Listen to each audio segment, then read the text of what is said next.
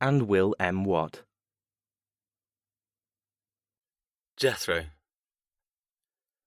The world was a dangerous place, but I was worse. The human race left the Dark Ages behind. Technology improved and ruined our lives in equal measure, and the devils in society hid with better camouflage. As the years rolled by and we left our barbaric ways behind, people forgot about the shadows lurking in plain sight. Men like me morphed into predators in sheep's clothing. We preyed on the weak with no apology, and everything landed in our fucking laps. Civilization cloaked us, hiding the animals at heart. We traded caveman mentality and murder for suits and softly spoken curses. I hid my true temper beneath a veil of decorum. I mastered the art of suave. People who knew me said I was a gentleman. They called me distinguished, accomplished, and shrewd. I was all of those things, but none of them. We might live in a civilized world, but rules and laws didn't apply to me. I was a rule breaker, curse maker, life stealer. The projection was a farce, but even the worst of us had someone who owned us, whether family, honour, or duty. I'd embraced my inner barbarian, yet was governed by a hierarchy. And when the hawk matriarch snapped her fingers, we all came running, including my arsehole of a father, Brian Hawke. There, in the cigar and cognac-laced library, I learned a truth that forever changed my life, and hers. My family owned another, an IOU on their entire existence. Who gave a shit why a wealthy family called the Weavers were indebted to us? Who gave a damn that they'd royally fucked off my family and earned the wrath of my ancestors? All I cared about was the news I'd inherited something more than just money, possessions, or titles.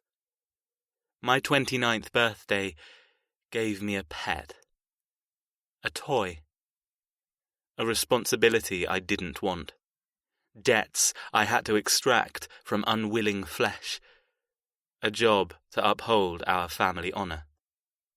Nyla Weaver. One mistake 600 years ago, but a curse on her entire family. One mistake sold her life to me in a mountain of unpayable debt. I inherited her. I preyed on her. I owned her life and had the piece of paper to prove it. Nyla Weaver, mine. And my task? Devour her. Nyla. Told you this collection would be your break threads. I smiled, not taking my eyes off the model prancing down the runway. My stomach churned like an overworked loom with stress and adrenaline. Don't jinx it. There's still the couture collection to go. I flinched as the model sashayed too much, wobbling in the insanely high heels I'd buckled to her feet. My cell phone buzzed in the only place I had available in this dress. My cleavage. No, not now. I'd been waiting to hear from him for 2 days, lying in bed in the fancy hotel, willing my phone to chime, granting me the intoxicating rush of flirtation. But nothing. Not a peep. A month of this. What was this? It wasn't a relationship. Liaison? Nameless courtship? I had no name for the craziness I indulged in. I panted for scraps of communication like a high school wallflower. It's time to end it. Another message vibrated, shattering my willpower to ignore him with his impeccable timing. As usual. You know the couture line will raise the roof. Stop being modest. Vaughn nudged my shoulder with his. Ignoring my brother and their suddenly heavy cell phone, I winced as the model flicked her hair pirouetting at the end of the runway. before flouncing away in a whirl of pink silk. Too much attitude for that dress. I shook my head, stopping the inner monologue that never shut up when it came to models flaunting my creations. I don't know anything anymore. Stop nettling me, V. Let me focus. Vaughn scowled. I don't know why you're so worried. Checkbooks are already open. You'll see. Another message arrived, sending my phone into throbbing excitement. Even my phone got excited when he texted. My heart fluttered. A hot flush covered my body, remembering the last sentence I'd received from Kite 007. I'd made the mistake of reading it just as I boarded the short flight from England to Spain. Kite 007. I don't need to know what you look like to get hard. Guess where my hand is? Of course, I couldn't help myself, because I was a sex-starved woman surrounded by overprotective men. I replied, I don't need to hear what you sound like to get wet. Guess where my hand wants to be? I'd never been so blatant, with anyone. The moment I sent it, I freaked out, wishing I could unsend. I'd spent the trip in a confused state of arousal and denial, and never received a reply. Until now. I hid my flush, pretending nothing enticing taunted me on my phone. I loved my father and brother so damn much, but if they knew, the proverbial shit would hit the fan. Oh, God! I clutched my heart as another stick-thin model paraded down the catwalk, failing to show off the intricate peacock blue dress to its advantage. No one will buy it if they can't see the potential of the design. Vaughn sighed. Oh, you worry too much. It's stunning. Anyone can see that. His dark eyes landed on mine. Allow a thrill of pride, just once, Threads. It's going perfectly, and I couldn't be prouder of you. My twin brother draped his arm over my shoulders, tucking me against him. Considering the word twin meant mirror image, Vaughn was taller, better looking, and overall more vibrant than me. He made others envious with his natural beauty, while I made others feel beautiful with dresses sewn with 24-karat gold and dyed with exclusive inks costing a small fortune. I supposed that was my talent, making others feel worthy while he sold products thanks to his allure. Mirror image, all right. The direct opposite. You're a model. Why aren't you showcasing my clothes? Vaughn laughed. My figure doesn't look good squashed into some sequin frock. Create some decent clothes for males, then I might stoop and be your headline act. I thumped his arm. You know I don't have the drive to stitch suits and boxer shorts. I keep telling you to go into business with me and create a men's line. There'd be no stopping. Vaughn rolled his eyes. Can't afford me. I scowled. Afford you? I've heard a perky pair of boobs and sex will buy your attention for at least a weekend. He pointed at my small chest with a glint in his eye. I see no perky pair. And gross. Nyla, you're my sister. Why the hell are we talking about sex? You know we were raised better than that. I didn't want to laugh. I didn't want to lose the wound-up tension from my collection, but Vaughn never failed to earn a lip twitch. I sighed, shaking my head. Sex smacks. You'd be lucky if I hired your scrawny ass. He smirked. Who are you calling scrawny? He waved at his tall frame. My skills are on the other end of the camera, as my track record states. His perfectly straight teeth flashed, daring anyone to deny the truth. I used to be jealous of his deliciously good looks. My brother was rich brocade while I was boring calico. But now I was proud. I might be graced with a body requiring embellishment by other means than fate. But I knew the secrets of illusion. I'd spun magic with a sewing machine since I was a little girl, stepping from the shadow of my family's name, carving a small slice of greatness for myself. Well, if the show tonight flops, at least you can bail me out with all that cash you've earned thanks to your godlike looks. A laugh barreled from his mouth, loud but still hidden by the sultry fashion show music. The dark room hid the large crowd, but couldn't disguise the heavy press and body heat of numerous buyers, shoppers, and catalogue procurers. Vaughn squeezed me tighter. Nyla, I'm warning you, I want a smile. You've worked on this for months. Stop being so damn pessimistic and celebrate. I can't celebrate until the last model has shown their garment and not tripped over their ass in a $7,000 dress. My phone buzzed again. I froze, cursing my twisting stomach into the firebolt to my core. Kite 007. The nameless teasing male who had more power over me than any other man. A stupid secret crush, with a stranger no less. It's a sad day when I'm emotionally invested in a fantasy. I should have never replied to that incorrectly sent message a month ago. Then I might have directed the small energy I had left after working so hard and find a real man, one I could kiss and flirt with in person. The jagged pain lashed again. Rejection. I'd asked Kite, after a late-night volley of messages, if he'd be interested in meeting. Needle and thread. So, I was wondering, I'm sitting here drinking a glass of wine and thought you might like to do that sometime. Go out for a drink, in person together? I'd pressed send on the jumbled, awkward sentence before I lost my nerve. I'd never asked anyone on a date before. It nearly gave me a heart attack. He never replied. Silence was his usual reaction to dealing with something he didn't want to discuss, only to message a few days later on a completely different subject. Where sexual innuendos were hard for me, Kite 007 was a master. He used it as a weapon, making me forget we had no depth to our conversation. Not that they were conversations. When he did reply, it had been a clever mix of teasing and emptiness, reminding me not to read into this shallow form of communication. Kite 007. I'm in a meeting, and all I can think about is your nun outfit. You wearing underwear today? Yep. That stopped my wishful thinking of meeting him in person. Untangling myself from Vaughn, I pretended to scrutinize the remaining models, while I indulged in the very first text I received, the one that began it all. Kite 007. Tonight won't work for me, but waiting will only make you wetter. Be a good girl and don't argue. I'll make sure to reward your patience. A shiver worked its way under my expensive gown. I'd never received a message like that, ever, and it wasn't meant for me. I imagined some lucky woman looking forward to her reward. I tried to delete the message, I really did, but after 24 hours of being hidden away from boys, I couldn't help myself. My reply was utterly ridiculous. Needle and thread.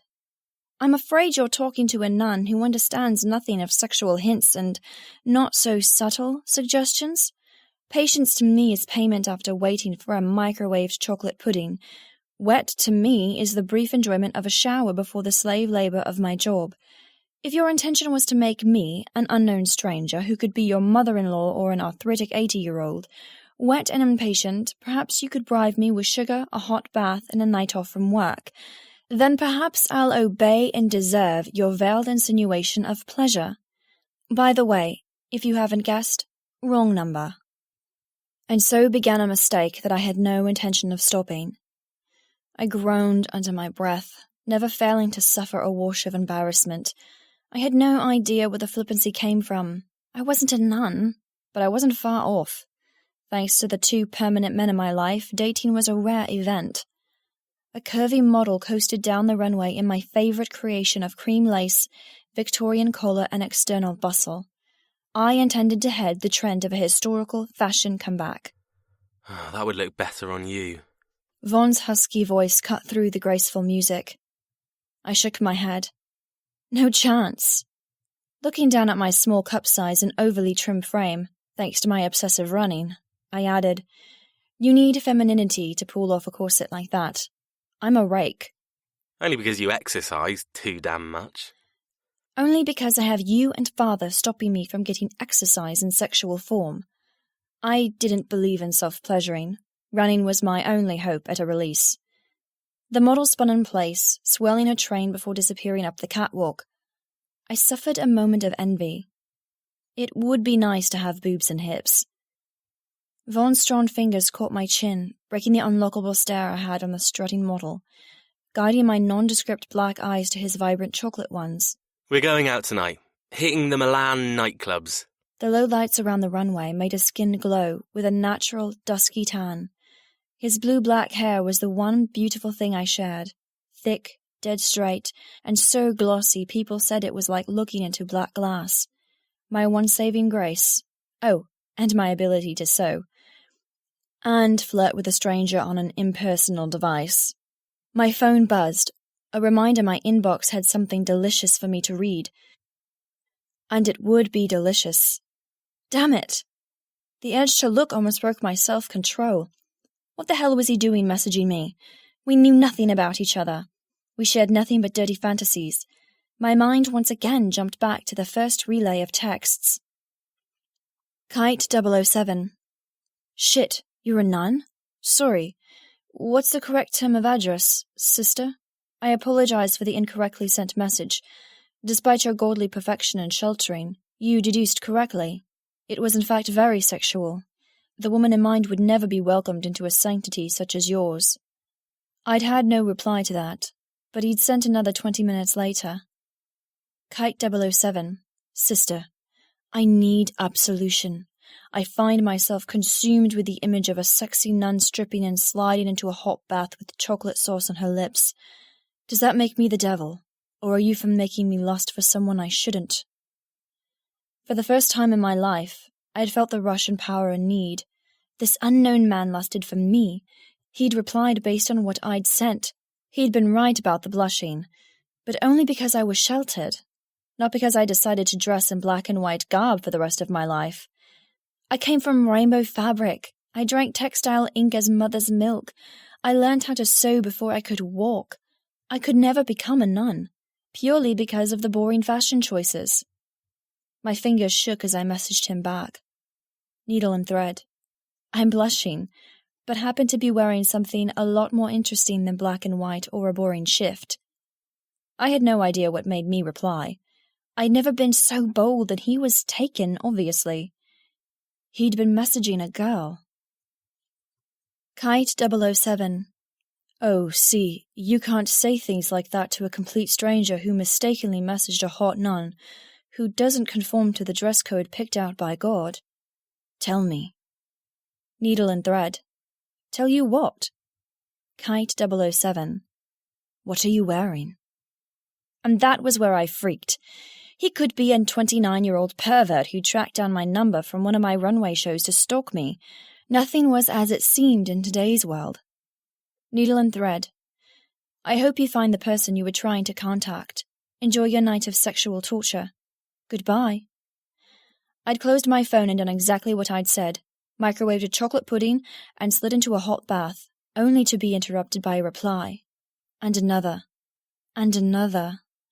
I lost count of how many messages I received. I managed to ignore him for 5 hours. But then my innocent soul became corrupted by a man I'd never met. What do you say?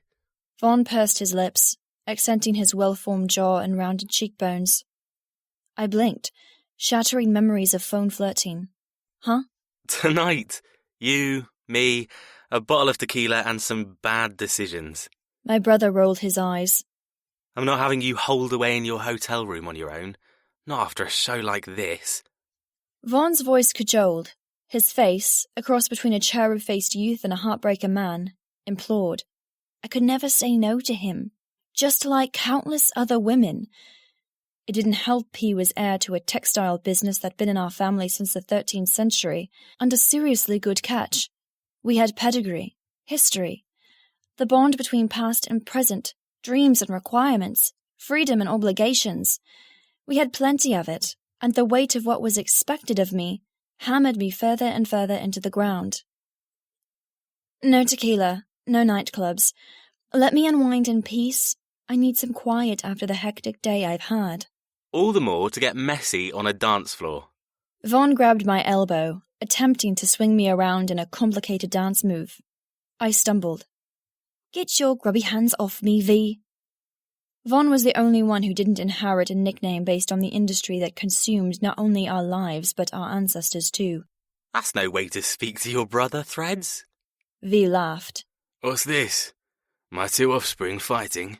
I rolled my eyes as the distinguished silhouette of my father appeared from the crowd of buyers and movie starlets all there to witness the new season of fashion in Milan. His dark brown eyes crinkled as he smiled. Congratulations, sweetheart. Vaughn let me go, relinquishing his sibling hug for a paternal squeeze. My arms slinked around the toned middle of my father. Archibald Weaver still had the Weaver signature thick black hair with a straight spine, sharp mind and ruggedly handsome face. He only became more fetching the older he got. "Hey, I didn't think you'd arrive in time." Pulling away, I inhaled his strong cologne. I wished Mom was still around to see him evolve from distracted parent to fantastic support system. I never knew why we weren't close when I was young. He'd been sour, grumpy, and lost. But he'd never burdened Vaughn or me with what troubled him. He remained a strict single parent, raising us motherless from 11 years old. I managed to get an earlier flight. Couldn't miss your headline show. Another message came through, the vibration particularly violent. I shuddered and blocked all thoughts of the nameless man trying to get my attention. "I'm glad. However, all you're going to see is your daughter shuffle down the runway, overshadowed by gorgeous models, and then trip off the end." My father laughed, his critical eye perusing my gown. Corset, tulle, and the new Midnight Galaxy material. I doubt anyone will overshadow you. Help me convince her to join me tonight. We could all go out together, Vaughn said. Great. Another night with two men, neither of whom I can avoid to acquire a real relationship. I often felt like a kitten brought up by two tigers. They never let me grow up, never permitted my own claws to form or teeth to sharpen. My father nodded. Your brother's right. It's been a few months since we were together. Let's make a night of it. Some of your best work is on display. You've made me very proud, Nyla, and it's time to celebrate. I sighed. Looking over his shoulder, I saw the last model disappearing into the wings, her train of silver stars and organza looking as if she'd fallen from heaven. That's my cue. Fine, sounds wonderful. I can never say no to you. Let me wrap this up and then I'll relax. Promise. I reached up and kissed him on his papery cheek. Keep your fingers crossed that I don't trip and ruin my career. He grinned, slipping into the much-loved and well-known persona of Tex, short for textile, a nickname he'd had all my life. You don't need luck. Knock 'em dead. His brown eyes faded. The melancholy I was so used to seeing swallowing him whole, hiding his jovial spirit. It was his curse. Ours. All of us. Ever since Mom divorced him and disappeared, we'd never been the same. Vaughn pecked my cheek. I'll help you get through the crowd. I nodded and weaved through the crush of bodies to the small staircase at the side of the runway. The organizer, with a headset, frantic blonde curls, and dog-eared notebook, squealed when her eyes landed on mine. "Ah! I sent out ninjas to find you. You're up, like right now." Vaughn chuckled. I'll wait here for you. He faded into the living organism that was the fashion-hungry crowd, leaving me at the mercy of blonde curls. Bunching the overflowing train of my dress, I climbed the steps, hoping against all odds that I wouldn't faint. Yes, I know, that's why I'm here. Thank God. Okay, stand there. She manhandled me until I stood just so. I'll give you the cue in 30 seconds. The girl couldn't have been much younger than me. I just celebrated my 24th birthday, but after leaving school at 16 to follow in my family's footsteps and nurture my skills as a designer, I felt much older, grumpier, and less eager to please. I love my job. I love my job. And it was true. I did love my job. I loved transforming plain fabric, sourced by my father, into works of art thanks to the accessories, silks, and diamantes my brother imported when he wasn't modeling. We were a true family business, which I loved and would never change. It was the public eye I hated. I'd always been a homebody, partly out of choice, partly because my father never let me date. Talking of dates, my fingers itched to grab my phone. The girl nodded, pressing her headset hard to her ear. Gotcha. Sending on now. Holding her hand out, she added, Come, your final model is ready. Get onto the runway. I nodded, gathering the thick black material of the feather and gemstone dress I wore. Completely impractical, completely couture. A bloody nightmare to wear, but the effect of soft, wispy feathers and the glint of black diamondettes set my hair off better than any other color. Some said color was what made your mood. I said black protects. It gave me strength and boldness where I had none. It granted sexuality to a woman who'd been sheltered all her life by a severely overprotective father and insanely possessive brother. If it hadn't been for Darren and the one night where I drunk too much, I would still be a virgin. Taking my place in the middle of the runway, I smiled tightly at the model chosen to wear my centerpiece. My heart fluttered, falling in love, just like I always did, with the garment I'd adoringly, intimately created. Wrapped around the girl's zero-sized frame and shimmering in the low lights of the packed room, the dress was revolutionary. My career would reach new heights. It wasn't pride glowing in my heart. It was relief. Relief that I hadn't let anyone down, including myself. I'd done it. Despite my nerves, I'd done what I'd always needed and carved a name for myself despite the huge inheritance of the Weaver name and empire. My collection was mine. Every item from handbags to shoes and scarves was mine. Nyla. Just my first name. I hadn't wanted to use the power of our legacy. I hadn't wanted to let anyone down in case I failed. But now I wanted to sequester my success and hoard it. The room hushed with anticipation as the music changed from Latin to symphony. A large spotlight drenched us in golden rays. My heart rate exploded as I took the model's hand, flashing her a quick smile. Her cascading blonde hair glittered with gold plated in the strands. We matched perfectly in height, deliberately placed together for ultimate impact. Gliding forward in $1,000 shoes, we walked the final stretch. My black ensemble set off the gold, yellow, and burnt orange of her layers upon layers. She looked like crackling embers and fire where I was the coal from which she sprang. We were the sunset of the show, the darlings of Milan. Hushed silence, bright lights, immense concentration to stay on my feet. The rest became a blur. There were no trips or wobbles or rushes of horror. Cameras clicked, praise murmured, and then it was over. A year of hard work wrapped up in a 2-hour runway show. The end of the platform became a sea of petals and strewn flowers full of accolades. Our coal and fire presence swallowed camera flashes, welcomed greedy eyes to stare. 10 minutes I stood and drowned in praise. Vertigo hobbled my body as my gaze landed on my father and brother. They knew this part was the hardest for me. They knew my heart strummed fast and sickness rolled. Stress never sat well with my system. Vertigo was hard to diagnose. But moments like these, where the madness of the past year culminated with yet more deadlines on the horizon, I recognized every symptom of wobbliness and fading vision. I felt drunk. I wanted to be drunk, even though I hadn't had liquor in 7 years. Swallowing the lightheadedness, I waved and bowed before hitting my limit. Gritting my teeth, I almost fell down the steps at the front of the runway, right into Vaughn's arms. He scooped me up, giving me a firm, balanced form to clutch to. Breathe through it. It'll pass. Shaking my head, I blinked, chasing away the fear in my blood and weakness of an incurable illness. I'm okay. Just let me go for a second. He did as I asked, giving me space. The crowd stayed behind, the small barricade letting me suck in much-needed oxygen. My phone buzzed again, and this time, I couldn't ignore it. Pulling it from my ruffled, feathered cleavage, I unlocked the screen and indulged. Kite 007. Haven't had a message from you in a couple of days. If you don't send me one immediately, I might have to track down your name and location and come and spank you. My stomach flipped at the threat. He'd never insinuated a meeting, not after my bungle of asking him out and his blatant refusal. Kite 007. Still no reply. If threats of physical harm won't make you respond, perhaps the mental visualization of me stroking myself while reading some of your old messages will persuade you to. My core clenched. He'd pleasured himself while thinking of me?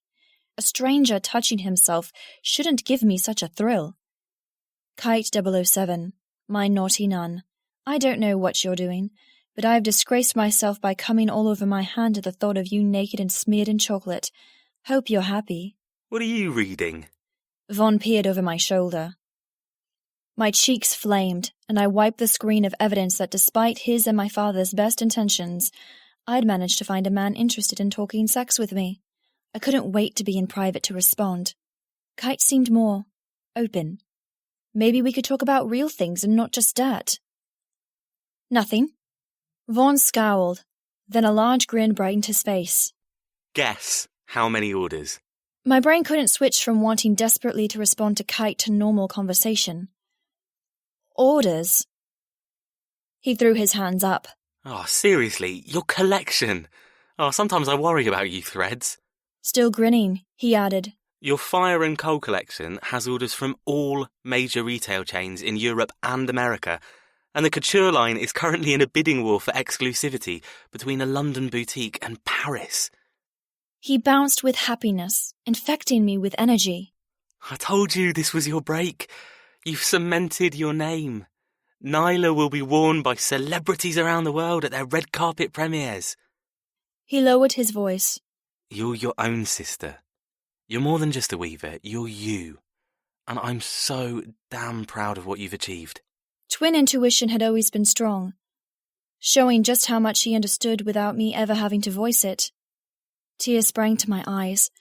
Vaughn didn't get sentimental often, so his praise was a well-placed dagger in my self-control. This time I couldn't stop the smile breaking through my defenses, or my heart glowing with accomplishment. Thank you, V. That means... Nyla. I spun around to face my father. Instead of the grin and look of love I expected, he stood cold and fierce. My stomach tensed, sensing something was wrong. So wrong. It was the same look he got whenever he thought of Mum. The same look I'd grown accustomed to hating and running from. Dad, what? He wasn't alone. My eyes trailed from my father's pressed tucks toward the tall, svelte man beside him. Holy hell! Who on earth? Thoughts died like wildless kites, littering my mind with silent dumbness. He was a stranger, but I felt as if I'd seen him before. He was a mystery, but I sensed I already knew everything about him. 2 extremes, 2 confusions. Nyla, I want to introduce you to someone. My father's jaw ticked, hands clenching into white-knuckled fists. This is Jethro Hawke. He's a big fan of your work and would like to take you out tonight to celebrate your success. I wanted to rub my eyes and have my hearing checked. Since the day of my birth, my father had never introduced me to a man. Never. And he'd never lied so obviously. This man wasn't a fan of my work, although he did have incredible fashion sense. He had to be a male model, with his height, envious cheekbones, and perfectly styled salt and pepper hair. His white skin was flawless, no wrinkles or blemishes. He looked ageless, but I guessed he was late 20s despite his greying hair speaking of wisdom far beyond his years.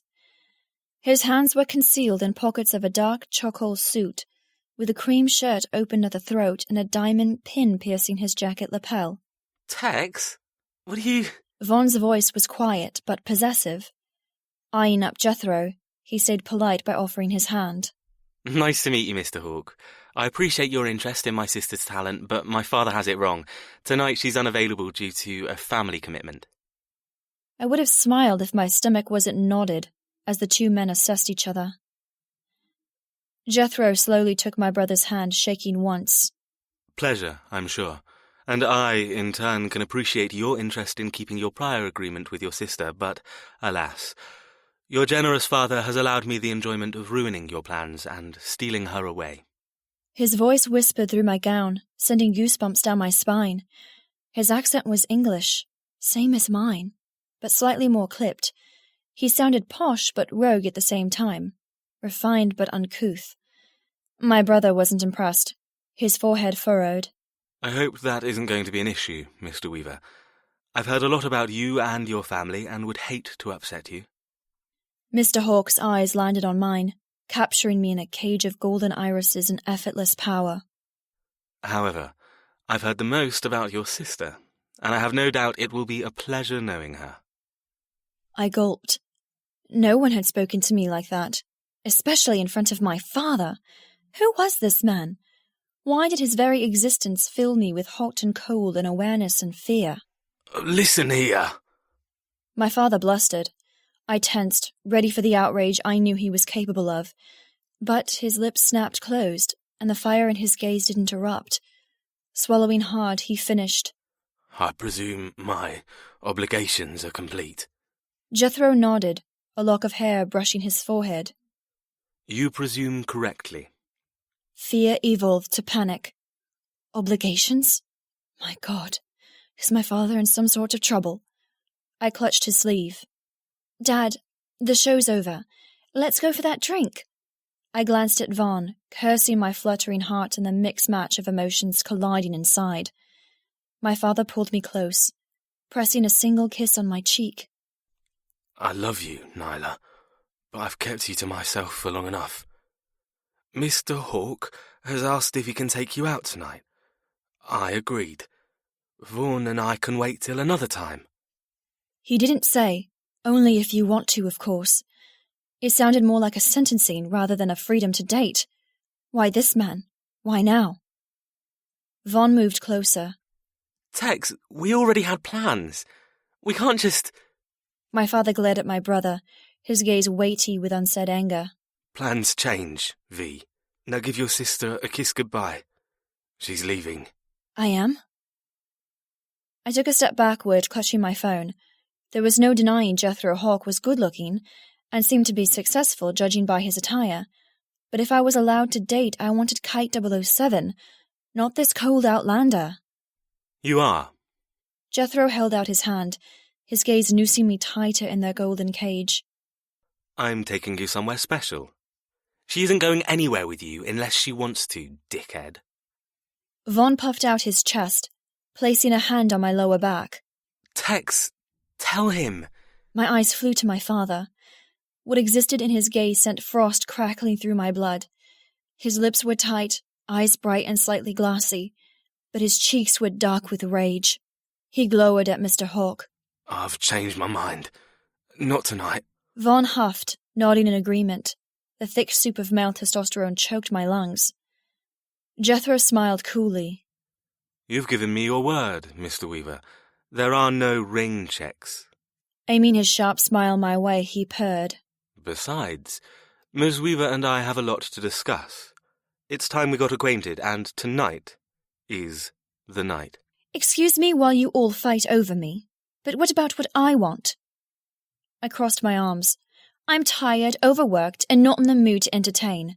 Thank you for your interest, but... No buts, Ms. Weaver. It's been arranged and discussed.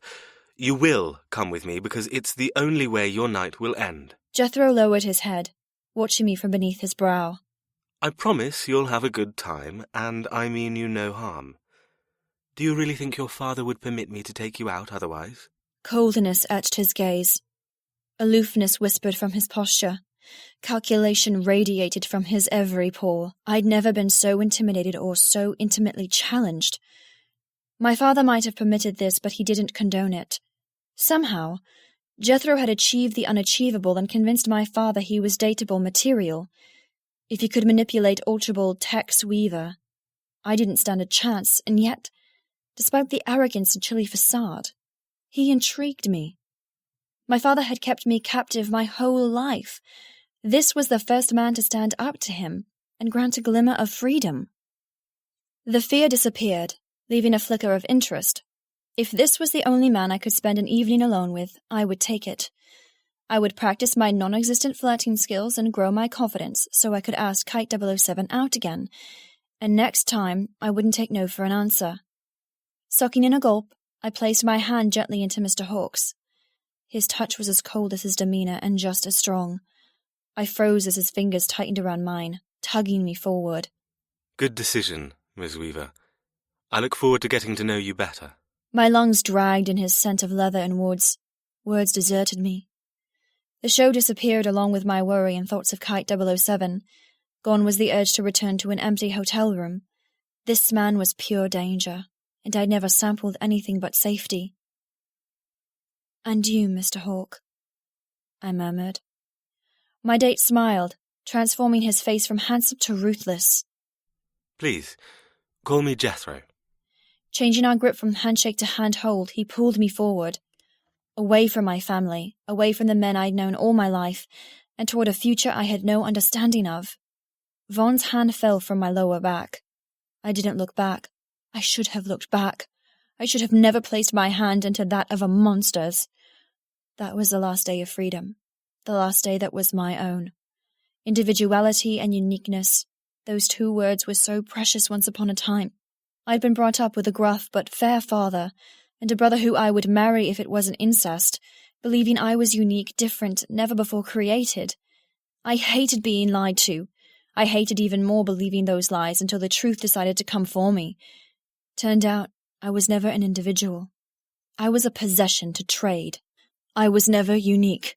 Someone had lived my life many times before, never free, never whole. My life was never mine. My destiny was already written. My story began the night he came for me. Jethro. It was too easy. I'd stolen her right before her father and brother.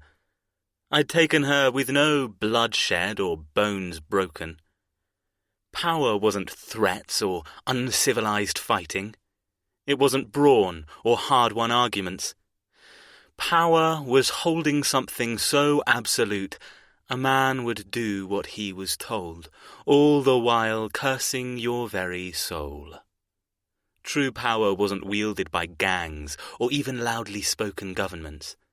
True power, limitless power, only graced a fair few. It gave those lucky ones the ability, the nobility, to be courteous and polite, all while holding their fucking balls in their hands. Archibald Weaver was one such example. I shook my head, disbelieving how the so-called enemy of my family handed over his only daughter. The same daughter I'd seen in tabloids as a rising star of designers. The same offspring who was never photographed with a man on her arm or seen sneaking out of a restaurant with a hidden lover. He'd wanted to kill me. I had no doubt he would try to kill me, but he would fail. Just like he failed to protect her. Because he had no fucking power. All it had taken was 2 sentences, and Nyla went from his to mine. A thrill ran down my spine, remembering the rush of sensation when I tapped him on the shoulder. His dark eyes had been cool but welcoming, believing I was a stranger there to congratulate. That all changed when I handed over a black-flocked business card and said, "The time is nigh to pay your debts. Your past has found you, and there will be no peace until she's ours." His eyes went from cool to glinting with horror and rebellion. He knew everything I did.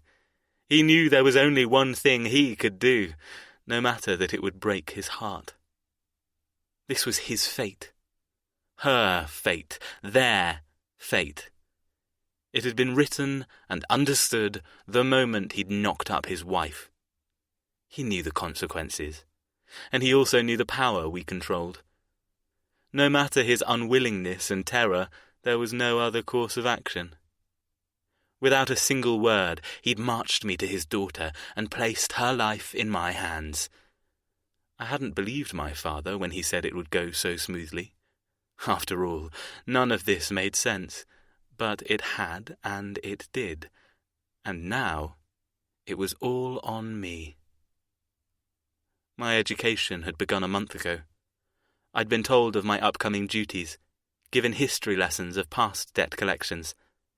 But I was as new to this as her. We came from generations interlocked in the same untiable way. Now it was our turn, and we would have to learn together. I glared at my conquest. Letting her hand go, she glided beside me, wrapped in darkness. I didn't need a physical claim on her now that she was outside, alone. Was it trust in her father's judgment guiding her feet, or stupidity? Either way, I would be the last person she would ever see. Nyla. I breathed a lungful of crisp Milan air as we left the ornate building where the fashion show was held. For late summer, the temperature danced with chill rather than heat. The night had finally claimed the day. It didn't get dark until 10 p.m., so it was late for me. This time of evening I would normally be buried under a mound of cotton, with a chalk pen and scissors deciding what my next creation would be. Coldness darted through my blood, not from the cool breeze but from him, the silent, foreboding man walking soundlessly beside me. Who is he? And why don't I trust a thing about him? Studying him in my peripheral vision, he seemed to give off two personas. One, a cordial, well-dressed gentleman who looked as though he'd stepped through a wormhole for some ancient century. And two, an assassin who moved like a dancer, only because he'd been taught the art of war and murder from the crib. No words were spoken, no dalliance or small talk. His silence was strangely welcomed and hated. Welcomed because it meant I could focus on my vertigo and not let stress topple me over. Hated because I wanted to know him. I wanted to know why my father had vouched for him and just where the hell was he taking me. "I don't believe you," I said, my voice slicing through the crisp evening. Even in the gloom, with only streetlights for illumination, his eyes were bright, and such a light brown they seemed otherworldly. His eyebrow rose, but no other interest showed on his face. "What don't you believe?" He fanned his arm to the left, indicating for me to travel that way. My feet behaved, tottering obediently in the black velvet heels, but my brain swam with a sudden gyroscope of vertigo. I focused hard on the diamond glittering on Jethro's lapel. "Find an anchor, hold on tight. Do this and you'll be all right." The stupid rhyme echoed in my brain. My brother had made it up when we were 8, after I'd broken my arm falling off the bottom step of our porch. "That you convinced my father that you're dateable material." I brushed the front of my skirt, wishing I could have changed before traipsing through Milan in a couture dress. "You either bribed him or threatened. Just like you're threatening me, with your silence and imposing attributes." "Threatened. Interesting word." His voice positively purred. Placing his hands into his pockets, he added, "And if I did? What difference does it make? You're still here, with me, alone. Dangerous, really." The footpath decided to roll beneath my sudden unsure feet. Breathe. Get it together. Heroines in books were portrayed as quaint and lovable if they were clumsy. I had more bruises and scrapes from falling and slamming into things than I would ever admit, and there was nothing quaint about it. I was a hazard, especially if I had a pair of wickedly sharp dress scissors in my hands and stood up too fast. Anyone in a 2-meter radius was in danger if my brain decided to throw me helter-skelter into a wall. It was also a huge inconvenience when faced with an overbearing stranger who just used the words alone and dangerous. "Dangerous isn't a good word," I muttered, allowing a little physical distance to grow between us. "Stupid isn't a good word either, but it's been echoing in my head." I slammed to a halt. "Stupid!" Jethro glided to a stop. Looking so cultured and sharp I had a terrible urge to rip his jacket or ruffle his hair. He was too perfect, too collected, too restrained. My heart stuttered. What exactly is he restraining? "You say I threatened your father, as there's no other explanation as to why you're standing here with me. I say, if you feel that way, then you're stupid for agreeing. It was you who took my hand. You who followed me from the crowd to empty streets." Leaning down, his eyes narrowed. "Stupid, Miss Weaver. Very stupid indeed." I should have been insulted, beyond livid at being ridiculed and slandered, but I couldn't deny the idiocy of my situation. I'd meant it as a joke, sort of, but how could I ignore the truth blazing bright in his dark words? "I'm 24, Mr. Hawke, and you were the first man my father agreed I could spend an evening alone with. If it makes me stupid to want something I've been denied all my life, then yes, I guess I'm incredibly stupid. But you've just proven that no matter how much I wanted freedom, I love my family more, and I didn't say a proper goodbye." The sudden need to see V and my dad overwhelmed me. Something morbid inside taunted with the horrible thought I would never see them again. Glaring at Jethro in his imposing silence, I sucked in a breath. This was a mistake. I'm sorry. Gathering my train, I spun on my heels and stalked toward the huge portico and arched doorway. Blessedly, my head remained clear and my feet suffered no stumbles or falls. The heaviness in my train billowed in the rush. I had no logical explanation why I suddenly needed to be around people again, but I couldn't deny the strong pull toward family. Jethro didn't say a word. He stayed statuesque and proud in the evening darkness.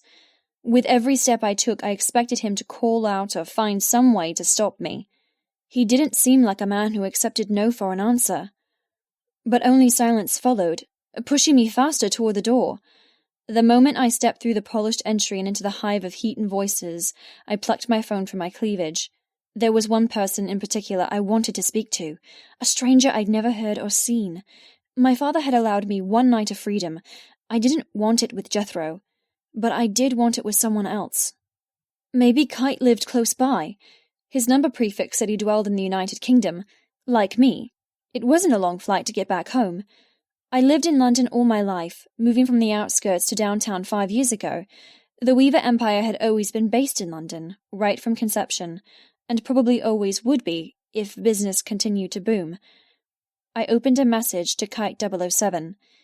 Needle and thread. Sorry I didn't reply before. I was busy cementing my career and ensuring I have a lifetime of servitude ensuing. I sighed, staring at the words. They sounded whiny and ungrateful, which I wasn't. Plus, the unsaid rule between us was no personal information. I didn't know what he did for a living, or his real name, or favorite food. Sex messaging was a void with no depth. Which shows how lonely you are. I scowled, deleting what I'd typed. I wasn't lonely. I had the best family and support in the world. I was just tired. Maybe I should book a holiday somewhere hot. Somewhere where I can't sew or design or get sucked back into work. It sounded great. But one problem. I didn't want to be the loner around a pool on some tropical island. I didn't want to eat on my own by candlelight on the beach. Take Fawn. I smiled.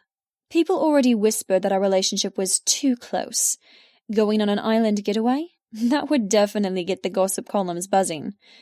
My heart panged for the only relationship I had and how shallow it was. There was so much I wanted to say. I want to meet you. Please, can we skip the innuendos and just talk?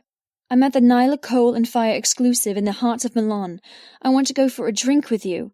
I want to get to know you.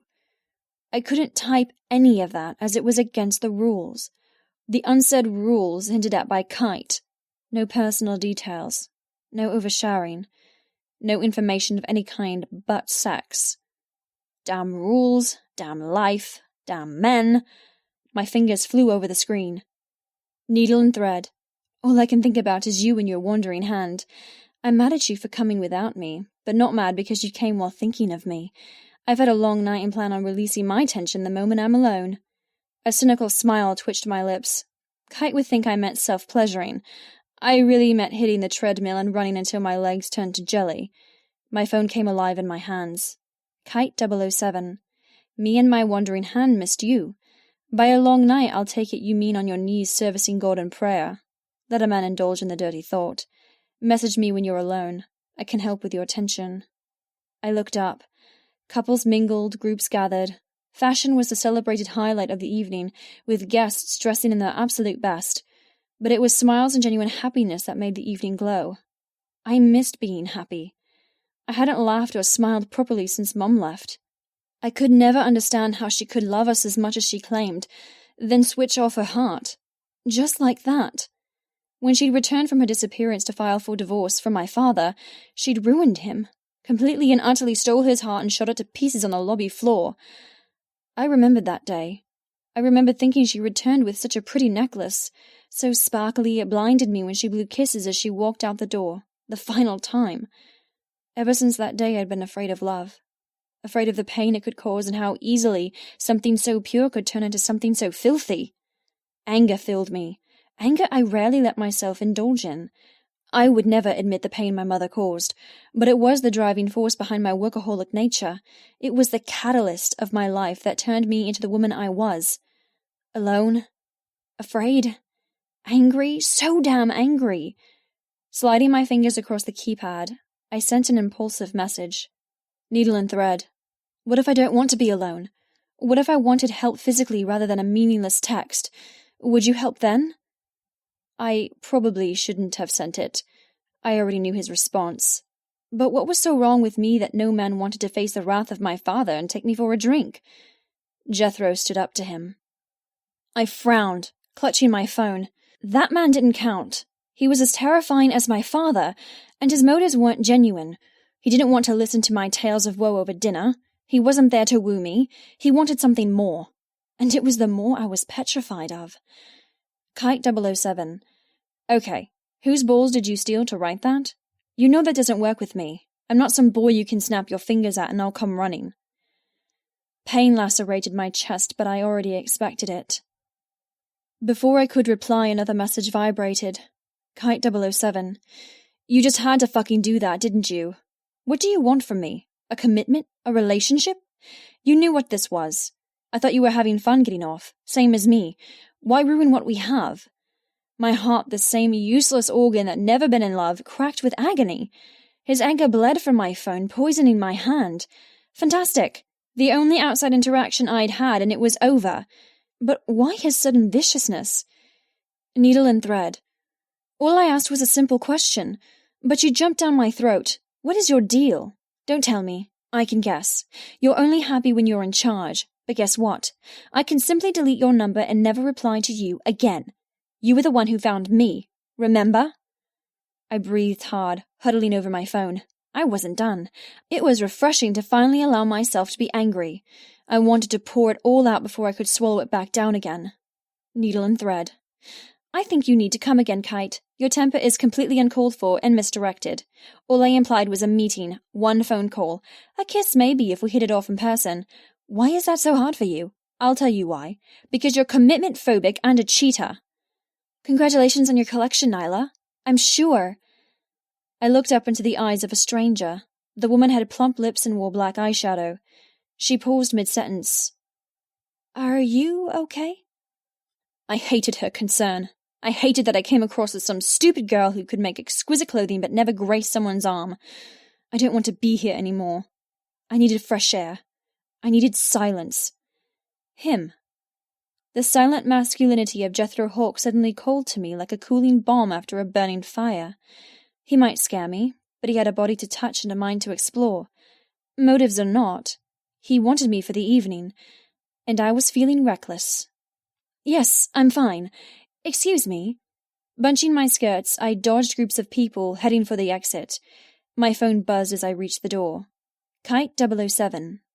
Don't call me that. You lost the right to call me anything the moment you changed from tempting to annoying. I'm not a cheater or commitment-phobic. And it's hard for me to deny a meeting with you because I already have women to fuck. I already have enough physical connections and stupid girls making demands of me. You just broke something that wasn't broken. Congratulations. My nostrils flared. I broke it? There was nothing to break. This whole thing had been a mistake. Unknowingly, he'd taken advantage of some loser grasping for friendship. I was done being that girl. I was done living life in black and white. I wanted color. I wanted passion. And there was only one man who could give me what I wanted tonight. I would use him and throw him away, just like Kite did to me. Kite 007. If you didn't know, that was me cutting you loose. You're acting like a brat. Go and get laid. That's what I'm about to do. You want to know things about me? How about this? The woman I meant to text when I mistakenly messaged you is coming over for her long-overdue reward. Don't message me again. The jerking off to your timid replies has bored me. Whoops, I just lost your number. My teeth gritted. My heart thundered. Pain was swamped by livid rage. How dare he break up with me? How dare he hurt me? How dare I let myself be hurt by a fucking arsehole who I'd never met? I didn't care. I don't care. But I did care. I'm so stupid. Stopping in the entranceway, my hand shook, jingling my glowing screen. People mingled around, skirting the huge puddle of black material from my dress. I stood surrounded, yet I was all alone. Tears pricked my eyes, but I swallowed them back. It was my own stupid fault. I'm so stupid. Stupid! I sent my final message. Needle and thread. When you end up alone and unloved, I hope you remember this moment. You aren't breaking up with me, I'm breaking up with you. Thank God I'm not a nun so I can curse the very ground you walk on. You don't want to meet me? Fine. You just got your wish. I'm done. I hope you wank so much your dick falls off. Whirling around, I faced the doorway. The same doorway leading to a man who was scary and cold and silent. But he was real. He had fingers to touch me with and a mouth to kiss. Who cared who he was? I could be stupid and use him for my own release. Tonight I wouldn't be draining a treadmill of life. Tonight I would be riding a man who terrified me in some recess of my soul. Tonight I would be selfish and wicked and cruel. Tonight I would be Jethro's. Jethro. I sat on my newest purchase, resting like a mechanical shadow by the curb. It didn't glint or gleam. It didn't entice or welcome. It waited in black silence, ready to charge into the night. Give her options. Don't make her suspect. Threaten only when necessary. Above all, take her without causing attention. The rules my father told me the morning I left to fly to Milan repeated in my head. I was obeying, even though it was fucking hard. I struggled to balance my true nature with that of a polite gentleman coaxing a skittish woman out for dinner. As if I would be interested in a girl like her. Meek, skinny, beyond fucking sheltered. It was insane. Grabbing the throttle of my bike, I waged with ignoring my father's rules and stalking into the venue and stealing Nyla Weaver in front of everyone. She could scream, shout. It wouldn't make a difference. But that wasn't allowed. The other option was I could just fuck off and kidnap her from her hotel room. She has to come willingly. My father's voice again. Kidnapping was the last resort. I growled under my breath. I'd let her go, not because of some decency or concern of what would happen to her family's happiness, or even the upcoming pain in her future. No. I let her go because I was my father's son and followed a plan. I was a hunter, skilled with both bow and arrow and gun. The chase was the best part. And knowing I had the power to snuff out Nyla Weaver's life the moment I caught her gave me a certain thrill. That was the only reason I restrained myself and followed the rules. I had no secrets of why I would stain my hands with her blood. I had no misplaced vendettas or agendas. Everything that would come to pass was for one simple and undisputable fact. There was a debt to be paid, and I was the method of extraction, plain and simple. I'm a hawk, she's a weaver. That was all I needed to know. In the library a week ago, while sipping on a £10,000 bottle of cognac, my father proceeded to tell me a little of our history. He told me gruesome things, dastardly things, tears shed, blood spilled. He told me what happened to Nyla's mother. He also told me why every firstborn Weaver girl had a stain upon her life. I understood it. I accepted it. I was given the task to uphold my family's honour, and I fully intended to extract payment as meticulously and as painfully as possible, because it was my task. It wasn't often I was given the opportunity to make my bastard of a father proud. I didn't intend to let him down, even though I wouldn't enjoy it. Nyla Weaver would be my greatest trophy. Oh yes, I would enjoy ruining her. I liked playing with the inner mechanisms of people. I liked to break them smoothly, gently, ruthlessly. I liked to think I transformed creatures from their present to their potential. Pity once Nyla was transformed, she wouldn't be allowed to enjoy her evolution. She would be dead. That was the final toll. That was her future. To kill something so naively pretty. It made me angry to think of such delicate perfections snuffed out. But there was no point thinking of the end when the chase had just begun. Nice spike. My head snapped up, eyes locking onto my prey. The same prey who'd run, yet returned. She'd returned. I was right before. She truly is stupid. Nyla drifted forward, threading and unthreading her fingers. I didn't move or utter a sound.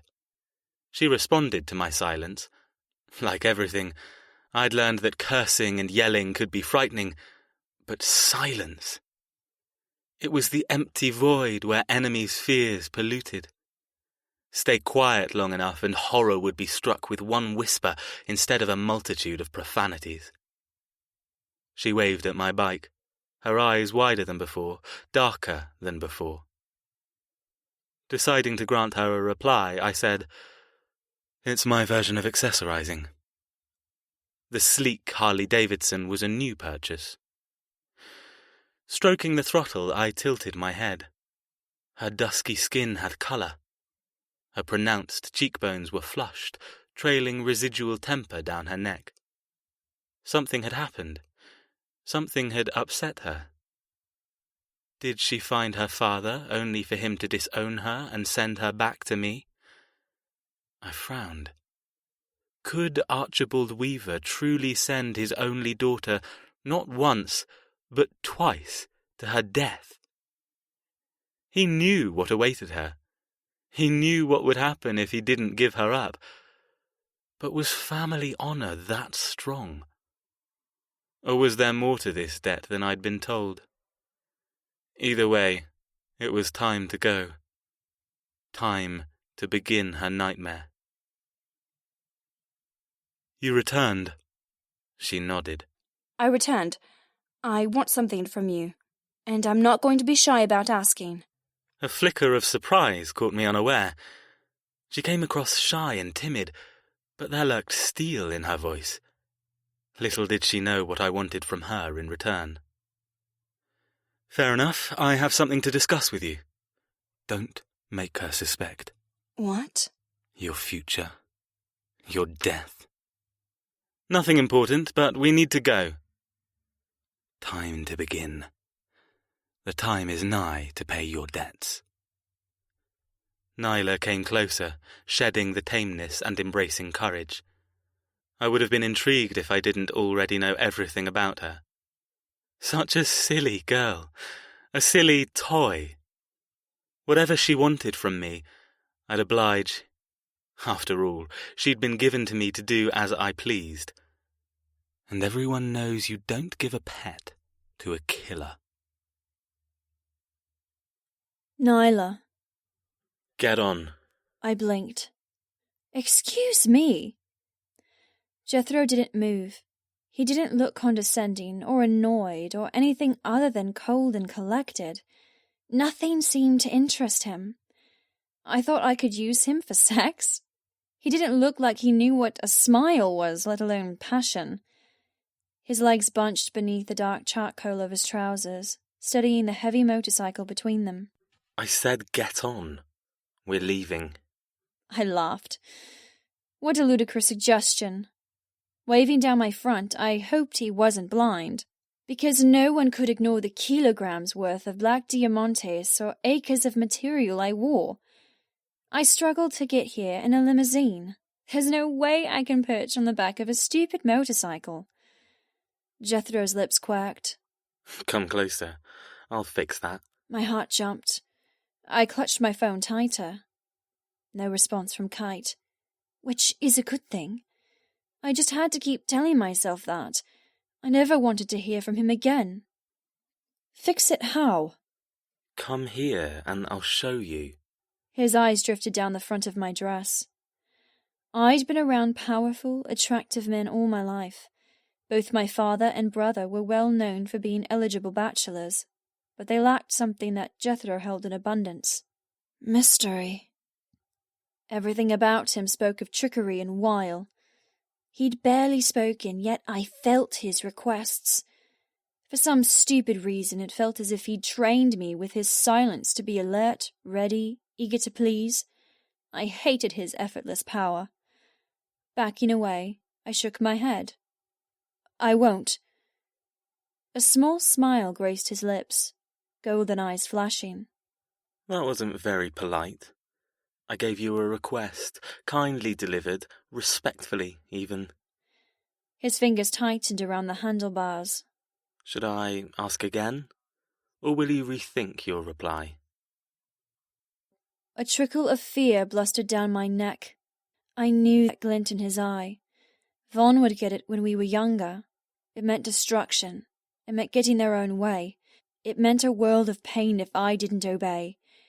And for some reason, I didn't think a wedgie and being tickled until I couldn't breathe counted as pain in Jethro's dimension. Clutching the bodice that'd taken me weeks to hand sew, I took another step backward. I'm not being impolite, I'm stating the obvious. If you wish to leave, we need a different method of transportation. Speaking so formally sounded odd after screaming via text message to Kite. And besides, I don't want to leave yet.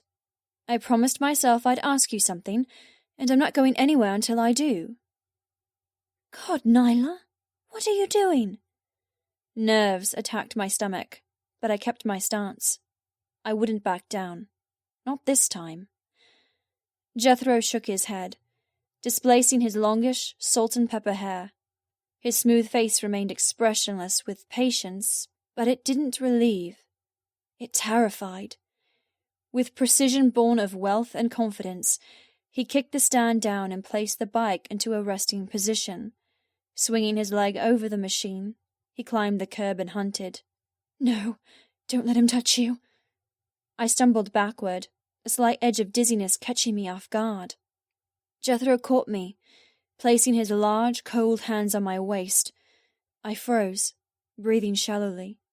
Shoving away the moment of wobbliness, I fixated on his strong jaw and glinting diamond pin. The temperature of his touch seeped through the ruffles on my hips, bringing with it fear manifesting like icicles over an innocent dawn. What's wrong with you? Jethro jerked me closer, peering into my eyes. The first sign of animation lurked in their golden depths. It wasn't concern, though, merely annoyance. Are you ill? Annoyance turned to carefully hidden anger. I swallowed hard, hating my condition all over again. To him I would come across as weak. He wouldn't understand the strength it took to live a normal life while shackled to an improperly balanced form. If anything, it made me stronger. No, I'm not ill. Not that you're worried for my health. Twitching in his hold, I searched for a way free, but his touch only tightened. Blowing a blue-black strand from my eye, I added, It's not contagious. I suffer from vertigo, that's all. Google it. That's all? I scrape my knees if I get out of bed too fast and faint if I swivel my head too quick. But that's all? Jethro scowled. Perhaps you shouldn't wear such heavy clothing. He plucked the dense material and delicate stitching on my waist. It's a hindrance, and delaying my night's activities. My eyes flared. Night's activities? Perhaps he had the same conclusion of where we'd end up? Captive in his strong hands, I stared up. I wasn't short for a woman, but Jethro had at least half a foot on me. He didn't move, only watched as if I were an interesting specimen he couldn't decide to enjoy or throw away. My breathing grew shallow the longer he held me. Dropping my gaze to his lips, it didn't help my anxiety at having them so close. It's now or never. I knew nothing about him. He scared me. But he was a man. I was a woman. And once, just once, I wanted pleasure. I want something from you, I murmured. He stilled. What exactly makes you think you're in a position to ask something of me? I shook my head. I'm not asking. A moment thickened between us. His nostrils twitched. Go on. Take me for a drink. I want to get to know you. Not quite what I wanted to ask, but I couldn't be so bold. He laughed once. Believe me, Miss Weaver, I'll save you from a mundane conversation. The most you'll ever know about me is my name. Everything else, let's just say ignorance is bliss. His aftershave of woods and leather came over me again. The chilliness in his gaze warned not to push, but I couldn't help myself. Not after the way Kite treated me. Bliss. That's a word I don't understand. Jethro cocked his head, the trace of annoyance coming again. What exactly are you trying to do? A rush of wobbliness hit me. I looked over my shoulder at the cafe across the street. Have a nightcap with me, over there. I motioned with my head. I didn't care in the least I wore a huge gown or that the coffee shop was empty. The couch in the window looked comfy, and I wasn't ready to have this small freedom destroyed. He looked to the small venue, a flicker of confusion filling his eyes. You... Cutting himself off, he straightened and let me go. Fine. If that's all you want, I see no reason why I can't prolong our true agenda for 30 minutes. Capturing my elbow, he half dragged, half marched me across the street. My heart sank at the lack of romance and anticipation. I'd hoped he'd relax a little, knowing I was interested, and drop the chilly facade. What if it's not a facade? His demeanour was steadfast and ingrained. I doubted he'd ever been carefree or impulsive. The propulsion was fast, too fast for someone like me with the balance of a downed butterfly, but his hold was firm and granted a certain safety. Striding over the curb, Jethro yanked open the glass door, scowling at the bell jingling above. A young Italian girl looked up, smiling in welcome. The rich aroma of coffee and warmth instantly stole the stress from my blood, from Kite, the show, and Jethro's company. Sit. Jethro let me go, pointing toward the faded yellow city with the purple and orange throw cushions. And don't move. I stood frozen. Jethro had no wish to be here, especially with me. What the hell was going on? First my father pushed me on him, then Jethro barely tolerated my company. Am I that repulsive? Wait, I said. Aren't you going to ask what I want? Jethro raised an eyebrow. No. Want to know why? I did, but I didn't want to play his ridiculous games. The night had turned from promising to disastrous. When I didn't reply, Jethro waved his hand. It doesn't matter what you prefer in beverages. You only get one request and you got it. I'm here against my plans, therefore you'll drink what I give you. My mouth parted, amazement stealing my ability to shout the incomprehensible phrases jumbled inside. Seriously, who was this man?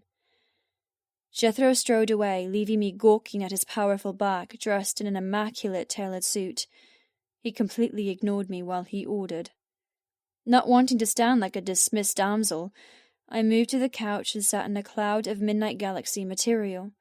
The underwire and other tricks to keep my dress buoyant argued against sitting, but my feet breathed a sigh of gratefulness. Jethro returned with 2 cups of coffee. Espresso. Tiny cups, no biscotti, or anything to prolong something he obviously didn't want to do. Placing the hot drink in front of me on the low table, he sipped his own, glaring at me over the rim. I broke eye contact, collecting the cup of black liquid. Truth be told, I hated coffee. I'd only suggested the cafe to delay whatever he'd planned that was so urgent. Inhaling the strong caffeine, I pretended to sip while sneaking glimpses at the mystery beside me. Did it matter he was an arrogant arse who didn't know the difference between cruel and polite? He had a killer body, distinguished good looks, and a presence that screamed domination in the bedroom. I could choose worse for a night of guilt-free sex. Sitting taller, I said, "So, the thing I wanted to ask you, what are you doing? He's not a nice person, and he's got the patience of a Doberman." Jethro clenched his jaw, swirling his coffee. I won't answer, do, or respond to any more requests. Drink your coffee. We're running late. I ignored that and tried to break the ice between us. You seem to know my father. What obligations? No questions. Jethro tossed his head back, swallowing the double shot in one go. Licking his lips, he carefully placed his cup on the table, eyeing my untouched one. The unease of why my father had permitted me to go out with such an insensitive bastard came back. I feared there was a lot I wasn't aware of. Running a hand through his greying hair, Jethro suddenly shoved my overflowing skirts off the couch and slid closer. So close his body heat seared my naked arms, prickling me with intensity. I gulped, curling my hands in my lap. Jethro bristled. Whatever you think you're doing, it won't work. I will neither make small talk nor enter into meaningful conversation. You request to visit a coffee shop, yet don't touch what I bought you. He sighed, tension tightening his eyes. I'm done playing silly games. Tell me what I need to do to make you come without making a fuss, and I'll do it. My heart stopped. Anxiety roared back into existence. Why had I thought I could seduce this man? I had no hope, especially when he was obviously pissed off rather than intrigued. Linking my fingers together, I said quietly, "Why would I make a fuss? Where exactly do you want to take me? Please say a hotel, and admit your attitude is all an act. Please say my brother hired you to play the horrible asshole, only to sweep me off my feet in a night of escorted bliss." I should have known better than to wish for such things. Jethro frowned. What did I just say? No questions. Grabbing my wrist, he tugged me closer, crushing my dress between us. I don't have time for games. Tell me what you want. His mouth was so close, his brooding temper filling a bubble around us. My eyes dropped to his lips. All I could picture was one kiss. One beautifully gentle, romantic kiss that turned my insides molten and my mind to stars. I breathed shallowly, unable to raise my gaze to his. He half smiled. That's what you want? I blinked, dispelling the haze of intoxication he placed me under. I didn't say anything. Letting my wrist go, he trailed his fingertips up my arm. I shivered, loving and hating his masterful touch. You didn't have to. I should have known this would happen.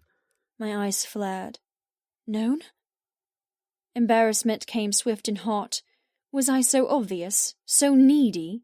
No questions. He snapped. Sighing heavily, he added, You forget your life is rather public, Ms. Weaver. And I happen to know you're not experienced. Cupping my chin, he ran the pad of his thumb over my bottom lip. I froze. Jethro's face didn't soften or beguile, but his voice dropped to a murmur. His masculine scent threaded around me, transporting me from the coffee shop and into his control. What is it you want? A kiss? A caress? His voice echoed like a deep baritone, until I felt his question in my bones. Leaning closer, his mouth hovered over mine. He smelled decadently of coffee. Do you ache for something? Do you lie in bed at night and crave a man's touch? His breath feathered over my lips, drugging me. How wet do you get? Answer my questions, Ms. Weaver. Tell me how you pleasure yourself while fantasizing about a man fucking you. I couldn't feel any parts of my body, apart from the firm hold he had on my chin and the tingling of my lips. I couldn't think apart from the dark visions he coaxed in my head of nakedness and fingers and stolen caresses. Tell me. Convince me. Jethro tormented, bringing his mouth closer, only a feather breath away. A phantom kiss, but it made every inch throb. Yes, I whispered. Yes, I fantasize. Yes, I ache. Wishing I could pull away and hide my vulnerability, I added, "That's what I wanted. From you. Everything you painted and more." When you imagine a nameless male taking you, do you picture champagne, massages, and soul-shattering sex? His nose nudged mine. I nodded, eyelids drooping, begging him to kiss me. His head tilted, grazing the corner of my mouth with his. A tease. A half-kiss. A promise. His mouth trailed to my ear. You naive little girl. If I took you, you wouldn't be adored or worshipped. You'd be used and fucked. I have no patience for sweet. I opened my eyes, fighting against the thick lust in my blood. Jethro sneered. Pity you didn't say you fantasized about a man using you, abusing you. Pity you didn't admit to darker desires, such as bondage and pain. Then, perhaps, I might have granted your wish. He trailed his lips over my cheekbone. His touch was condescending rather than erotic. Now, tell me, Ms. Weaver, knowing my certain appetites, are you still wet for me? Is that what you're asking for? My tongue, my attention, my... He nuzzled away my hair, biting painfully on the shell of my ear. cock. I wanted to deny the flutter in my heart and the intense heat billowing in my core. I wanted to be outraged at his crudeness and blatant sexual thrill. But I couldn't, because despite never entertaining the idea of violence with sex, I couldn't stop the undeniable allure. Pulling back, Jethro whispered, Don't turn timid on me. Say it. Say what you want. I was no longer human. I was liquid. Hot, pliable liquid, just waiting for some force to reshape me. Everything he said fled and kneed inside until a fever broke across my brow. Dropping my eyes, I whispered, I want. Jethro tightened his fingers on my jaw.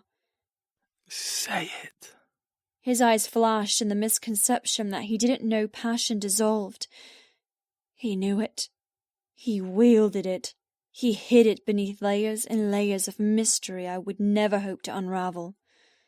Taking a shaky breath, cursing the damned corset, I said, I want your mouth.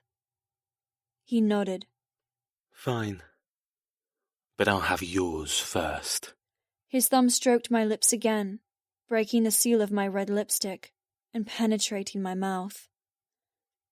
I froze, eyes wide and locked on his. Where do you want it? His voice dropped to a barely murmured curse, impossible to ignore, deadly to my ears and body. He didn't care about the waitress or that anyone on the darkened street could see us. He just pinned me with unswerving golden eyes and hooked his thumb against my tongue. I couldn't speak. His large palm held me immobile while his fingers rendered me silent. I didn't know what to do. Should I suck? Bite? Do nothing? Jethro smiled. It wasn't his usual icy edge, but it wasn't soft either.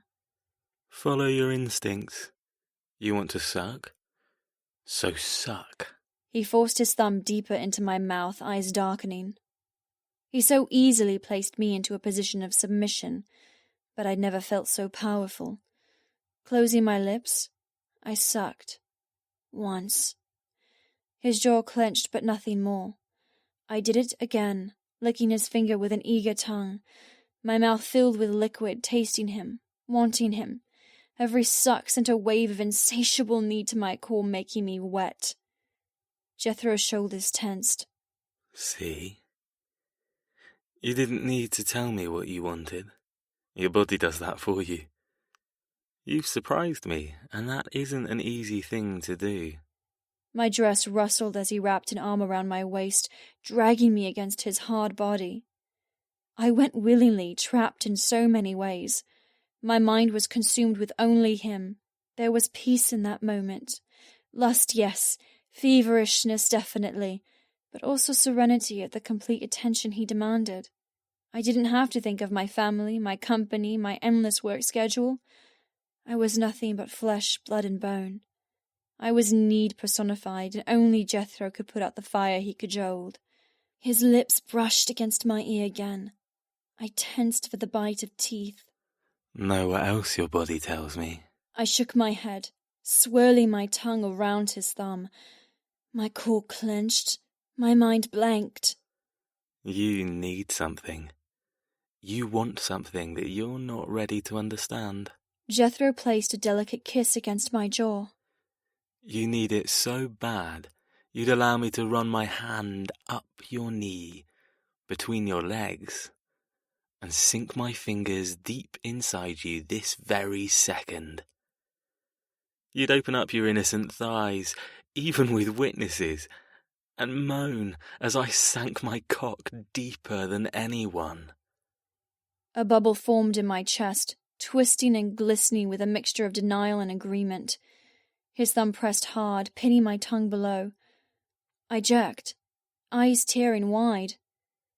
You'd let me drag you into some sleazy alley, tear off your dress and... I didn't want to hear the rest, but I did.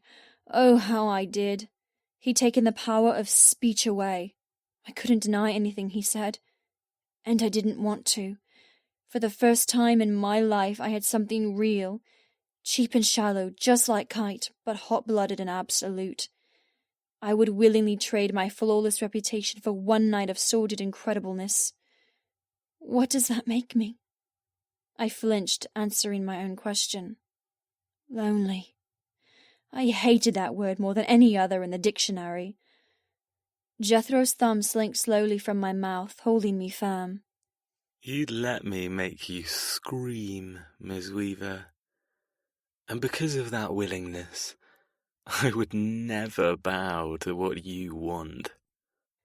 The heat generated from the intense conversation dispersed, faster and faster. He curled his lips. Whatever would your father say if he knew his daughter secretly wanted to be fucked against an alley wall by a stranger? The crudeness of his words slammed me back to reality. He dropped his hand and plucked a napkin from the table, imprisoning my gaze. He slowly wiped his glistening thumb before tossing the tissue into his empty coffee cup. I dare you to deny any of that. Or pretend you didn't want every inch of me. He smirked at the double entendre. The flush of mortification crested over my breasts to my cheeks. My tongue bruised from his rough handling, my mouth empty from tasting him. I couldn't sit there and be ridiculed any longer. This was karma, and it stung like hell. Grabbing the mountains of fabric wedged around me, I tried to stand, unsuccessfully. I'm leaving. I can't. If you can't speak the truth, I don't want to hear your other excuses or reasons why you suddenly need to run. You're not permitted to leave my side, so be a good girl and fucking listen and obey. His voice whipped me, but his body remained immaculate and collected. The two dynamics of temper and poise pierced my stupid haze, slamming me back into fear. Who was this man? And why didn't I run the moment I set eyes upon him? Something wasn't right. Something was building, rushing toward a conclusion I wanted no part in.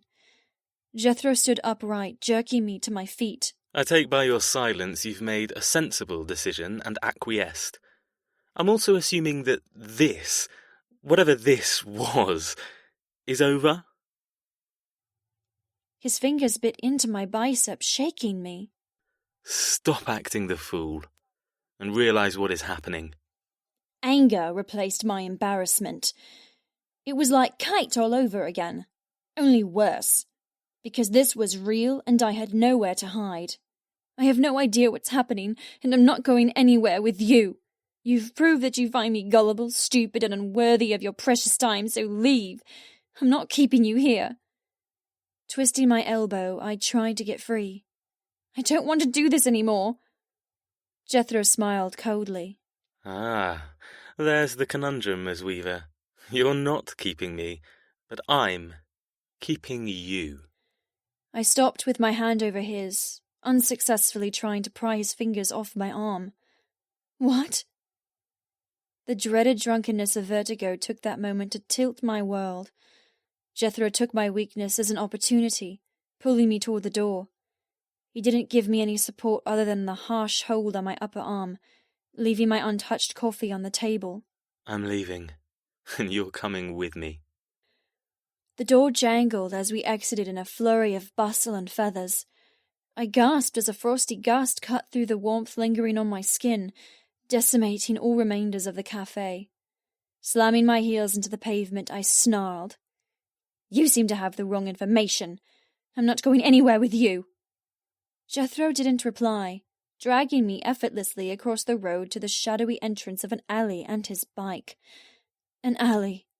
He couldn't mean what he threatened, could he? You want me to make you scream? I fought harder, but no matter how much I struggled, he didn't break his stride or look back. Tripping forward, I winced as my flesh bruised beneath his hold. I angled my nails, preparing to drag them over his forearm, but he stepped onto the curb and yanked me forward. The inertia propelled me into a spin, slamming me painfully against his motorcycle. My black hair whirled over my shoulder, sticking to the fear perspiring on my chest. I struggled to keep up, to believe how stupid I'd been. I prided myself on being smart, but I'd allowed the temptation of sex to cloud my judgment. Jethro glowered, his suit as crisp as his unflappable control. My information is perfectly correct, and you are going somewhere with me. Climb on. I tore my elbow from his hold and shoved his chest. Wrong!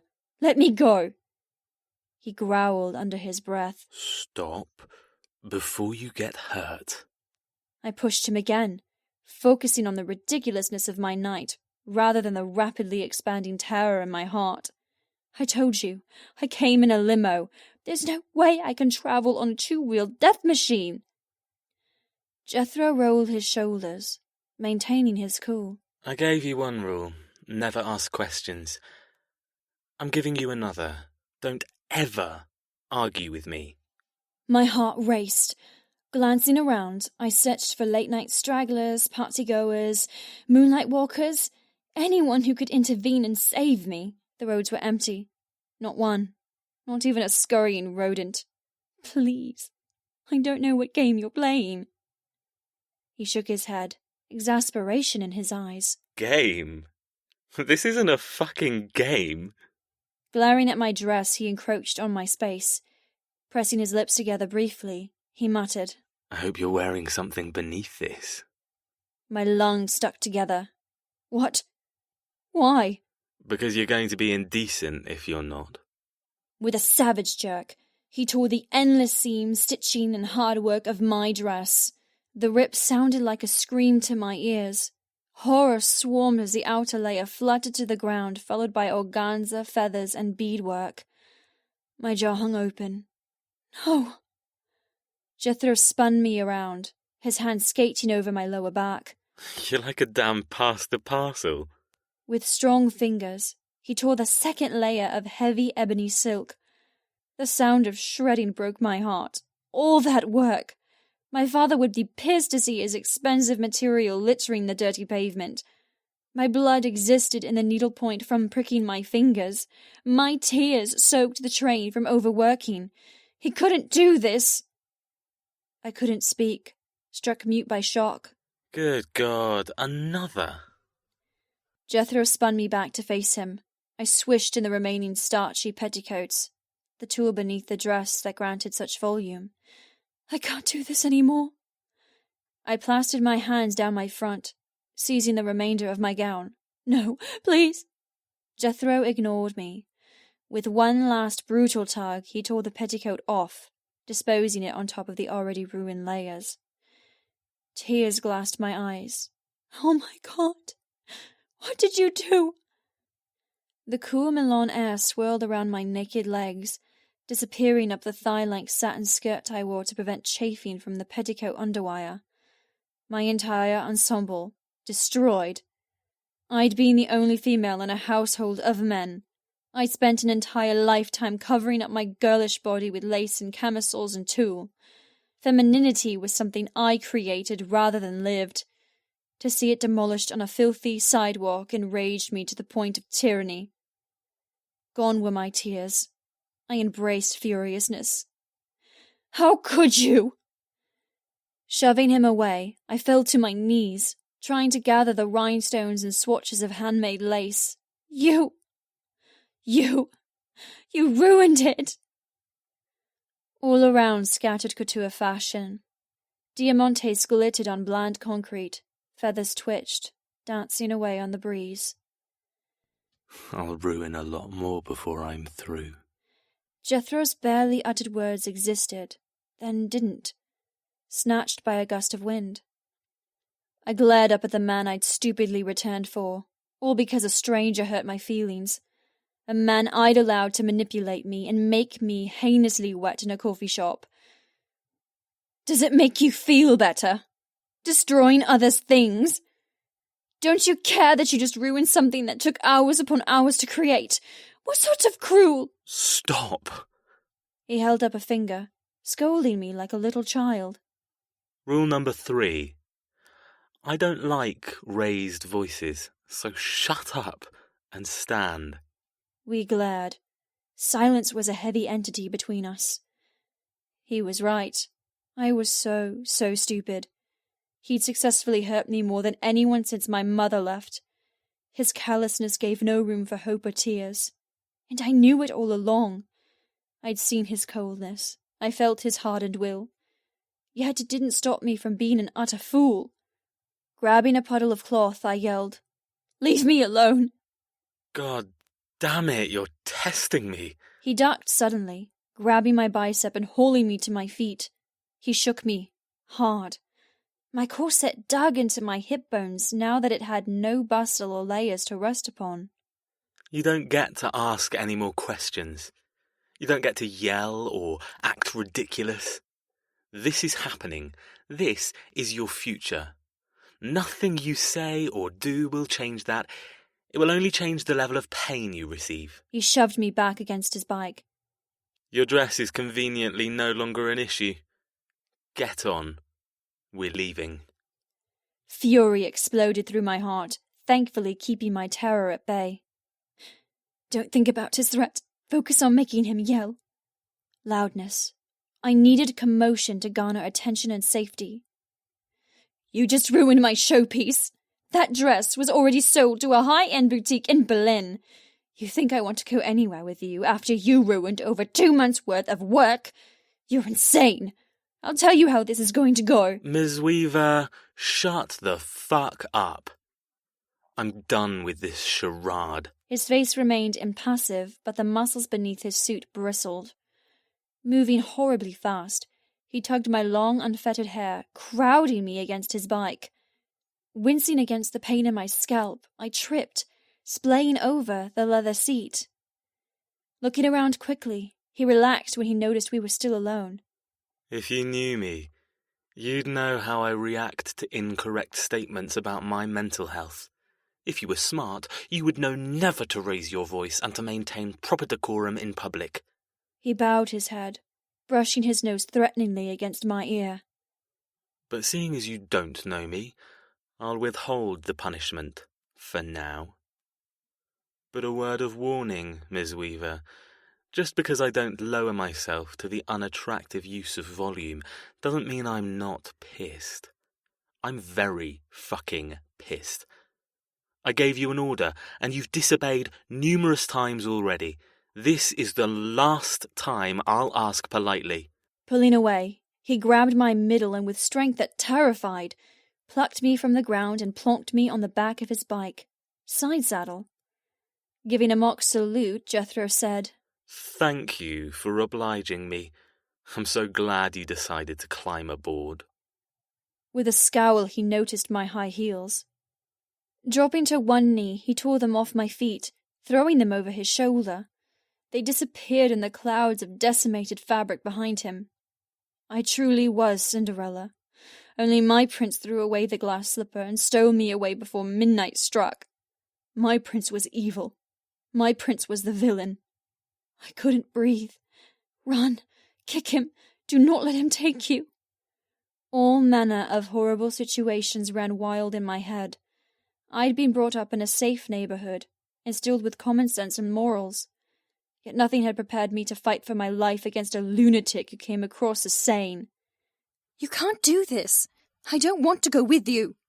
I tried to jump off, but Jethro's sleek bulk prevented me from moving.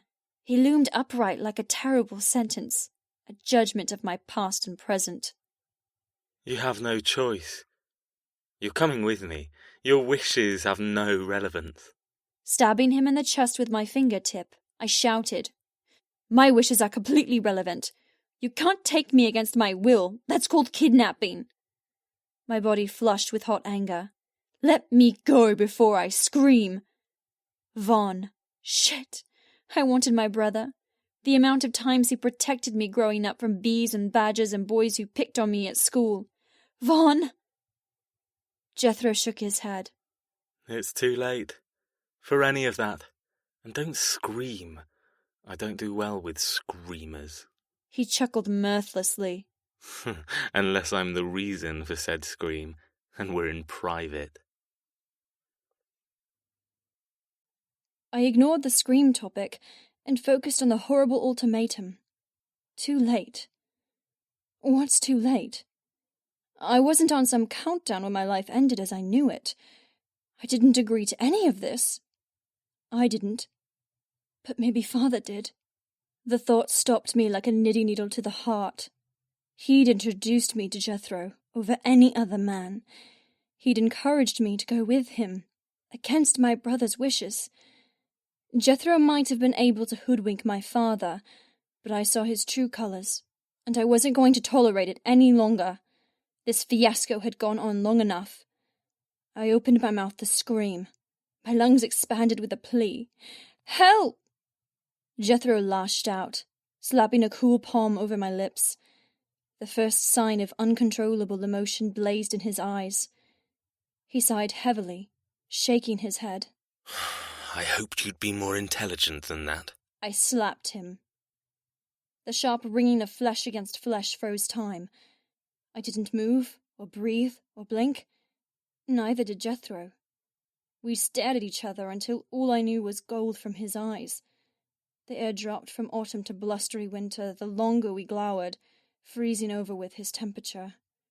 It could have been a second or 10, but it was Jethro who broke the brittleness between us.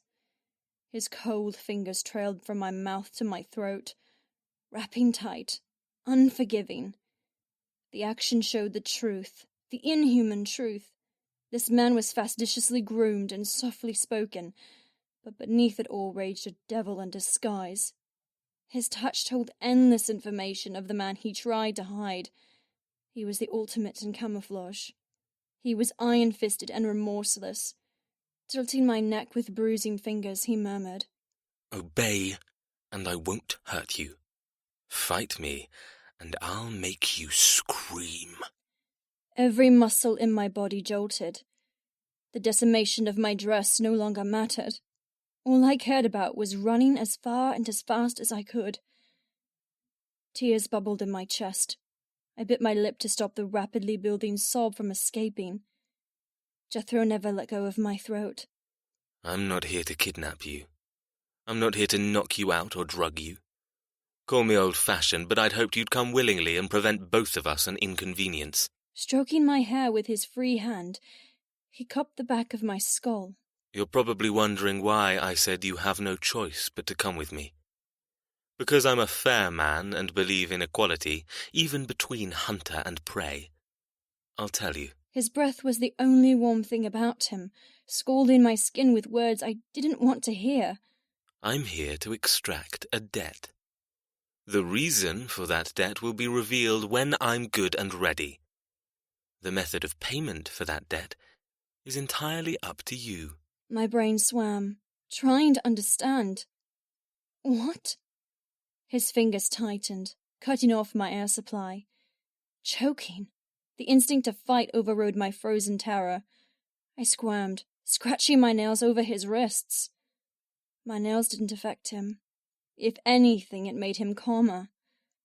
Touching under his breath, he said, "The first thing you should know about me is I never forget. If you draw blood trying to get free, I'll only repay in kind. It's worth remembering, Miss Weaver." His gaze fell to my clawing fingers, tightening his own until I fought against what I truly wanted and let them slide from his wrists. "Good girl," he murmured. Pulling back, he unwound his digits one at a time from my throat. Meticulous in slowness, terrifying in control. "I only repay in kind?" His voice echoed in my head. I balled my hands in my lap, hoping I wouldn't lash out or do anything he might deem repayable. I wanted to hurt him so much I trembled. I wanted him bleeding on the pavement so I could run. Standing tall, Jethro glared, waiting to see what I would do. I was half his size, and without witnesses. I was helpless. I'd never taken self-defense or thought I'd be in a situation that required it. The treadmill trimmed my figure, but it didn't give me muscle to fight. What could I do but obey? I didn't move. I couldn't. Even my vertigo didn't dare make me queasy when I was trapped in his savage golden eyes. A moment ticked past before he nodded curtly. "I'm glad you're acting with more decorum. To ensure that behavior, I'll share one piece of information about the debt with you." He ran a finger along his bottom lip. "You are the only one who can repay. You must come of your own free will. You are the sacrifice." I swallowed, flinching at the bruising around my larynx. His level voice lulled me into thinking I had a chance at escape. Keep him talking. Get him to care. Sacrifice? I instantly hated the word. His eyes narrowed. "A sacrifice is something you do or give up for the greater good. All of this could stop. You have the power." It could? The promise of freedom hung in the night sky, taunting me. I shifted on the seat, shivering from the cold. "If I have the power, why do I feel as though you're laughing behind my back?" Steeling myself, I snapped. "Whatever you might think of me, I can read between the lines of what you're not saying.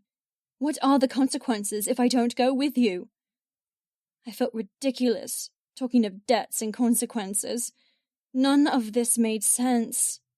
But a horrible sensation slithered up my back. A memory that I'd buried from a long time ago. "You have no choice, Arch. I can't explain it, but you, me, no one can stop this. My only regret is meeting you." My father huffed, whirling around in the drawing room of our 8-bedroom manor. "Your only regret? What about V and Nyla? What should I tell them? What should I say when they ask why their mother abandoned them?"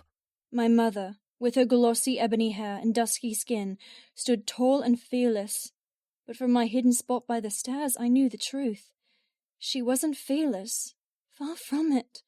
She was petrified. "You tell them I love them, but I should have never given them life. Especially Nyla. Hide her, Arch.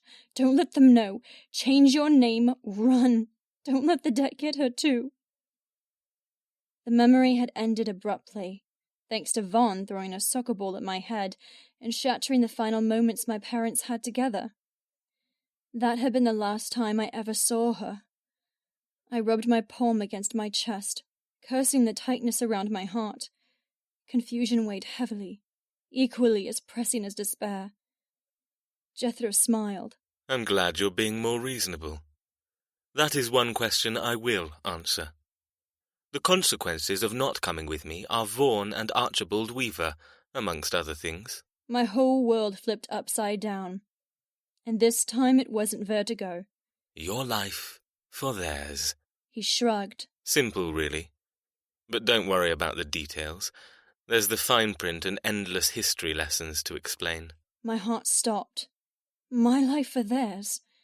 He has to be joking. I didn't know if I should be screaming in terror or laughing with amazement. This couldn't be real. It had to be a farce. You can't be serious. You expect me to believe you? Jethro lost his ice, sliding straight into Arctic winter. You think I care if you don't believe me? Do you think all of this is bullshit, and you can somehow argue with me? My heart jackknifed. He was so sure, so resolute. No hint of worry that his scam might be revealed. It isn't a joke.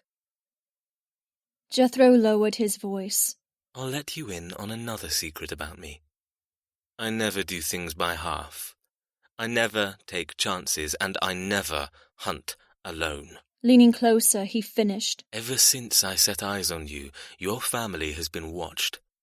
They're being judged. And if you so much as sneeze wrong, that judgment will turn into something a lot more invasive. Do you understand? I couldn't reply. All I could picture was Vaughn and my father being exterminated like vermin. Say another word, and I'll end them, Miss Weaver. With a glacial glare, Jethro grabbed the handlebars and swung his leg over the black powder-coated machine. Every inch was black. No chrome or colour anywhere.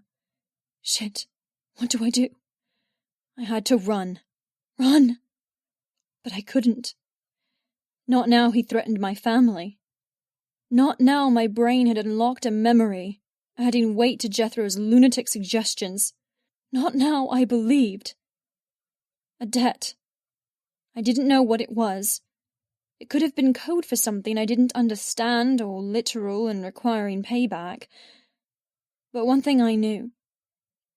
I couldn't risk not obeying. I loved my family. I adored my brother. I wouldn't chance their lives. I jumped as the ignition growled to life, tearing through the silence and somehow granting me strength in its ferocity. Kicking the stand away, Jethro took the weight of the bike. He didn't wear a helmet or offer me one. I expected him to turn around and deliver more information or demands, but all he did was reach behind, steal my arm, and place it around his hips. The moment my hand rested on him, he let me go, unknowingly giving me a safe harbor, but with an anchor I already despised. I looked longingly at the building where my brother and father mingled with fashionistas, and the only world I knew. I silently begged them to come running out and laugh at my stunned, fear-filled face, yelling, "We fooled you!" But nothing. The doors remained closed. Answers hidden, future unknown. I'm alone. I'm being stolen for a debt only I can repay. A debt I know nothing about. I was idiotic to wish for more than what I had. Now I had nothing. With a twist of his wrist, Jethro fed gas to his mechanical beast and we shot forward into darkness.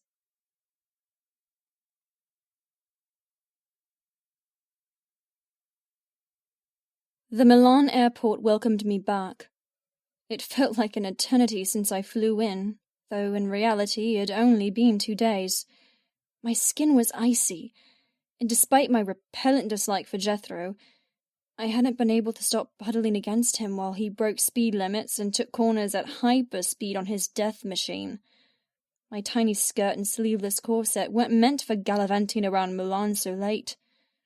Pulling into a short-term parking bay, he killed the engine and kicked down the stand. I immediately sat back, unwinding my arms from around his waist. The fear remained in my heart, growing thicker with every beat. I couldn't look at the so-called gentleman without swallowing a cocktail of murderous rage and teary terror. His profile showed a man with a 5 o'clock shadow, windswept thick hair, and an edge that catapulted him from sexy to dangerous. He stood out from a crowd. He drew need and desire effortlessly. But there was nothing tame or kind or normal. He reeked of manipulation and control. He's an iceberg. The car park wasn't empty, but it wasn't rush hour either, despite the clunking echo of a couple dragging suitcases toward the terminal. The night was quiet. Jethro climbed off the bike. Once standing, he rolled his neck, rubbing the cord of muscle with a strong hand. His eyes latched onto mine. They looked darker, more autumn leaf than precious metal, but still as cold. I glowered back, hoping my hatred was visible. His face remained closed off, not rising to the challenge of a staring war. Holding out his palm, he waited. The way he watched spoke volumes. He didn't wonder if I'd take his hand. He knew. He believed in himself so damn much, everything other than his wish was dismissed as ludicrous. Too bad for him. I didn't do well with the silent treatment. V had trained that out of me. Having a boisterous twin armed me with certain skills, and ignoring moody males was one of them. Swatting his hands, I pushed off from the black leather and landed on bare feet. The brisk concrete bit into my soles. Wrapping my arms around my shivering torso, I muttered, "As if I'd accept your help, after everything you've done so far." Dropping his arm, he chuckled. So far? He leaned closer. I've done nothing. Not yet. Wait until you're in my domain and behind closed doors. Then you might have something worthy of being melodramatic about. My skills at coping with the future rested on being able to ignore his threats and focus on the now. Standing tall, I said, "I could ask something stupid like why are we at the airport, but I can guess why. However, you failed to think about my schedule." Schedules change. "I don't travel alone, Mr. Hawke. I had tickets booked for my brother, assistant, and wardrobe organizer, not to mention the excess luggage. They'll be expecting me.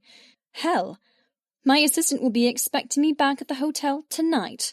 All of this, it's a waste of time. It's a waste because the police will be told, and if you don't think my father won't come for me, you're mistaken." Even as I said it, doubt crept over my soul. Tex Weaver shoved me into this nightmare. Why did I think he'd come and bring me home? Jethro crossed his arms, lips in a tight smile as if I were amusing and not pointing out valid facts. There were a multitude of mistakes in that paragraph, but I'll focus only on the relevant points. Tilting his head, he continued, Your father is fully aware of everything. Your loyalty to the man who gave you away with no fight is misplaced. His hands are tied, and he damn well knows it. As for the police, they have no relevance in your future. Forget about them. Your family. Hope. It's over. His voice dropped to a growl. Do you know why it's over? It's over because your life is over. There's so much you don't know, and so much I can't wait to tell you. He shed his icy exterior, grabbing my hair and jerking my head back. You'll learn about your peerage, your rotten family tree, and you'll pay. So shut up, give up, and appreciate my kindness thus far, because I'm running low on decency, Ms. Weaver, and you won't like me when I hit my limit. My shivers evolved to full-blown tremors. I don't like you now, let alone the future. Let me go. He surprised me by stepping away, releasing me. My scalp smarted, but I refused to rub my head. You're testing me. But lucky for you, I know how to deal with troublesome pets. Pets? My hands balled. How did I ever think I wanted him? The fact his lips had been on my face and his thumb in my mouth repulsed me. Jethro's gaze drifted down my state of undress. You're shaking. I don't want you getting sick. His eyebrow quirked. I'd offer you my jacket like the chivalrous man I am, but I doubt you'd accept it. However, I have something better. Spinning around, he drifted toward a deep shadow cast by one of the large pillars. Floor? Get out here. You damn well better be... I'm here. A man appeared from the shadows. Dressed in black jeans, shirt, and a black leather jacket, the only glint of color came from a simple silver outline of a diamond engraved on the front pocket. He looked like a thief waiting for a victim. Been here for 45 minutes. You're late. He tossed Jethro a duffel, running a hand through long, dark hair. Lucky for you, the flight's delayed. Jethro caught the bag, glaring at the man. Don't forget your place. I'm not late according to my rules. Not yours. Manhandling the duffel, he said, You did as I asked? The man nodded. Everything, including photographic evidence. It all went smoothly, and the tickets are inside. I'll take care of the bike, just leave it there. Cushion and fracture are tracking the Weaver men until you tell them otherwise. Jethro pulled out an envelope, then flicked through the contents. He looked up, something resembling a smile gracing his lips. Good work. I'll see you back at Hawksridge. My ears pricked at the name. It sounded familiar, reeking of old money. He's from nobility. The concept of Jethro being a duke or an earl was preposterous, and yet uncannily perfect. Everything about him was deceptive and bored. Was that all this was? A game to pass the time for some rich brat who got sick of killing puppies? I couldn't stop my teeth from chattering, both from disgust and cold. The man named Flor glanced my way. His eyes narrowed. He's expecting you and the woman. I'll message and let him know it's all gone well. Don't. Jethro snapped. His English accent thickened with the demand. He doesn't need to know. He'll see us soon enough. Dismissing the man as if he was the hired help and no longer required, Jethro stalked toward me, holding out the bag. Flor dissolved back into the shadows like a scary apparition. This is yours. Get dressed. You won't be allowed in the building half naked and shoeless. Taking the duffel, I muttered under my breath. I was dressed in an outfit worth thousands of pounds before you tore it off me. I had two wishes. One, that he'd heard me and knew just how pissed I was. And two, that he didn't hear, because I was afraid of his reaction. Jethro smirked before turning to his bike. I opened the bag and promptly dropped it. Oh my God. I had to be dreaming. Wake up, Nyla. Please wake up. My knees buckled, following the bag to the floor. Shaking, I collected the photos sitting on top of a mound of clothes. My clothes. Everything I'd brought to Milan, minus the fashion show apparel and my work tools. Running gear, a bikini, sweatpants, pajamas, and a simple collection of blouses, jeans, and maxi dresses. But on top of it all rested strewn photographs. Photoshopped images that never happened. Doctored snapshots of lies. Such horrible, horrible lies. No one will come. Jethro was right. The police would laugh if anyone asked for their help. What I held cemented my new life being Jethro's plaything. Shuffling through the deck, I couldn't stop a hot tear searing down my cheek. There was me, smiling, glowing. I remembered the day. V and I had headed to Paris for a local mid-season show a few years ago. He'd beaten me at poker in a silly pub tournament, and a patron snapped an image of us. Laughing, overly warm, arms wrapped around each other in sibling affection. We'd been so happy. Only, Vaughn didn't exist in this photo. The background had been amended to show a fancy restaurant while the man who clutched me was Jethro. The smile on his face was the warmest I'd seen. His attire of open-neck black shirt and jeans made him look young, in love, and dashing. I couldn't study it anymore. Flicking to another one, I slapped a hand over my mouth. This one pictured my father and me, or had.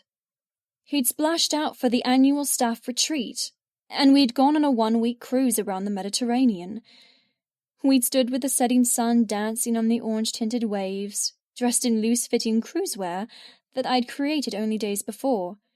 I'd planted an adoring, daughterly kiss on his scratchy face. That kiss now belonged to Jethro. The ship had been tweaked to show a luxury yacht rather than the commercial liner. The sunset cast a different glow. Jethro stood brutally, staring into the camera with such an intense glare of sexual power.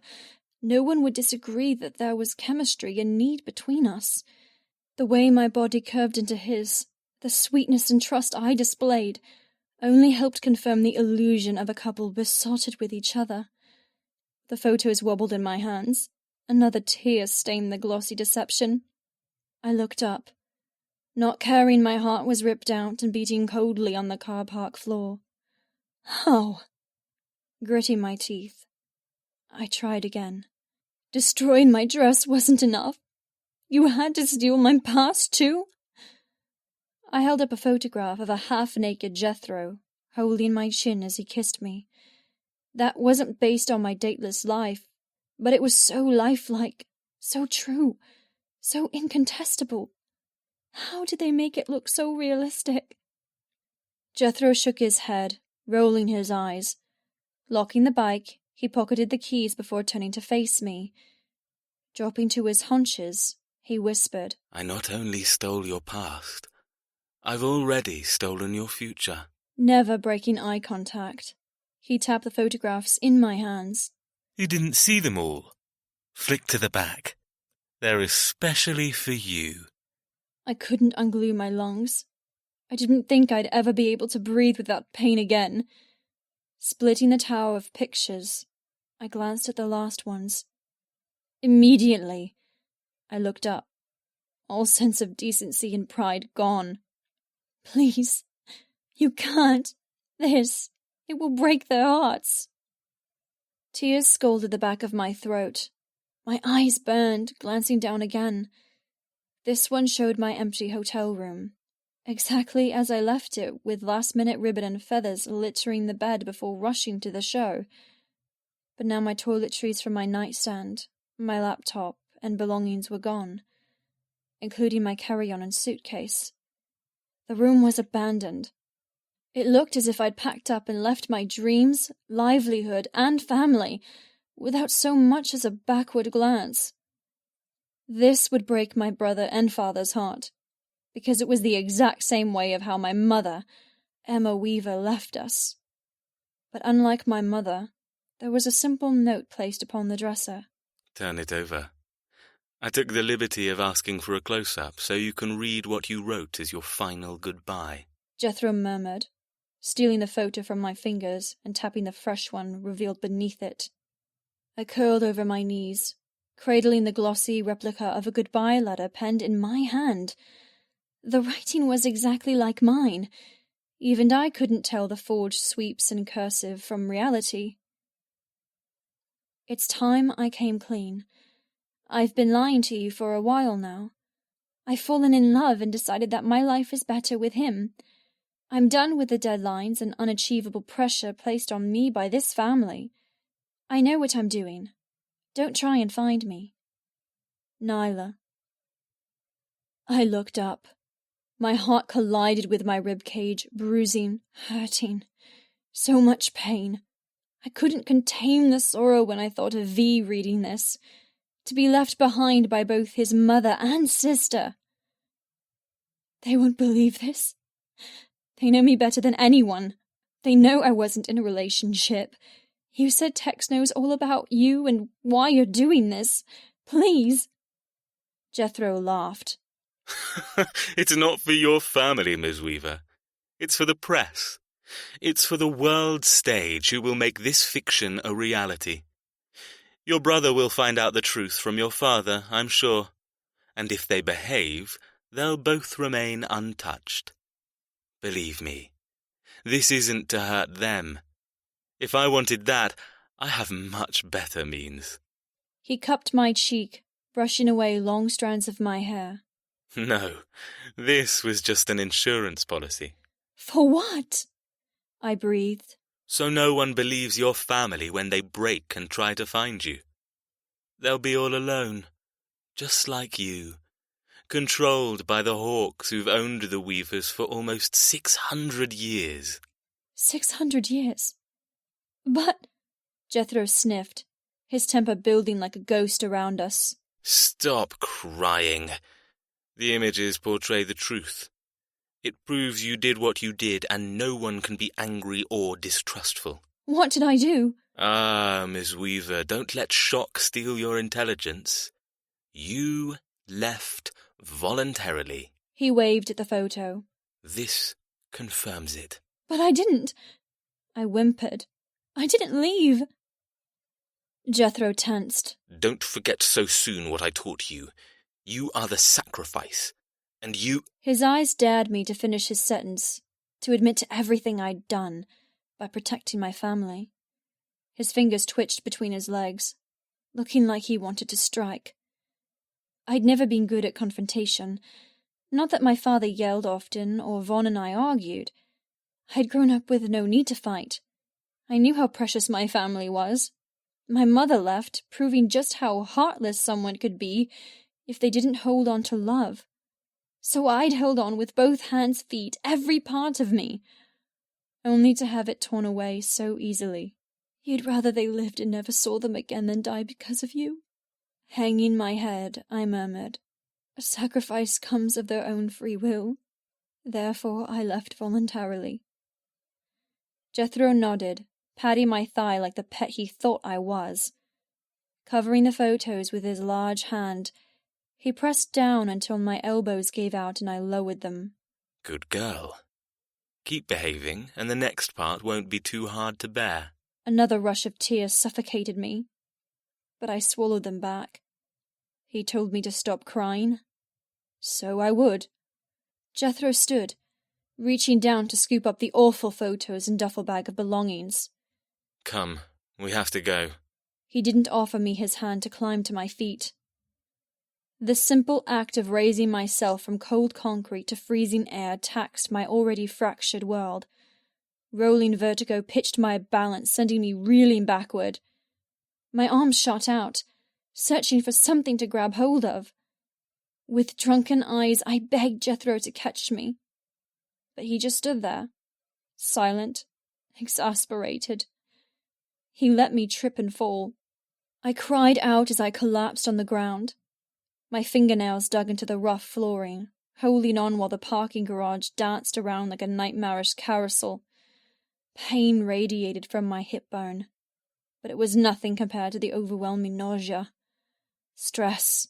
It wouldn't be Jethro who ended up killing me, but the inability to deal with the gauntlet of emotions. Closing my eyes, I repeated Vaughn's silly nursery rhyme. Find an anchor, hold on tight. Do this and you'll be all right. Get up, goddammit. Stop acting the victim. A pinching hand grabbed under my arm, jerking me to my feet. I doubled over, holding my stomach as another wave of sickness threatened to evict the only food I'd had today, a luncheon prior to the rehearsal of the runway show. You're useless. When the debilitating wave left, I glared up. I'm not useless. I can't control it. Breathing hard, I begged. Please, let me talk to my brother, and let me tell him. Tell him what? That you're being taken against your will? Jethro chuckled. By the look on your face, you seem to think I'll forbid you having any outside communication. Cut you off from everything you hold dear. Letting me go, he scooped my heavy hair from my neck, giving me a reprieve from the sticky heat of not feeling well. Contrary to what you think, I have no desire to dictate what you can and can't do. Twisting my hair, tugging lightly, he added, This may surprise you, seeing as you have such a low opinion of me. But you can go online, keep your mobile, even continue to work if you wish. I told you before, this is not a kidnapping. It's a debt. And until you understand the full complications of the debt, I suggest you keep what's happening to yourself. I couldn't understand. I was being stolen, yet was allowed access to avenues that could bring me safety. It didn't make sense. You've made a decision to come with me, and it's irreversible. You can't change your mind, and you can't change the payments required, so why make others worry on your behalf? His eyes glinted. I suggest you become good at pretending if you wish to maintain the pretense of freedom. But I won't stop you from creating extra worry and strain for yourself. Bowing over me, he smiled. It only makes my job easier. Grabbing the black rope he'd made from my hair, I stepped away from him. You're insane. He gave me a sideways look, rummaging in the duffel to grab a handful of clothes. Closing the distance between us, he shoved the bald items into my stomach. Oxygen exploded from my lungs from the force. Jethro pulsed with anger. That's twice you've questioned my mental state, Ms. Weaver. Do not do it again. Running a hand through his hair, he growled. Now get dressed. Time to go home. Jethro. I couldn't do it. It was like looking after a needy, sickly, disobedient child. Brian Hawke, my father and orchestrator of this mess, assured me it would be a simple matter of a few threats and blackmail. She'll come easy if you threaten the ones she loves. Bullshit. The so-called inexperienced dressmaker had her own agenda. Beneath the chaste little girl lurked a devious woman who was so tangled and confused she was fucking dangerous. Dangerous because she was unpredictable. Unpredictable because she didn't know herself. I was clueless on how to control her. I didn't understand her. For instance, what the fuck happened at the coffee shop? She'd gravitated toward me. She'd licked my thumb like she imagined it was my dick. She surprised me, and I didn't do well with surprises. My structured world, my rules and agendas, were not something that had room for twists and turns, unless I was the one creating them. And I definitely didn't have time for my cock to twitch and show an interest in the woman I meant to torture and defile. I would get hard when she was alone on my estate. I would come with her gagged and subdued, hating me with the intensity of her forefathers. Her pain was my reward. The fact she got me hard by being shy but so bloody tempting was completely unpermitted. I checked my watch. The plane was due to leave in 30 minutes. Do it. You know you want to. I couldn't stomach her presence any longer. I couldn't answer any more of her idiotic questions, or pretend I wasn't raging to teach her a lesson. Her tripping and stumbling got on my nerves, not to mention her blind love toward a family that no longer had any right to her. She needed discipline, and she needed it now. Your hands are bound until you get her home. If I had to listen to one more beg or witness another tear, I'd end up killing her just to shut up her loud emotions. Nyla craned her neck, trying to read the boarding passes in my hands. Flor, my right-hand man and secretary to the Black Diamonds Brotherhood, had already checked us in. Along with dealing with shipping my new purchase, the Harley-Davidson, and staging the runaway scene at Nyla's hotel. In precisely 6 hours, a housekeeper would find the photos, notes, and abandoned items. Then the gossip columns would spread the story like a well-incubated disease. Nyla Weaver's found love. Nyla dispels rumours she's in love with her twin by running off with some unknown English aristocrat. My lips quirked at that. Me, an aristocrat. If only they knew my upbringing, my history. If only Nyla's father had spent the years he'd had with her preparing her for this day, informing her of our shared heritage. Then perhaps she wouldn't look so fucking ill. I told her the truth. Vaughan and Archibald Weaver were under strict monitoring.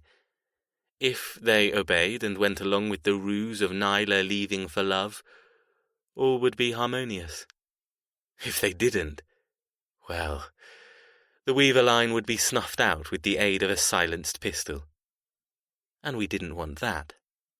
After all, if there were no more Weavers, who would the Hawks reign over? Who would continue to pay the debt? I looked at the woman destined to die for the mistakes of her ancestors. She caught my eye. Where are you taking me? Her cheeks were colourless, even though she had to be warm with the amount of layers she'd put on. I told you. Home. The words scratched across her face like carving knives. Home, to me, would be hell to her. I should have been more understanding. I could practically hear her heart shatter. But I'd been born into a family where emotion was a weakness. I prided myself on being strong, unbreakable. Empathy was the downfall of any human. The ability to feel their pain, the nuisance of living their trauma. That inconvenient ability had been beaten out of me as a child, lesson after lesson, until I embraced the cold. The cold was emotionless. The cold was power. Nyla sniffed, striding a few steps away. Her curves were hidden in her new wardrobe of dark purple dress that came to her ankles and denim jacket. I hadn't permitted myself to truly look at her. She was skinny, too skinny, but her black hair was thick and begged to be fisted. Watching her dress in the parking garage irritated me. Her unsureness came across as coyness. Pulling the dress over her skirt was a reversed striptease. Her shaking fingertips had turned the ice in my blood into a lust I hadn't felt before. It wouldn't take much to snap her petite frame, but despite her breakable body, her eyes gave a different story. She ran deep. I didn't bother caring how deep, but it did tempt me in a way I hadn't expected. A girl like Nyla, well, that wasn't something to be broken lightly. Her complexities, subtleties, depths and secrets, each layer begged to be unwrapped and enjoyed. Only once she stood before me, stripped bare of sanity and dreams, would she be ready. Ready to pay her final debt. Nyla rubbed her cheek, displacing another silent tear. That single fucking tear stopped everything, freezing over the unwanted feeling of excitement at what my future held. Her sniffle gave me a layer of obligation rather than anticipation. I wasn't going to, but she's given me no choice. Fuck it. Moving closer, my hands opened to throttle her, to give her something to truly cry about. But I restrained myself. She looked up, eyes glassy. I forced a smile, a half-smile, letting her believe her tears affected me, offering false humanity. I let her believe I had a soul and didn't punish her for hoping I was redeemable. She bought it, stupid girl, allowing me to offer my arm as if it were some sort of consolation, and guide her from purgatory into hell.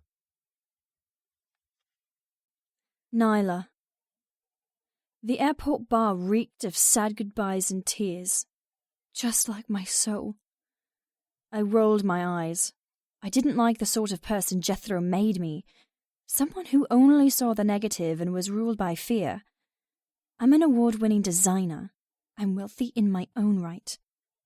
The unknown future crushed my heart, but it was the thought of losing myself while it happened that scared me the most. I need a drink. I'll get you one too, Jethro muttered.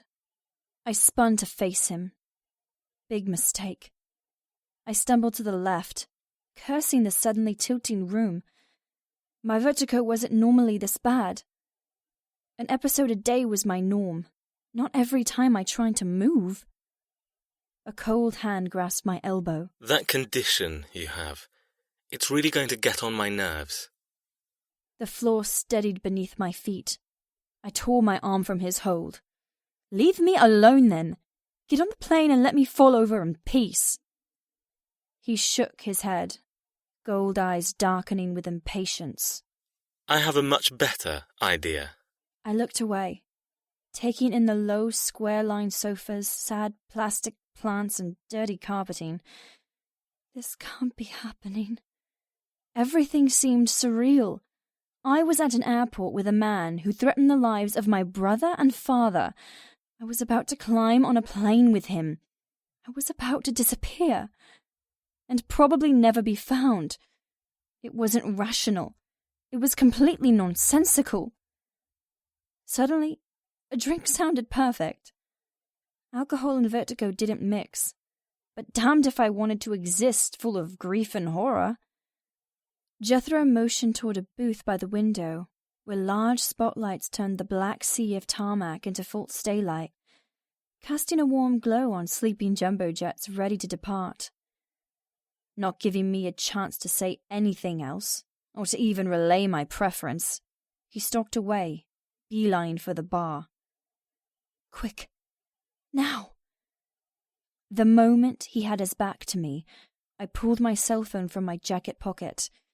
He said I could keep it. He said I could talk to anyone I choose. He hadn't said when, now, or when we got to his home, but I desperately needed Vaughn.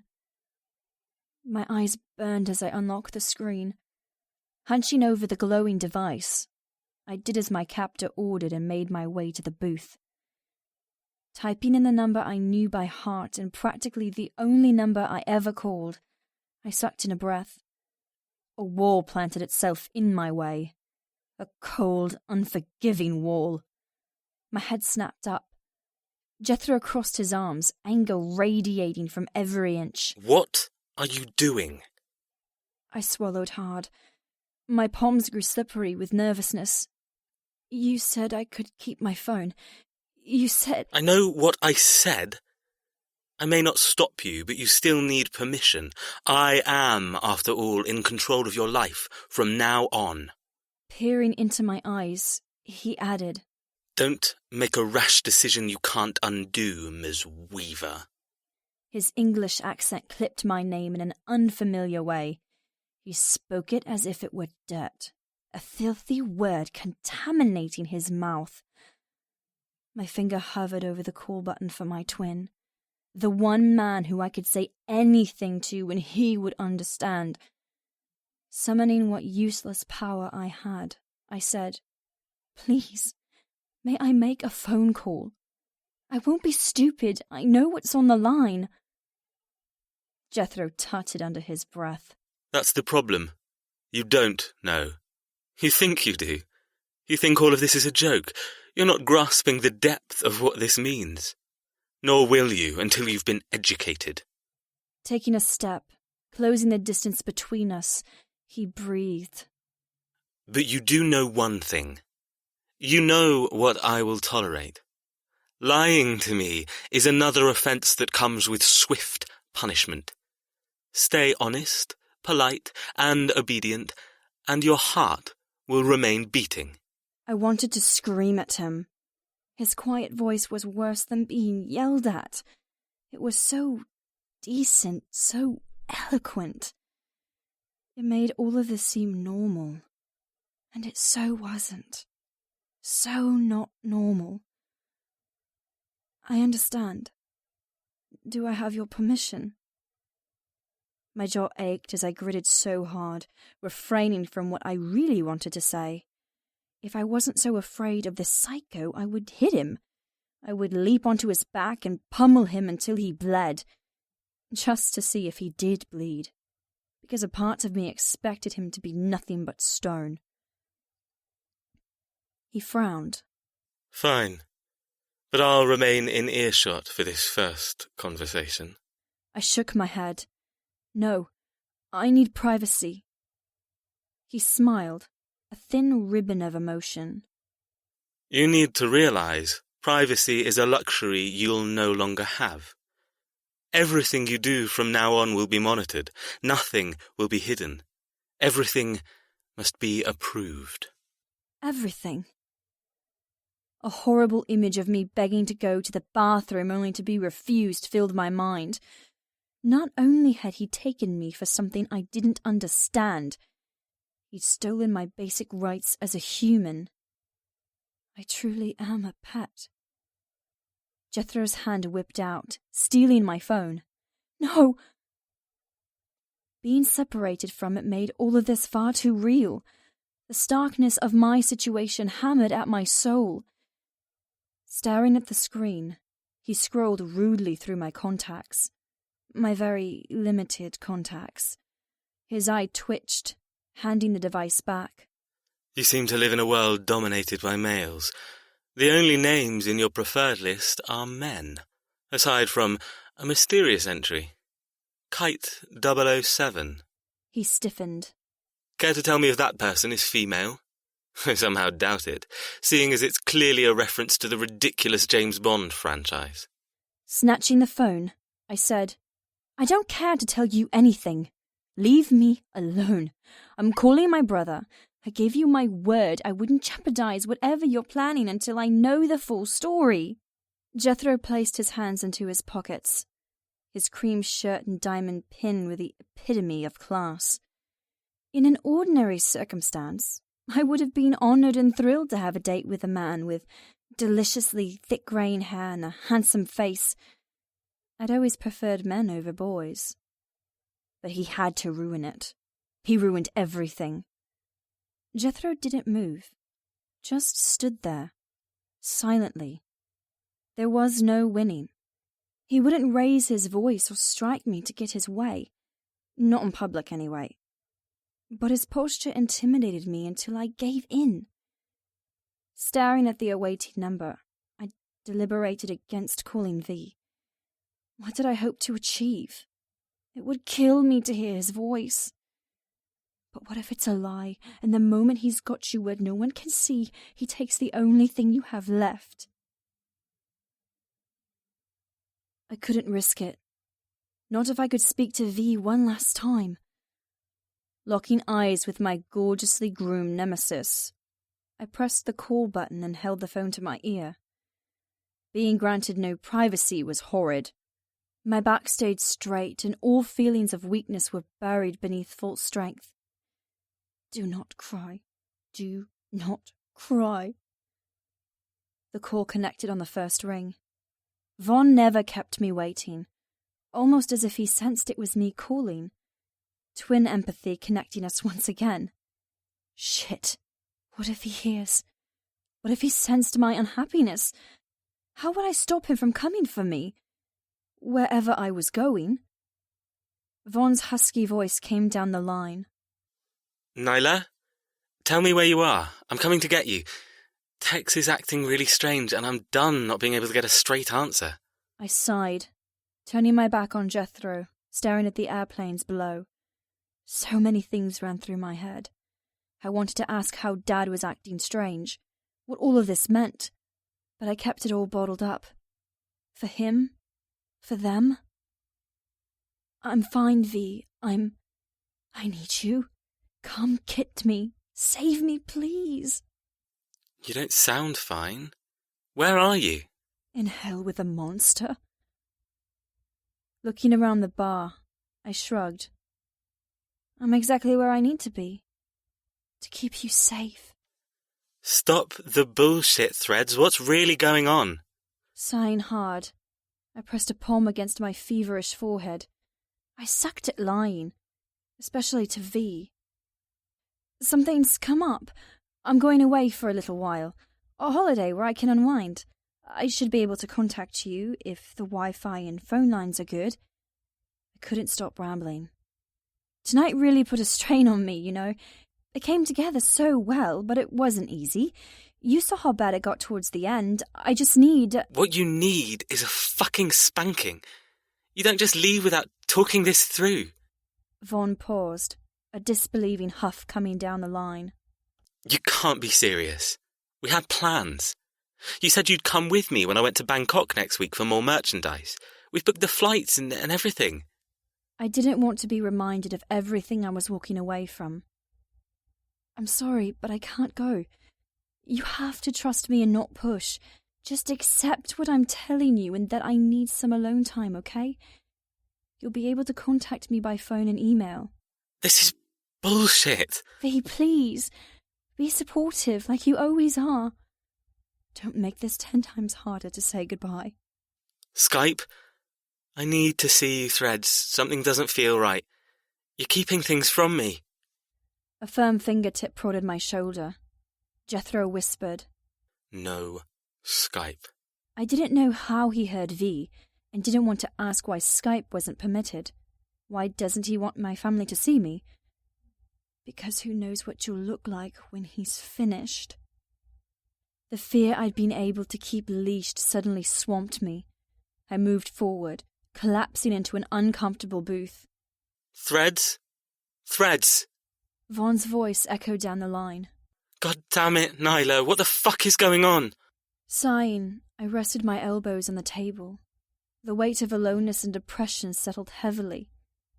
I don't know, I whispered. The phone disappeared from my fingertips. Hello, Mr. Weaver. We met earlier. Jethro Hawke. Jethro glowered, making me wish the seat would devour me. A loud stream of curses came through the phone. Jethro pinched the bridge of his nose. No, see, that's where you're wrong. If you have an issue with me enjoying your sister for a time, speak to your father. For now, Nyla is mine, and I won't have anyone saying differently. He held the mobile phone away from his ear for a second while Von exploded. A furious shadow darkened his face. Jethro gripped the phone, growling like a rabid wolf. That's none of your concern. I'm taking her. I've already taken her, and there's nothing you can do.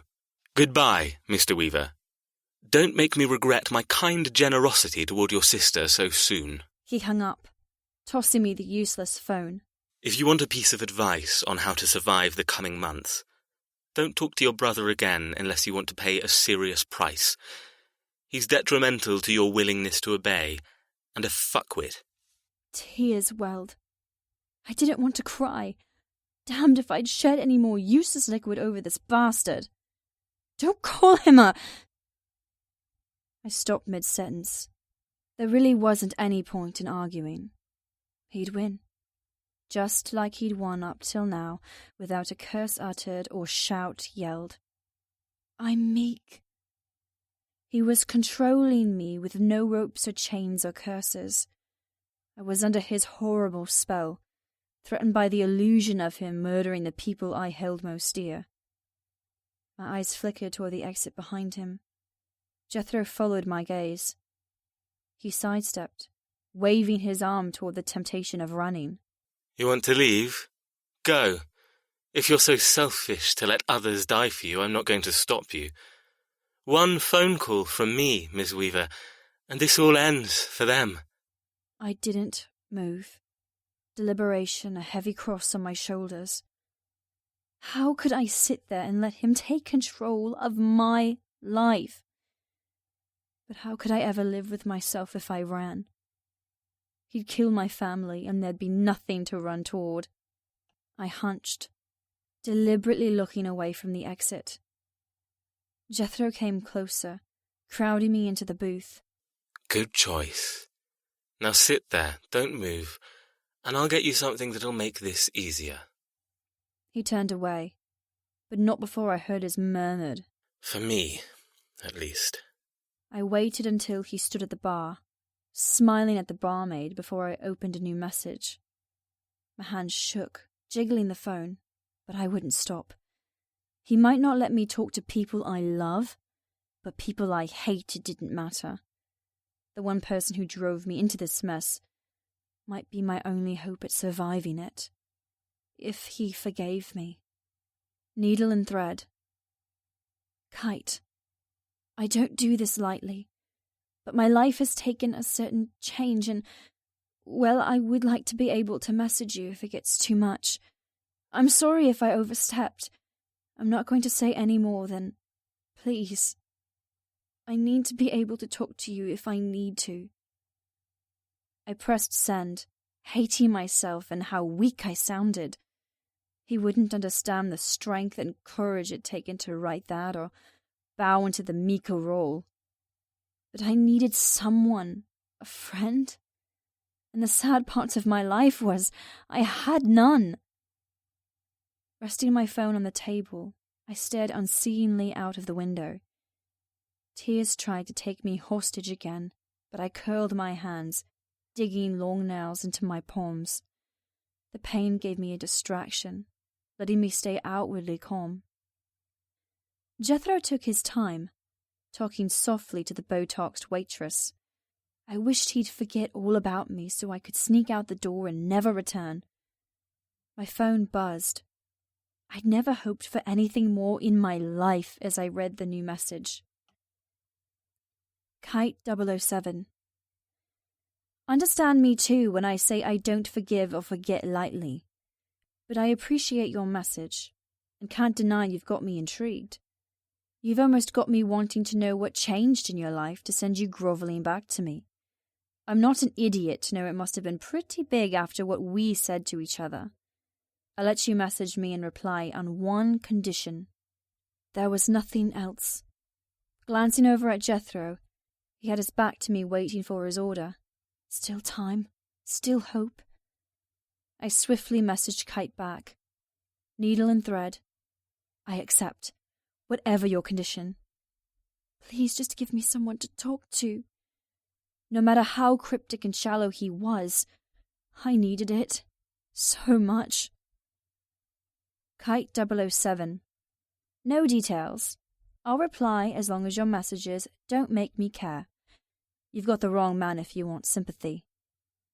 I wanted to tell him to piss off, that he wasn't worth it. But I swallowed my pride just as Jethro placed a single shot of white liquor in front of me. Whoever you're messaging, stop. Glaring into his light, unfeeling eyes, I flicked a curtain of hair over my shoulder. In my first, but definitely not my last act of defiance, I typed a single word. One word that gave me a shallow friend who didn't care if I lived or died. The only person I had left. Needle and thread. Deal. Jethro. I tried. If anyone asked, I could tell the truth. I did try to stay a gentleman. But who the fuck was I kidding? My manners had an expiration date, and Nyla pushed me too far.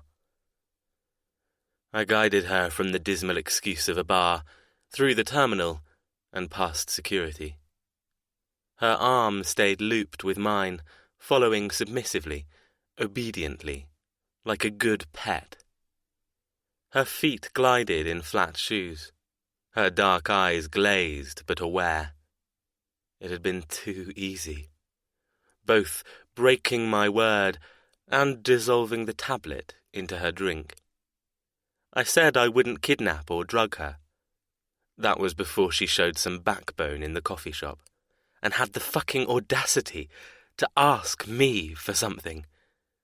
Sex. She willingly wanted some sort of meaningless connection with me. That pissed me off.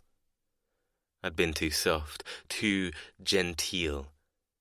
It was time to make my prey fully understand the nightmare she'd walked into, and put a stop to the stupid fantasies she entertained. And I couldn't think about her brother without wanting to fucking punch something. I shouldn't have been so lenient.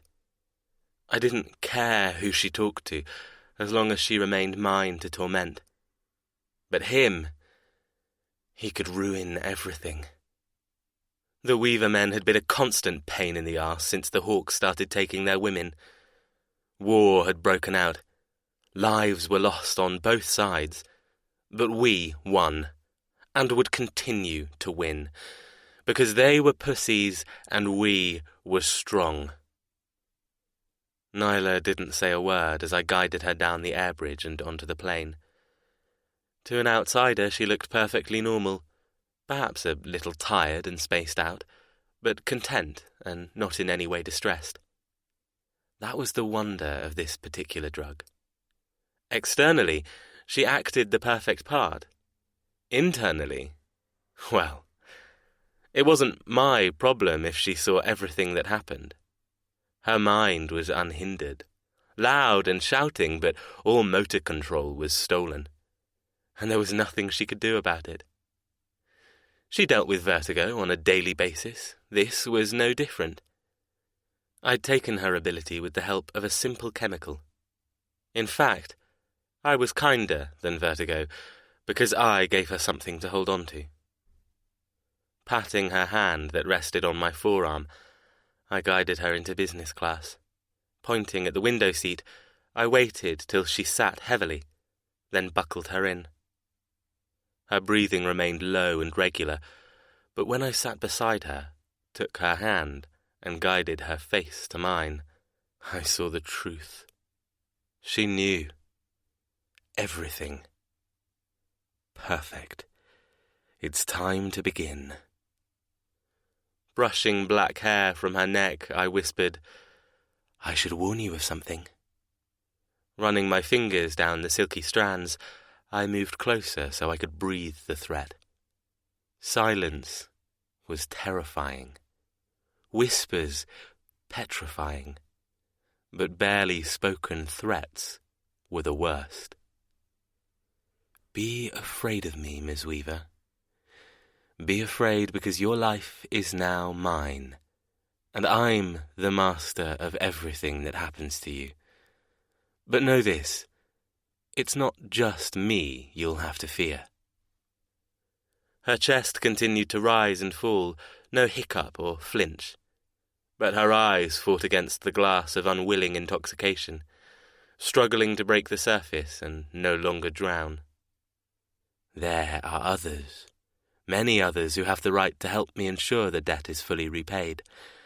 Ultimately, they have to ask permission from me, but there are exceptions to every rule. Settling back in the leather seat, I smiled. Remember what I told you, and you might survive. My mouth said one thing, my eyes another. Remember that, and you'll still die. She heard the truth as well as my lie. Her fingers twitched, mouth parted, but the drugs were stronger than her terror. She was inert while inside she was screaming. The silence was a screeching symphony to my ears. Nyla. The black SUV that I'd been stuffed into at the airport rolled to a stop beneath a humongous archway. A gatehouse, so typical of large wealthy estates in England, soared above us. Through the glass roof of the car, I made out the same crest that emblazoned the door panels of the vehicle I sat in. The uplighting made it glow like a rare monument, an over-emblazoned welcome doormat. A huge filigree design with 4 hawks circling a nest of fallen women welcomed, complete with a large diamond glinting in the center. It screamed of hunting and violence and winning.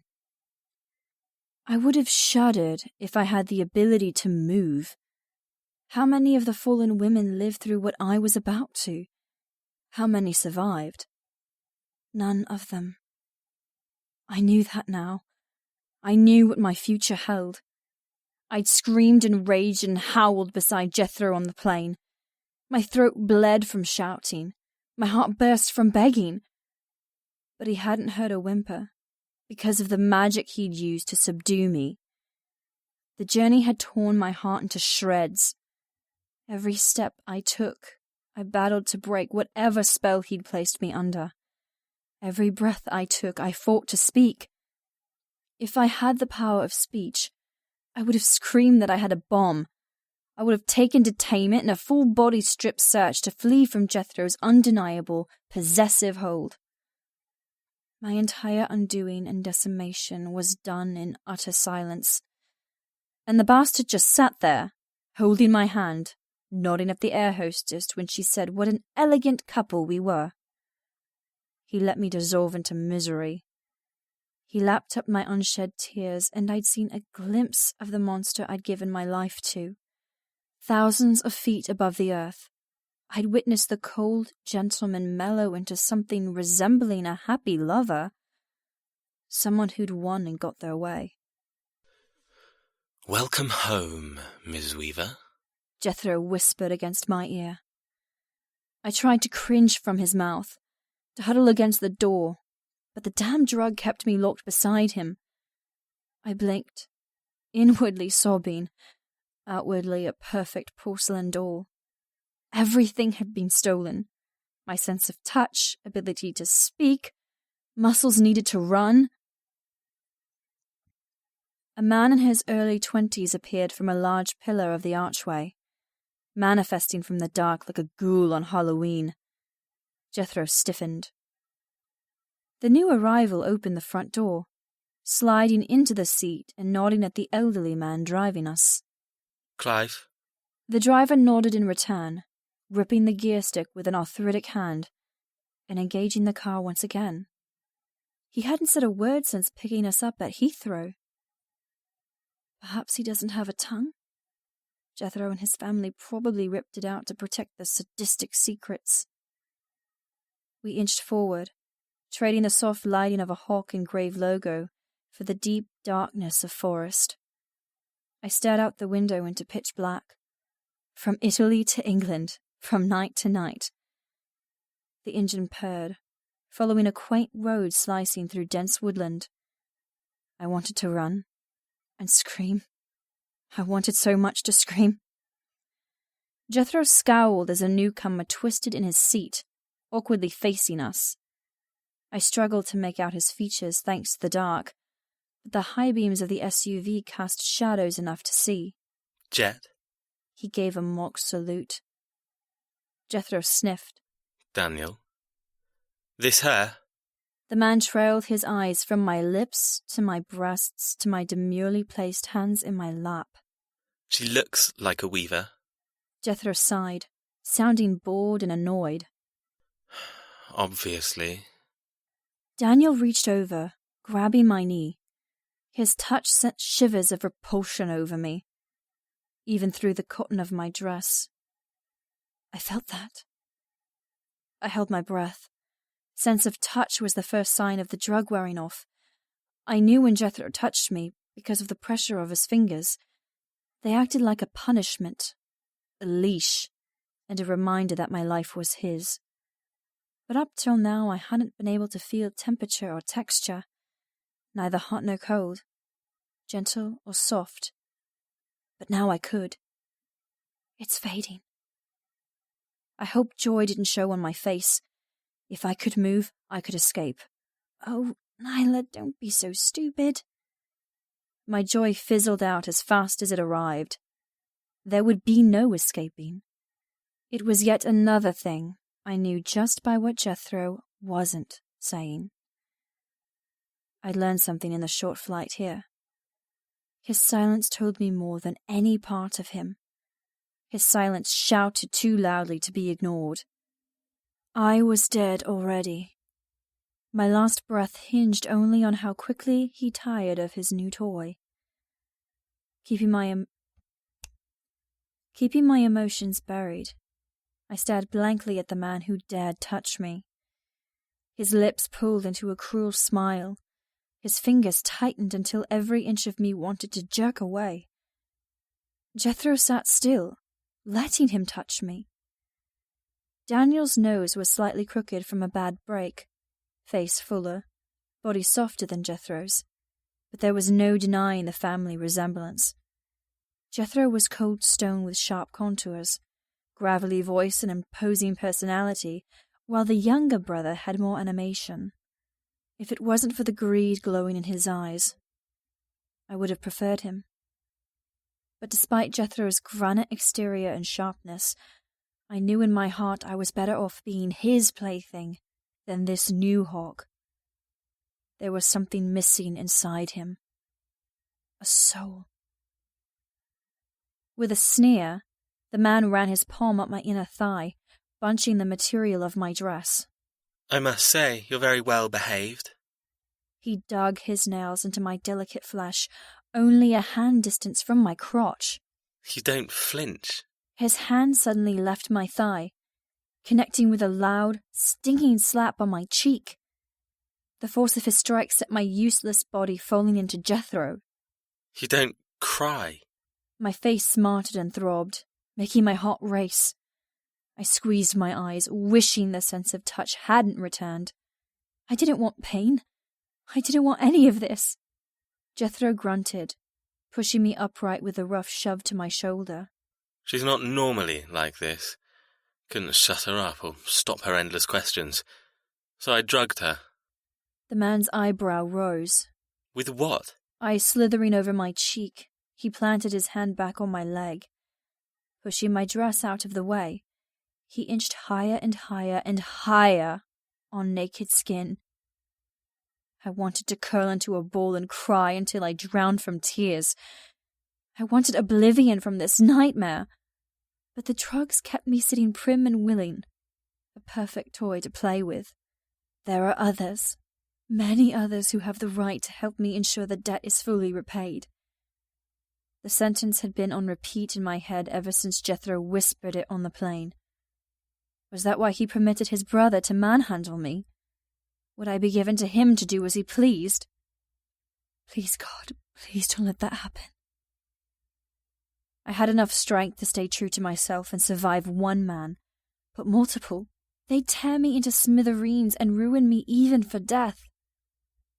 Jethro placed his hand, slightly larger and far more scary, on my other leg, pressing me hard against the leather. His touch hurt, burning my exposed skin like dry ice. I gave her diamond dust.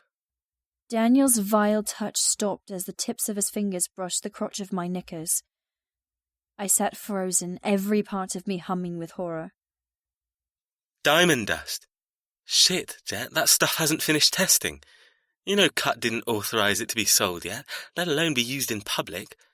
What if she had a seizure? How would you have explained she's nothing and deserved to die? You couldn't. You'd end up in fucking prison. My heart hammered. Not only had he stolen my mobility, he'd run the risk of killing me. The fear crusted again, burning through the drugs bit by bit.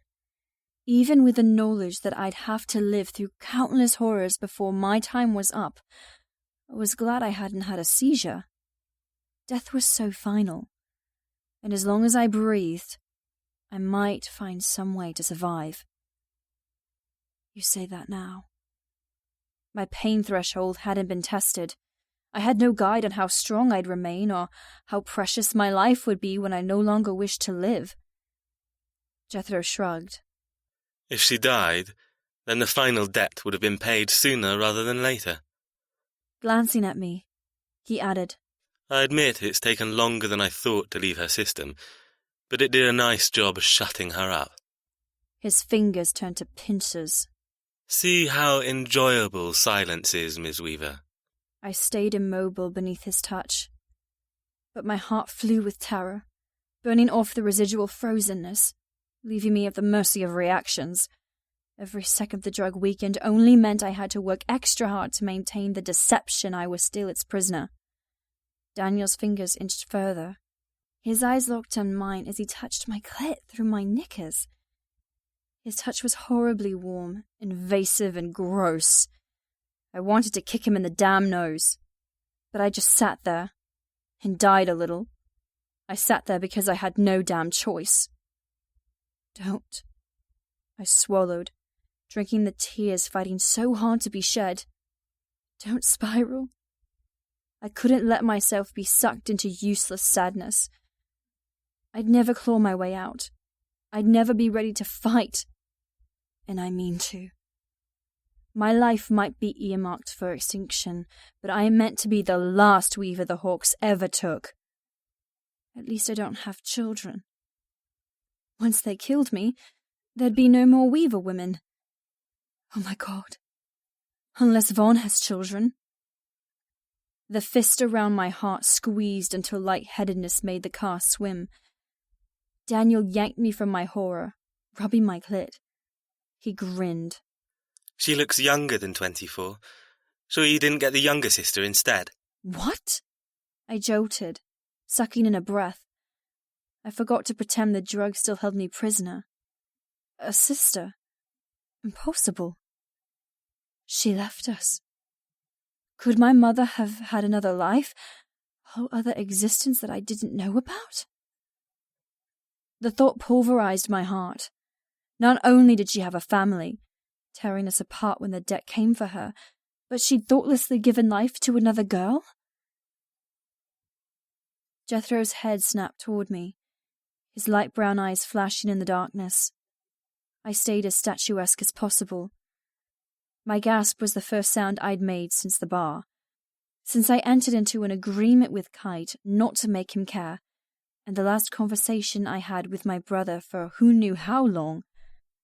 Jethro leaned into my neck. I see you fighting it. I see you winning. You can't hide anything from me. Pulling away, his eyes narrowed. You do well to remember that.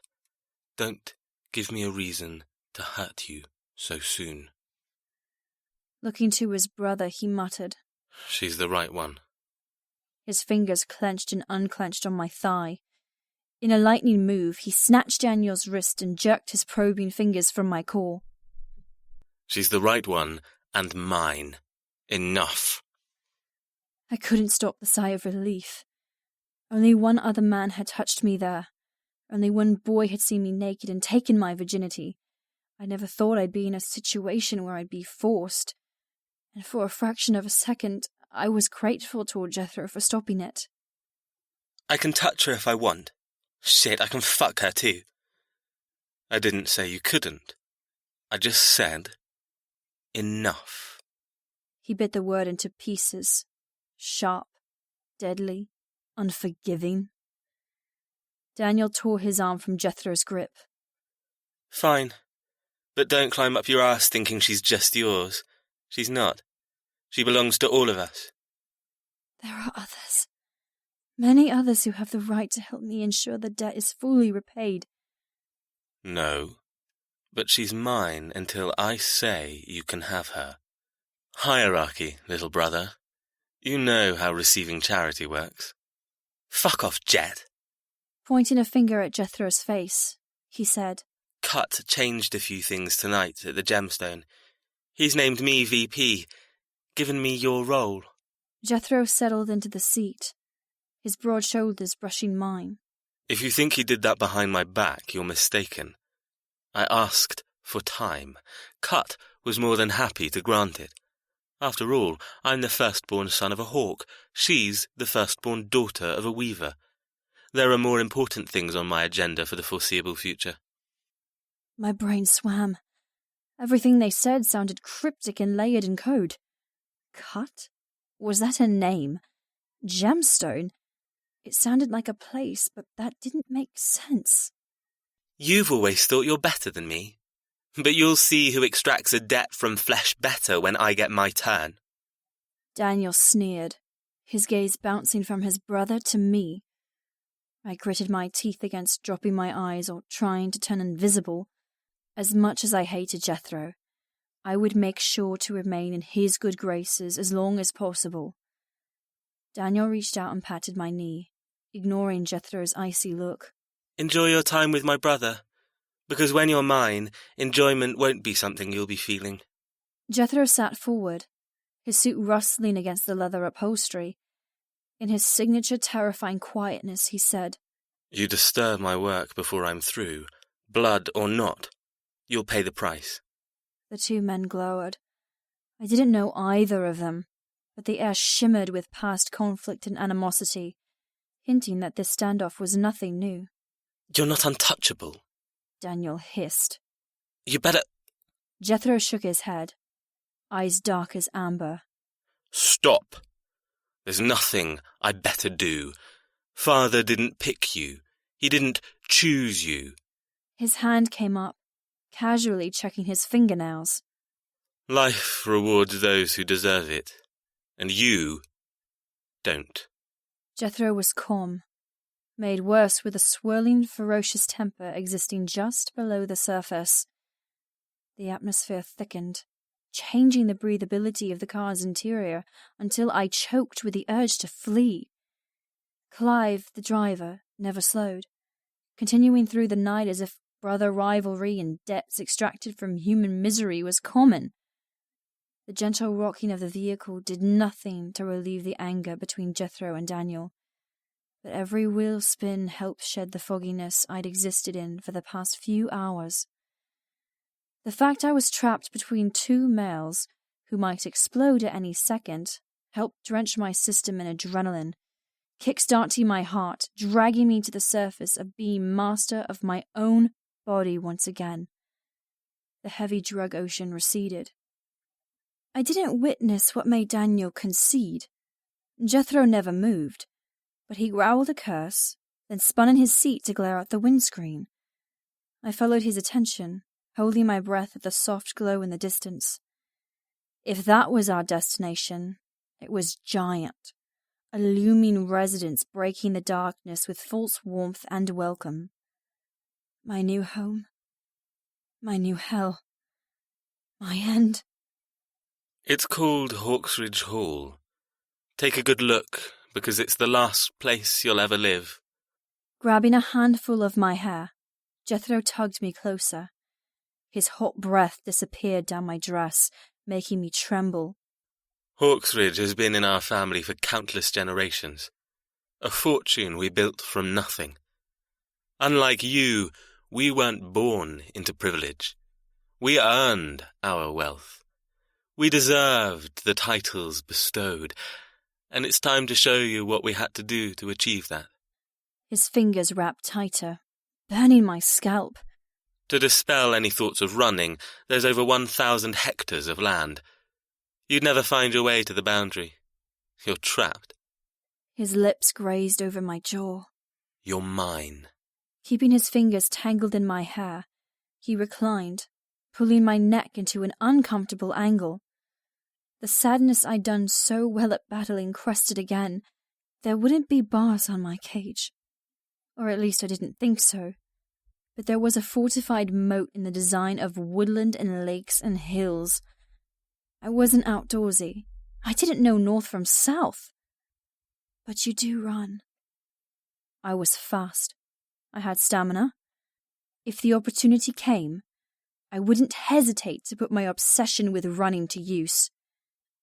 Until you fall and break your leg thanks to an episode. My shoulders rolled. Not only was I trapped by a maniac family, but I was Vertigo's favorite stumbler. The car continued deeper and deeper. Every turn I lost all sense of direction and knew I would never find the gatehouse without a miracle. Taking a deep breath, I looked at my hands in my lap. I willed sensation to come back. They twitched, returning to life with a wash of pins and needles. They fell off my lap involuntarily as we bounced over a cattle grate. Jethro pursed his lips, looking at my offending limb on the seat beside him. His gaze trailed up my arm to my chest. I breathed faster at the calculating look in his eyes. Unwinding his fingers from my hair, he trailed them down my neck, along my clavicle, across my shoulder and down my arm. My brother was the first to touch you below, but I'm going to be the first to touch you here. His hand skated across to my breast, clamping around the sensitive tissue. The soft cotton of my dress did nothing to protect from the coldness of his grip. You seem to want my attention at the cafe. Don't say I never give you anything. His finger pinched my nipple, rolling it painfully. There was nothing sexual about his hold, only punishment. Giving up pretense of being under the influence of whatever he'd given me, I squeezed my eyes, swallowing back a whimper.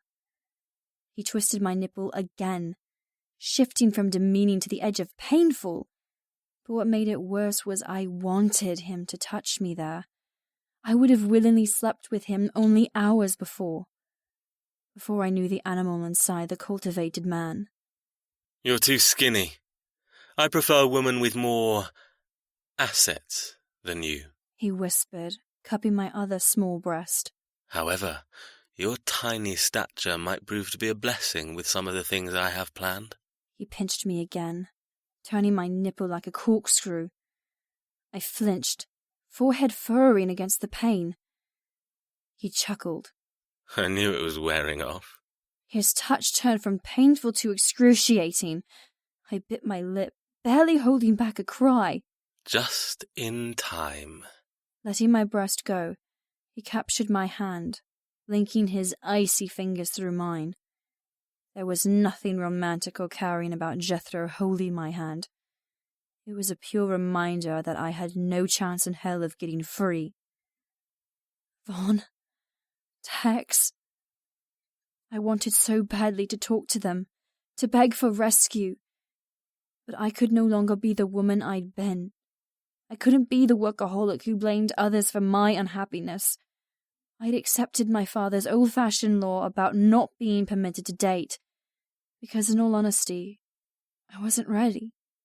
I would never be ready, because meeting someone meant the possibility of falling in love, which meant the worst pain imaginable when they left. If anything, Jethro had done me a favor. I never wanted male company again.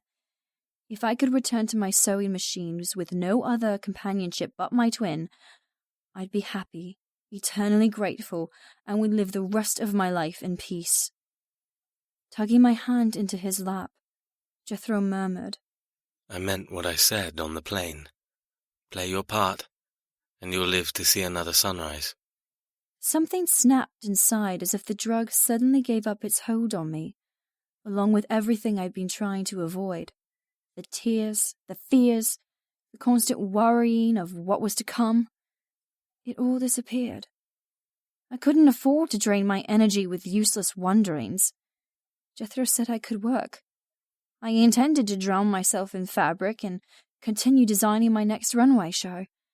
I would pretend my world hadn't become a monster-filled nightmare and lock my mind in a place where it was safe. Mundane was safe. Routine was safe. I would create a sewing room deep in my soul and ensure no one, including the numerous activities Jethro had planned, could ever ruin me. And talk to Kite. My heart thumped. He wasn't kind or a sympathetic ear to cry to, but I was glad. I didn't want someone to pat my back and make me feel worse with commiseration. I needed someone to tell me to buck up, keep going, and never wallow in darkness. Kite didn't know it yet, but I planned to use him as my barometer of liveliness. If I could muster up the energy to flirt and chat and pretend everything was okay, I had the strength to continue. The moment I used him as an outlet to purge whatever Jethro did to me, I would know I needed to recenter myself and dig deeper to stay true. Jethro let my hand go, tossing it away almost violently. I breathed a sigh of relief, then stiffened as his fingers latched around my upper thigh. Whispering harshly, he said, Keep watching the horizon, Ms. Weaver. You're about to see your new home. His hand crept up my leg, following the same path his brother had, freezing my exposed skin with his icicle-like fingers. Don't take your eyes off the windscreen. You behave, and I'll make sure you have somewhere warm to sleep tonight. You disappoint me, and you'll sleep with the dogs. I bit my lip, eyes flaring wide. Sleep in a kennel? Shit, Nyla. You couldn't be any more stupid. All this time I'd braced myself for sexual payments, bodily taxes, and unwanted attention. But in reality, I hadn't stopped to think about the bare essentials of living. There was so much more Jethro could do to me than torment my body. He could deprive me of nutrition. He could prevent me from sleeping. He could make me live in squalor and suffer illness after illness. Daniel stayed facing the front, ignoring us. I risked my first question since the airport bar. You aren't just going to use me, are you? My voice sounded strange after not speaking for so long. Jethro stilled, his fingers twitching on my inner thigh. So naive. You're worse than a pet. You're like a child, a loveless girl who knows nothing of the big bad world.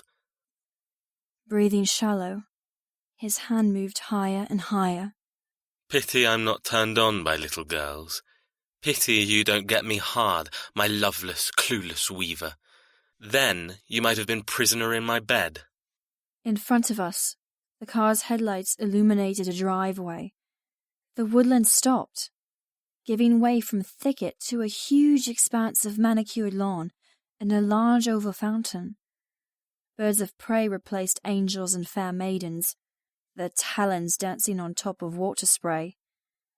Jethro's hand burned, never stopping his slow assault. My heart jackknifed, pain shooting in my chest as panic replaced my blood. I'd wanted sexual contact for so long, but not like this.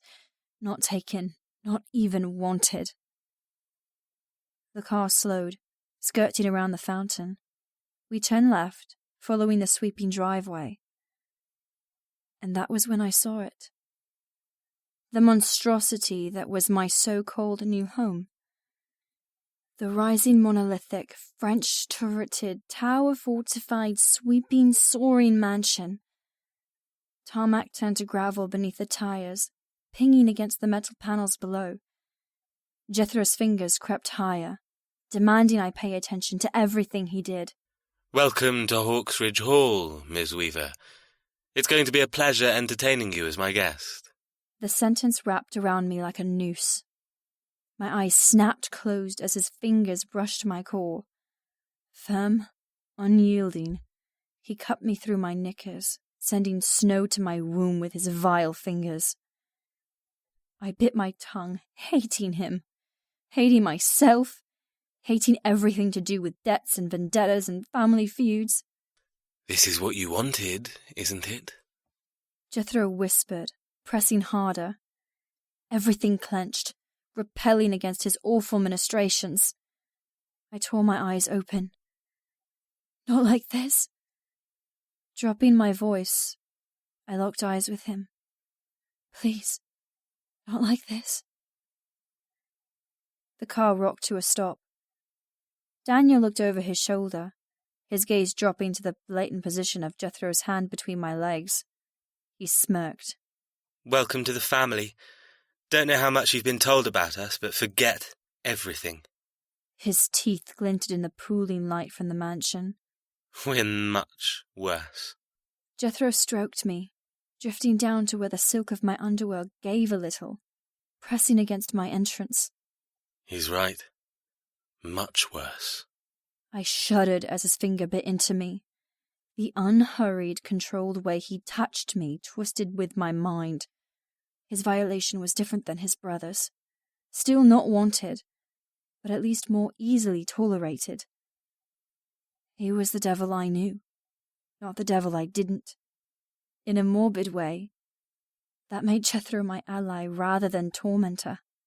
I'll look forward till we meet again, Weaver. With another smirk, Daniel shoved open his door and disappeared. Jethro's fingers rocked into me, but I refused to give him any reaction.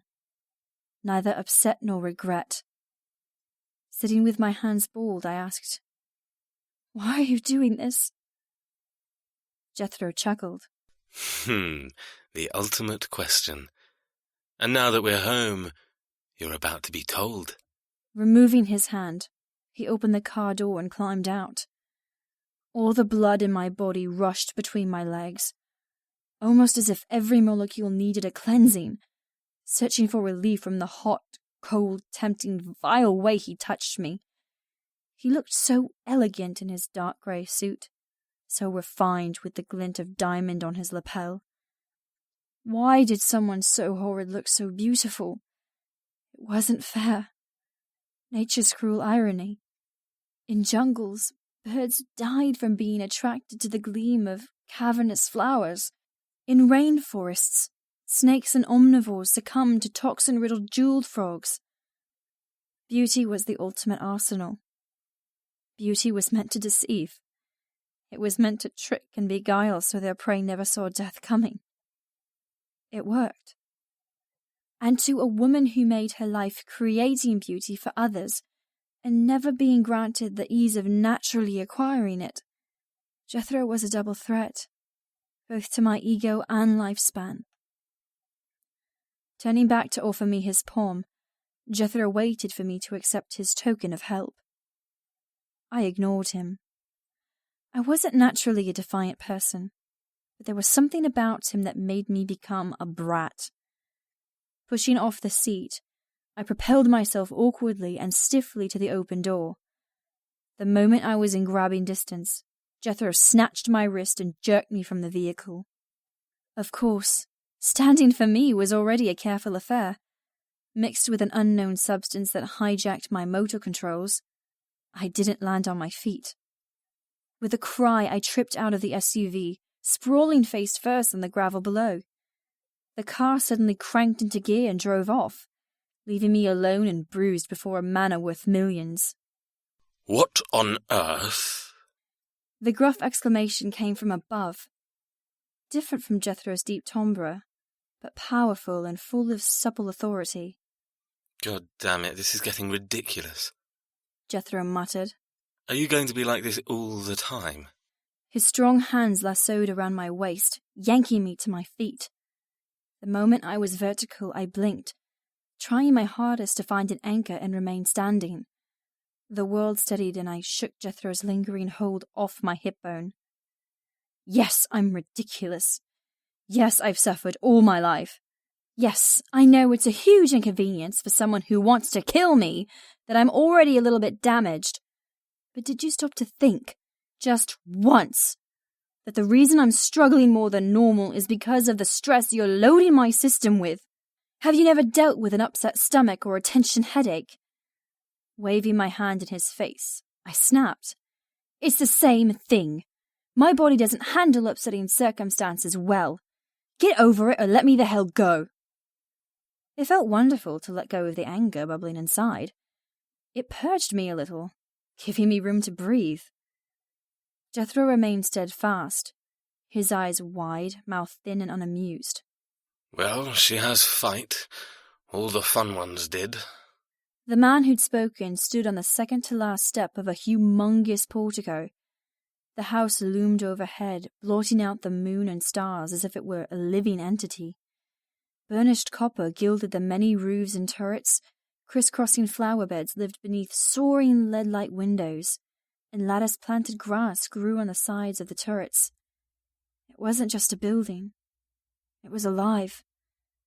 Maintained, proud, a piece of impressive architecture that had weathered centuries, but had been so well cared for. I craned my neck left and right. The building continued on, at least 10 stories high, with intricate alcoves, sweeping doorways, and a hawk embellishing every keystone. It's a work of art. I was a creator. My passion didn't just lie in textiles, but in everything where a level of skill bled from every inch. And Hawksridge Hall was majestic. I wanted to hate it. I despised the family who owned it, but I'd always been a lover of history. I'd always pictured myself as a lady of a manor, with horses and gardens and refined dinner parties. I loved exploring stately homes, not for the furniture or statues, but for the drapery, hand-stitched wallpaper, and massive hanging tapestries. Jethro took a step toward the older gentleman. You said it would be easy. I can assure you it wasn't. Throwing a cold look over his shoulder, Jethro motioned me forward. Come here and pay your respects. I didn't move. The older man chuckled. He wore all black, and just like the man who brought my belongings in the parking garage in Milan, he wore a black leather jacket with a silhouette of a diamond on the pocket. His hair was fully white, yet his face wasn't too weathered.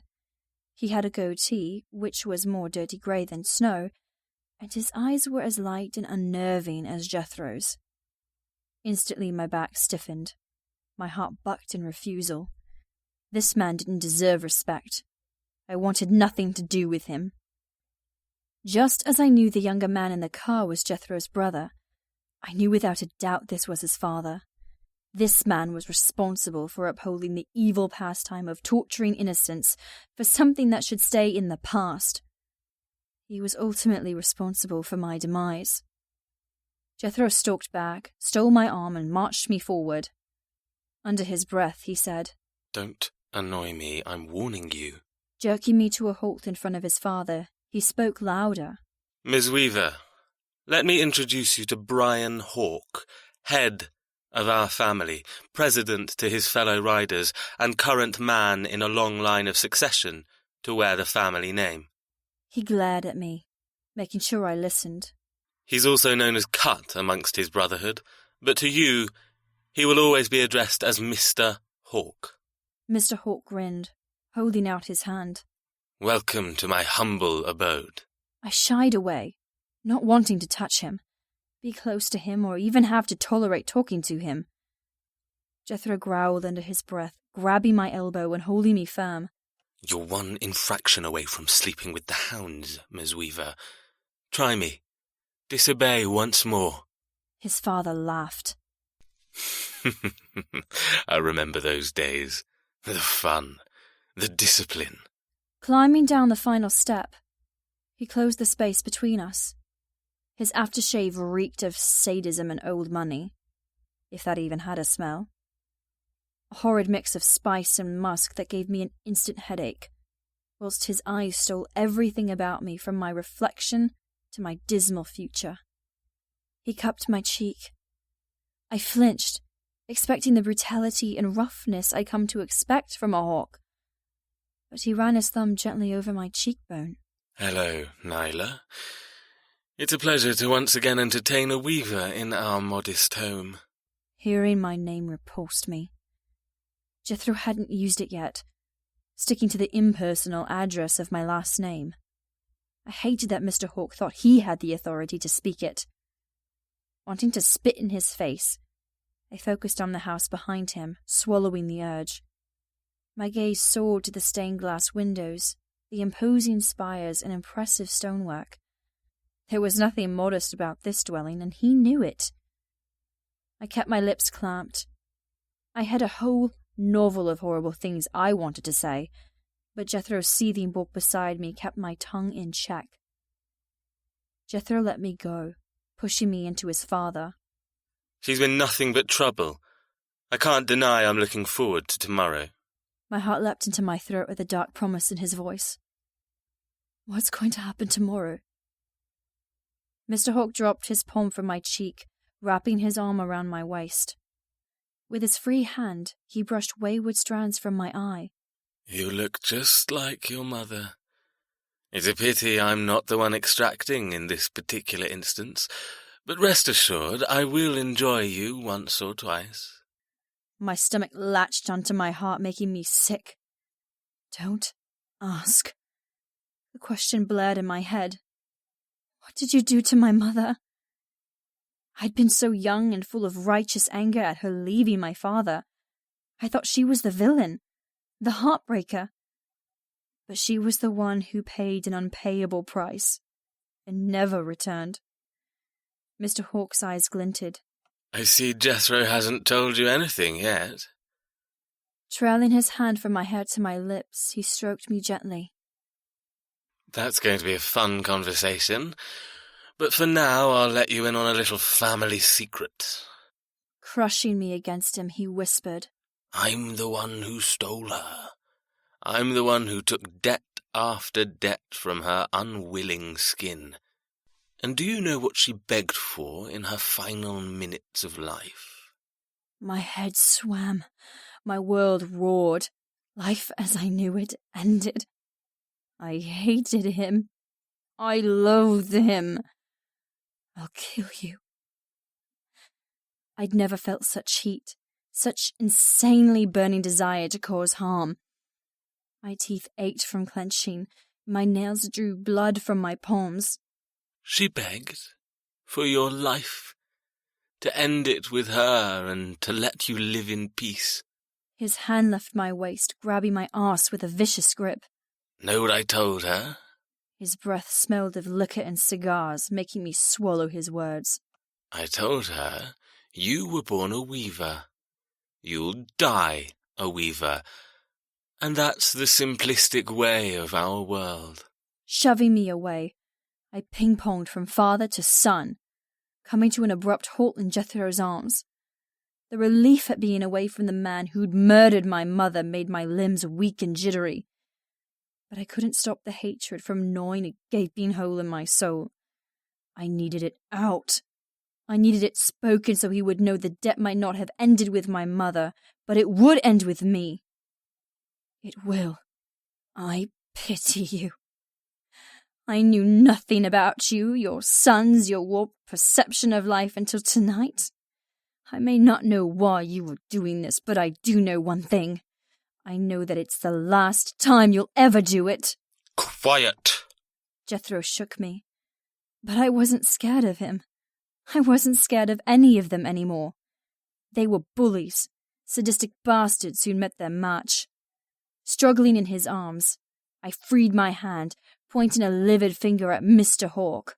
I lost my rage, tilting headfirst into lunacy. My temper gave me power over everything. My cursed balance, my sheltered beginnings. In that one moment of brazenness, I found a nucleus of strength I didn't know I had. My voice pitched as I yelled, "I'll kill you!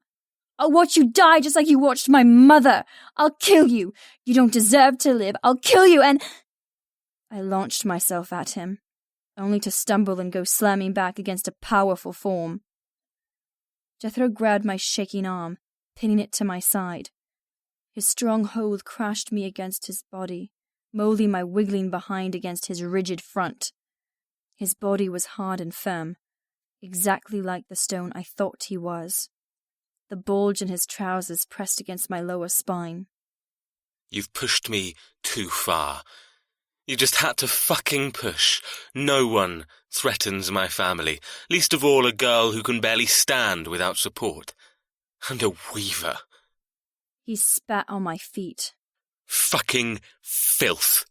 Remove her from my sight. Mr. Hawk sniffed. Teach her her place, Jethro.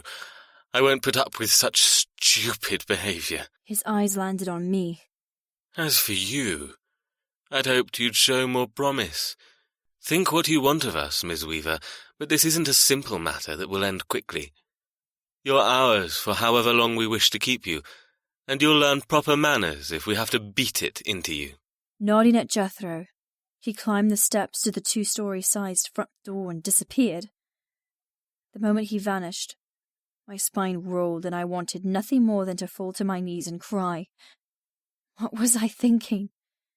My rage and hatred snuffed out like a candle in a storm. I'd never been so out of control. My emotions had held me hostage and I'd snapped.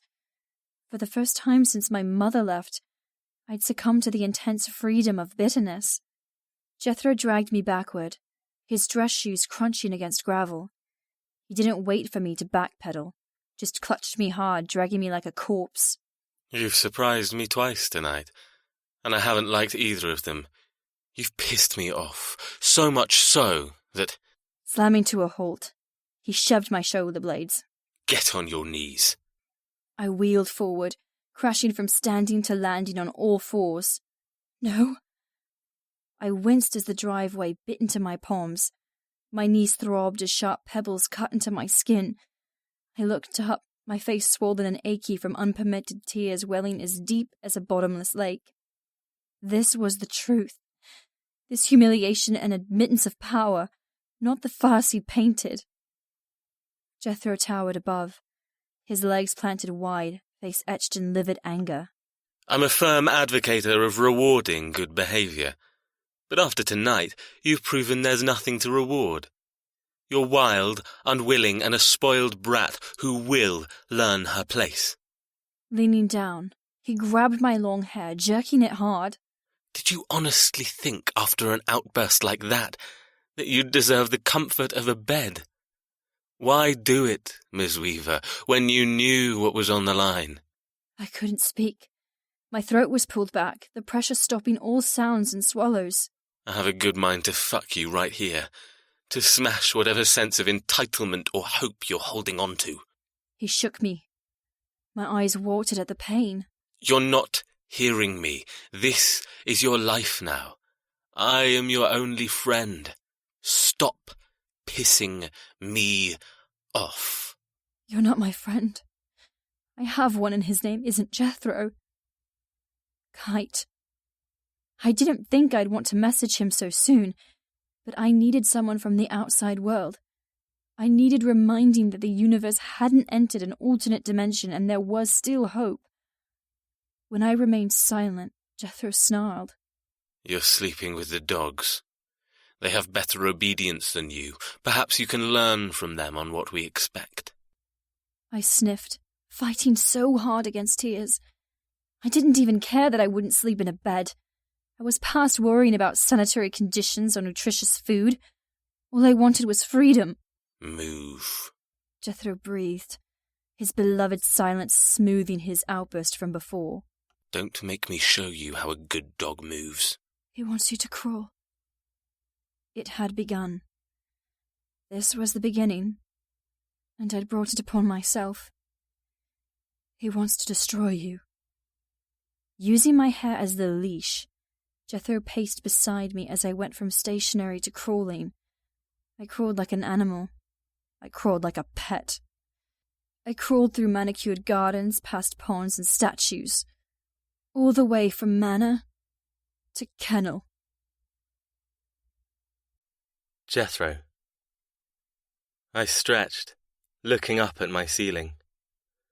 The plasterwork around the huge chandelier never failed to let me know who I was.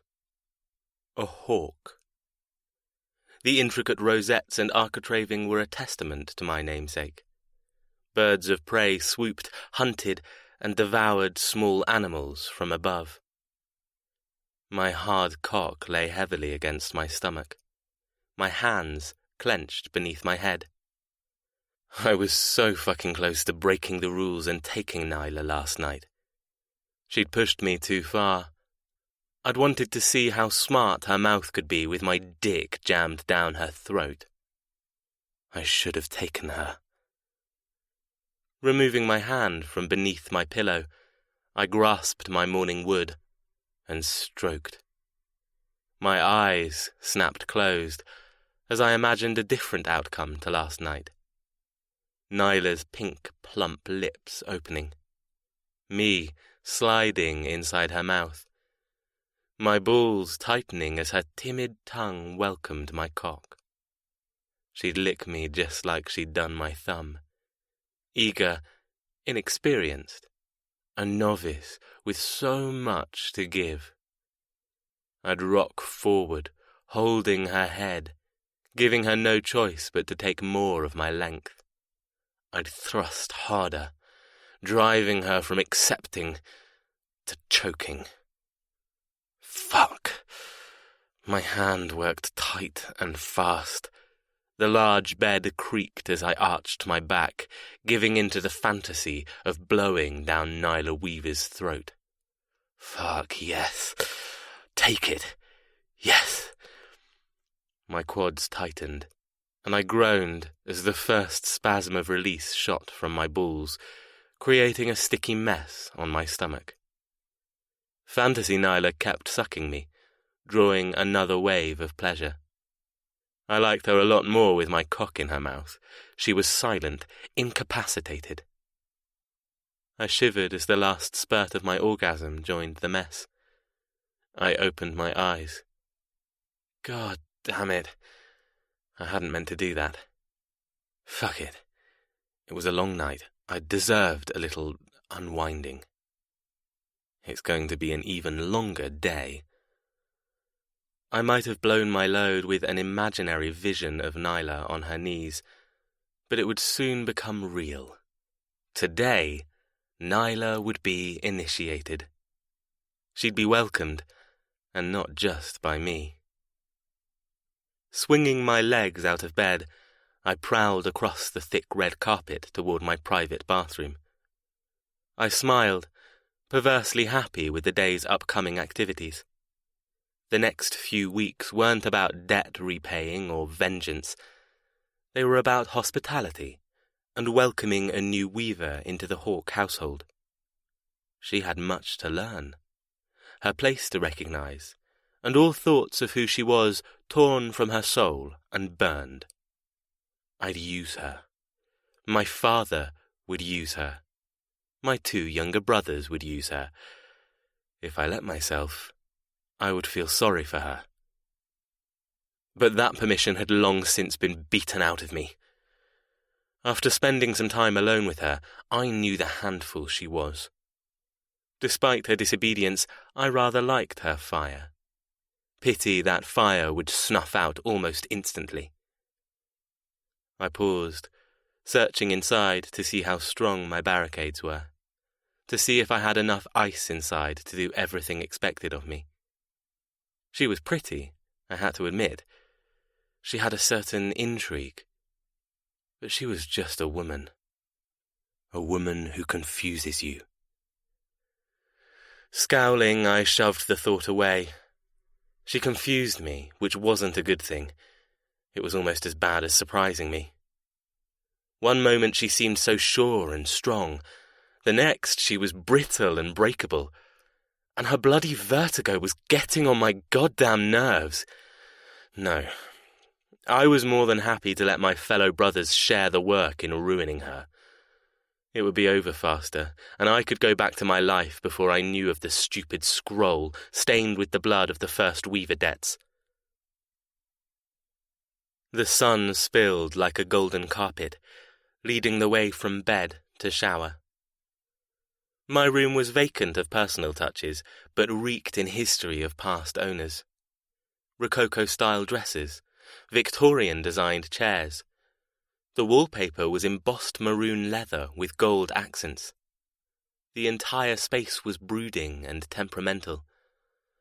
I would have preferred clean lines, white, which was the silence of the colour palette, with stone furniture and metal chairs. I liked to be surrounded by an unfeeling atmosphere, but I'd never be permitted to change this area. It was sacred. All because it had been the room of all hawkmen who'd inherited a weaver woman. Their last breath was taken in this mansion. It held the ghosts of Nyla's ancestors, and would one day absorb hers, too. The birthday present of new spurs and a heinously wicked whip glinted in the 18th century sideboard. At the time, I'd thought it was a piss-poor present for turning 29, but the best present was due next year. The true inheritance I'd been waiting for. One much better than a woman or her tears. When I turned 30, I would own it all. Everything. All mine. The fantastic ruling of primogeniture meant as firstborn son, I inherited the lot. My brothers wouldn't get a penny, my sister not a single diamond. They would survive by my charity, just like my father. The brotherhood, the mines, the yachts, the cars, Hawksridge, and every property overseas. Mine. Brian Hawke, cut to those in the Black Diamond Brotherhood, would be second to me. The way of our ancestors ensured young authority remained in control of an estate that had spilled enough blood to fill a moat around our gates. My father would retire, and I would be king. I'd upgrade from living in the bachelor wing with its pool room, theatre, office, weaponry, solarium, 6 bedrooms and 6 bathrooms, to having the pick of a 50-room, 2-ballroom, and a dungeon-equipped house to play in. And by play, I meant rule. Collecting new clothing from my walk-in wardrobe, I glimpsed myself in the mirror. My lips curled in disgust at the sticky mess on my stomach. I had a good mind to get Nyla and make her lick me clean. That was her fault. My mind drifted back to her, against my will. She'd not only taken up valuable space in my head, but my day's structure as well. There would be no hunting today, or inspecting the latest diamond shipment. There'd be no business or travel. All my energy and focus belonged to the woman who was a waste of my time. Another daydream of forcing her to her knees stopped me on the outskirts of the bathroom. Would she cry or scream as I fucked her from behind? Perhaps she'd surprise me again and moan in ecstasy. I planned on taking her that way, the animalistic way. After all, she did spend the night with the dogs. It would only be fitting. Dumping my clothes on the vanity, I strode into the 4-headed quartz shower. I had no need to strip. I slept naked. Always did. It was part of the rules. Living at Hawksridge, the grandest and most exclusive motorcycle club compound in all of England, came with strict, unbreakable rules. Our brotherhood was different. We were smart, cunning, focused.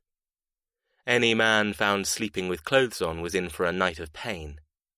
We might have left the Dark Ages behind, but my family upheld strictness. We made our fortune in the most transferable precious item there was, and we'd learned a lot from past mistakes on how to treat those who tried to steal them. No clothes at night, and random cavity searches by day. All to protect our legacy. The way we made our money. The way we rose from penniless thieves at the beck and call of the weavers to gathering a wealth that morphed to obscene a few centuries ago. Stepping into the shower, I turned on the hot spray. Smiling at the mirrored wall, I cupped my cock, washing the residue of my indiscretion. The next time I come, I'll be inside the woman I inherited. With my cock in hand, I nodded at my reflection.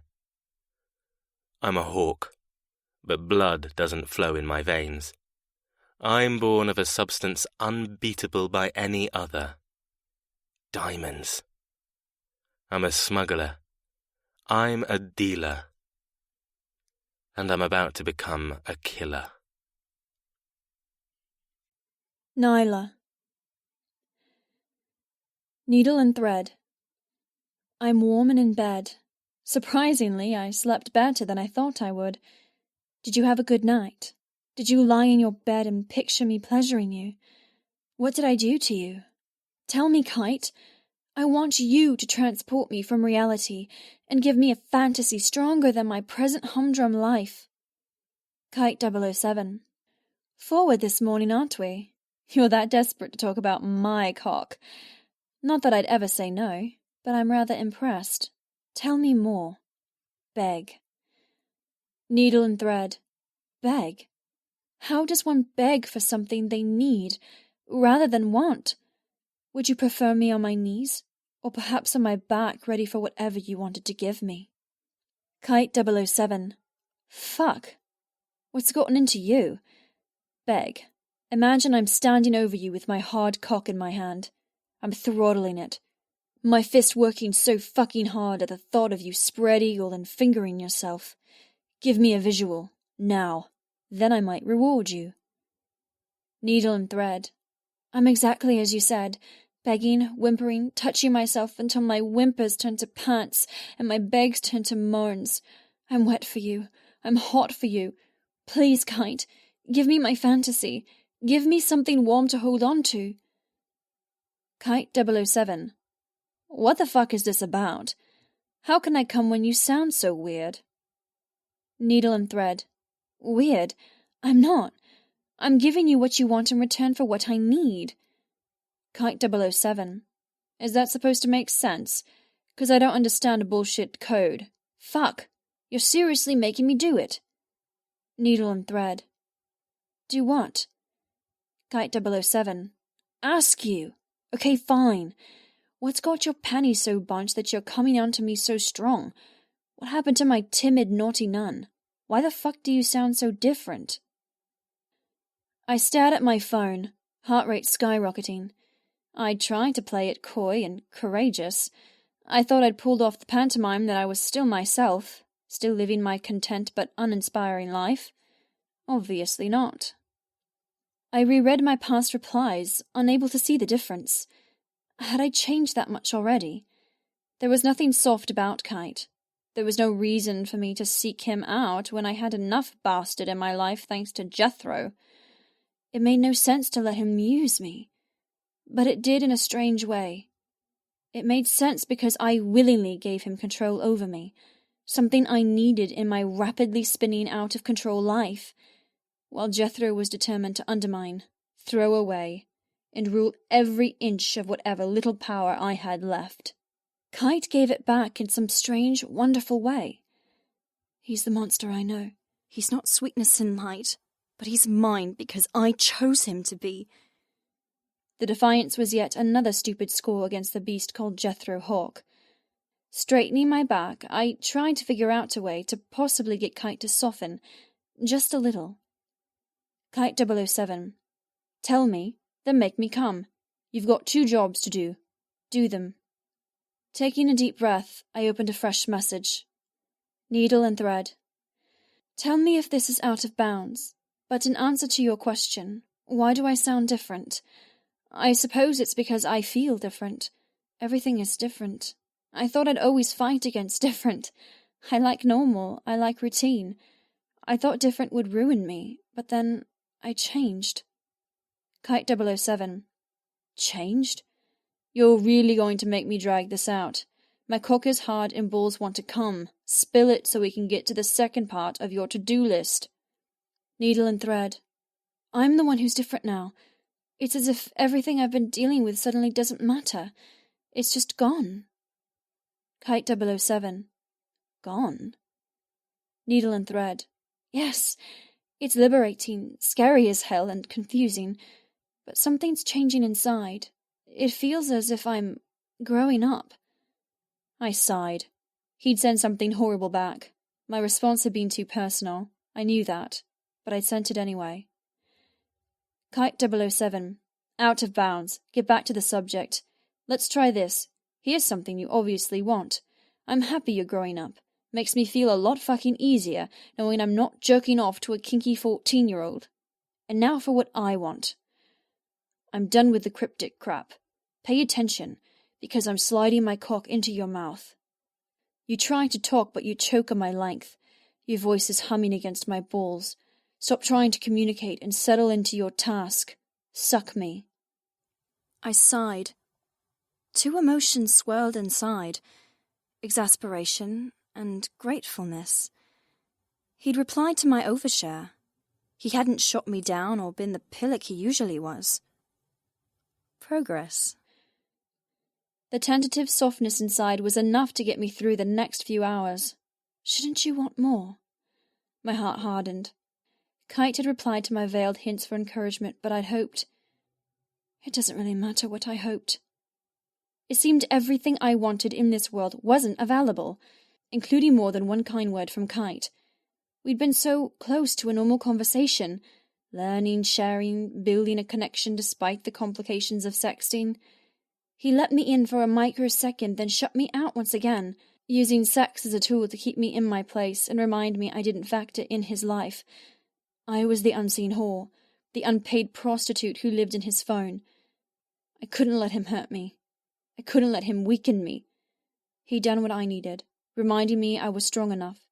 There was nothing else to do but finish the conversation, so I could leave the soul-sucking fantasy and return to the tragedy of my new world. Kite 007. You're not sucking. Fine, I'll give you some encouragement. If you blow me, I'll return the favor. I'll flip you onto your back, spread your legs, and bury my face between your legs. I'd bite you, fucking you with my tongue until you forgot everything and came. My stomach attempted a small swoop. It wasn't romantic, but it did give me a tiny bit more warmth I needed. Before I could reply, another message vibrated. Kite 007. Tell me where you are right now. Are you naked? Finger yourself for me. Take a photo if you're brave. I laughed. The sound shredded the space that Jethro had so kindly given me for the night. Laughing was the only thing I could do. Take a photo? Of what? The bruises on my palms from crawling to the kennels last night? How about the cuts on my knees? Maybe he wants a picture of my elegant bedroom and wonderful bedfellows. Looking up for the first time since I woke, I let the uselessness of my situation get the better of me. The bravery I'd been clutching to like a raft in a rolling ocean splintered and drowned. Painful despair saturated my heart, weighing me down like the anchors I so often clung to. By all standards, the kennel was sheer luxury. The roof was watertight, the floor clean and sanitary. It was even draft-free. But it wasn't just mine. I had to share. Squirrel, my favourite of the 11 canines I'd spent the night with, nudged my arm. I named him after the tree-climbing rodent thanks to his slightly bushy tail. With a doggy smile, he wheeled his way under my arm, leaning heavily against my torso. I'd never had pets growing up. As a family, we were too busy working or travelling to exotic places to source more material and merchandise. Until last night, I'd had an adolescent fear of dogs. That had evolved to terror when Jethro threw me inside. I shuddered, hugging Squirrel closer to me, stealing his gentle warmth. Last night, Jethro had tried to destroy me. Not through fists or rape or even harsh words. No, he tried to destroy me by removing any entitlement I had as a human, making me no better than the dogs he kept. He would have succeeded if my terror hadn't mellowed into bewilderment, then gratefulness. He'd done me a favour. I preferred the company of his hounds. They not only tolerated my intrusion, but welcomed me into the pack. Squirrel licked my pebble-indented palm, letting me know he understood my aches. I still suffered from crawling from the manor, past immaculate flower beds, over precision-mowed grass, and cutting through the shadows cast by imposing hedges. Everything throbbed when I finally crawled the last metre and sat waiting beside a large roller door. My dress was torn, my knees bleeding. Not that he cared. The estate was bigger than I could contemplate, but even in the darkness, I had made out the buildings around us. The stables were across the cobblestone yard. A granary let its soft, grainy fragrance permeate the air. The gentle huffing of horses broke the silence, along with the waffles and snuffles from the dogs. Jethro left me sitting on my knees while he disappeared into what I assumed was a tack room. He returned with a large scratchy blanket and a bucket, before unlocking the roller door and beckoning me inside. Throwing the items into the dark interior, he bowed. Your boudoir, my lady. Leaning down, he swatted my behind. Go to bed, like a good little pet. You have a big day ahead of you. When I didn't move, his foot landed on my ass, shoving me forward, giving me no choice but to crawl quickly into darkness. The moment I traded starlight for no light, I panicked. Jethro threw the bolt home, locking me inside a room that thrived with moving bodies, claws on cobblestones, and soft growls of ownership. The first brush of a wet nose on my cheek ripped a small scream from my lips. I curled tight into a ball, hugging my knees, squeezing my eyes against being eaten alive. I waited for sharp teeth, but they hadn't eaten me. Far from it. I'd been licked and nuzzled and welcomed into a pack. I was a stranger in their domain, but when I finally overrode my fear and looked into their eyes, they were bright with curiosity rather than territorial anger. The rest of the night was spent making a semi-comfortable bed out of a loosely packed hay bale and wrapping myself tight in the scratchy blanket. I'd aimed to sleep alone with my new friends scattered in their usual spaces, but they had other ideas. Once I was settled, they'd crowded around me, squeezing close, curling around each other until I was the epicenter in a nest of canines. The moment they quieted, I took out my phone. 5 missed calls, 3 messages from my twin, and 1 from my father. Biting my lip to retain what composure I could, I'd read my father's first. Arch Textile. Nyla, I know you'll have questions. I know you'll hate me. But please, my wonderful girl, no, I didn't want any of this. I was stupid not to heed your mother's warning. I thought, well, it doesn't matter what I thought. I hope we can talk when you're ready. I understand if you can never forgive me. I don't know how much of this they'll see, but I'll never stop searching, never stop hoping. Please don't think I gave you up lightly. They have ways. They have you, but they'll keep you in good health. We have time. Love you, sweetheart. I didn't want to focus on what time meant. The slow plod of time intertwined with the fast tick-tick-ticking of my final heartbeats. My fingers hovered on the reply button. But I couldn't. Not yet. Instead, I opened my brother's messages. V the man. Threads, pick up your goddamn phone. V the man. Threads, I'm warning you. You're not happy, I sense it. I'm worried shitless and Tex is being a secretive asshole. Call me immediately, sister, or I'll make your life a living hell. V the man. Please, Nyla, talk to me. Put me out of my misery. I miss you. Love you so fucking much. My teary gasp in the darkness pricked a few hounds' ears. I'd wanted so much to reply, but I didn't dare. I didn't trust myself not to beg him to come get me out of this. I was there of my own free will to protect him. I wouldn't be protecting him if I was weak. I wanted hard facts on why the Hawks could do this, and I wouldn't stop until I knew everything. Closing my messages, I opened up a picture of Vaughn and me that had been taken right before the doors opened to the show last night. The tiny bit of strength I had left deserted me, and I let go of my tight control. I sobbed. My heart expunged its grief through my eyes, drenching my cheeks, blurring the last photo I had of my brother. I cried until dehydration throbbed my head, and my neck was sticky with salt. A low battery reminder beeped. It was the hardest thing I'd done to shut down the picture of V and turn it off. More tears trickled, and a hound raised his head, looking at me with wise understanding. He inched forward on his belly, crossing the hay until his claws tugged at my blanket. His canine concern produced another torrent, but I opened my arms, and with a wagging tail, he fitted himself around me like a living shield, his doggy heart thudding against mine as I hugged his silky coat. I went from the darling of Milan, with the needle pricks on her fingers, to huddled on the floor, with only hunting dogs for company. A soppy tongue had licked my cheek, stealing the endless stream. And that was when it happened. The change I told Kite about. The ending, the beginning, the freedom of just letting go. All my life I'd been stressed with making a name for myself, building my career, loving my brother, being a worthy daughter. Bills, deadlines, reputations, expectations. It all balanced precariously on my shoulders, moulding me into a quiet workaholic. But at 4 a.m. in the kennels of the man who meant to kill me, I let it all go. I said goodbye to control. I waved farewell to everything that made me live, but had also suffocated me too. I didn't have photo shoots to worry about anymore. I didn't have concerns on what to wear, where to be, how to act. All of that had been stolen, and there was no point crying or fighting against it. The moment I embraced the freedom of nothing, I stopped crying.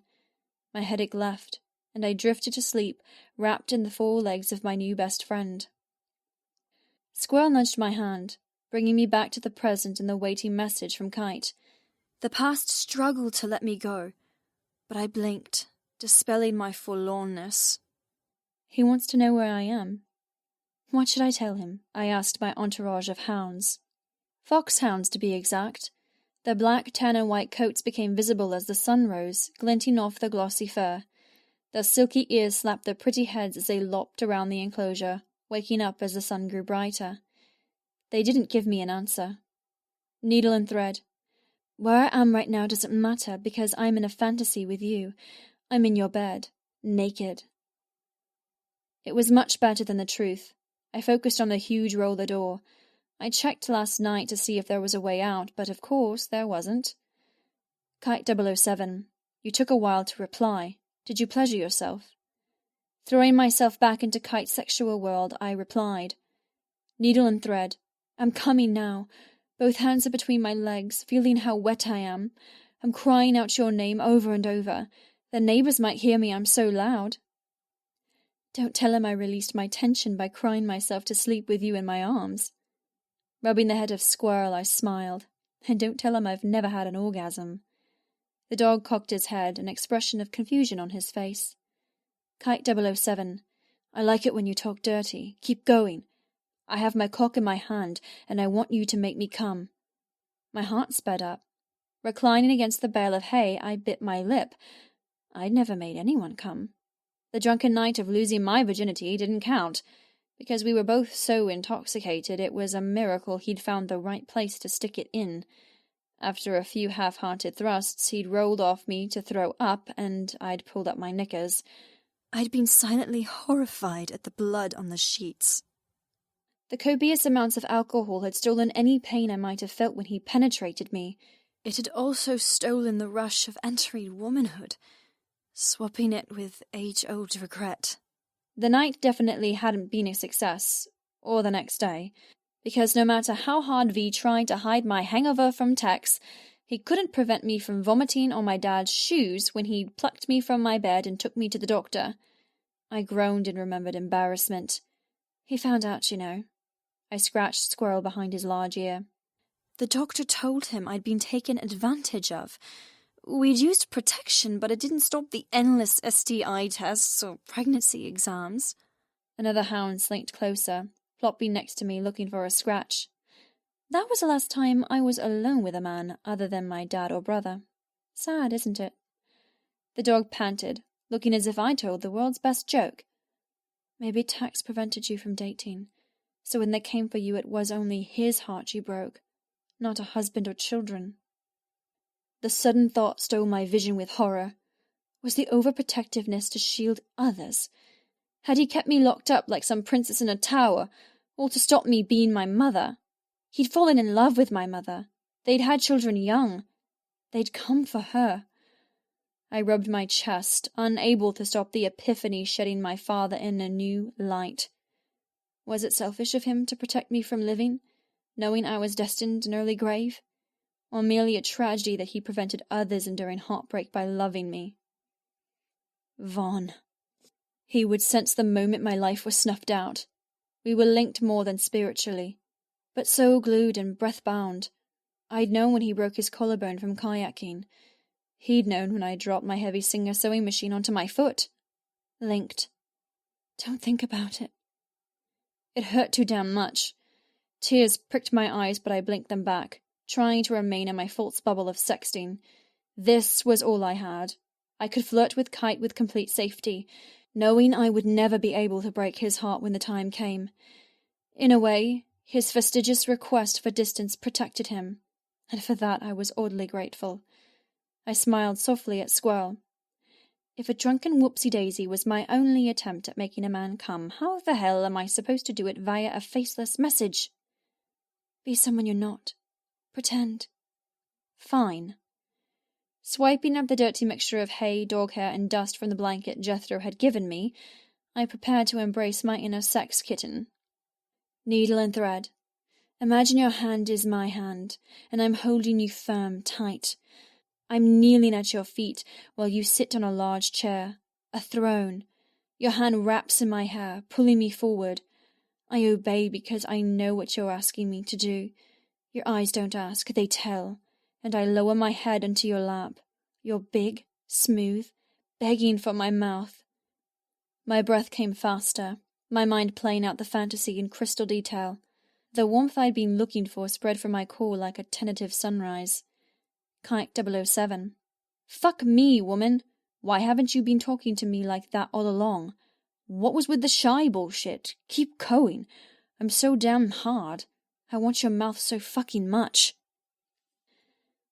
My skin broke out in goosebumps. The power.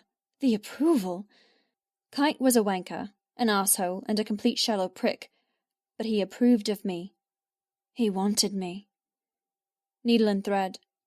You're holding your cock while I lick you once at the very tip.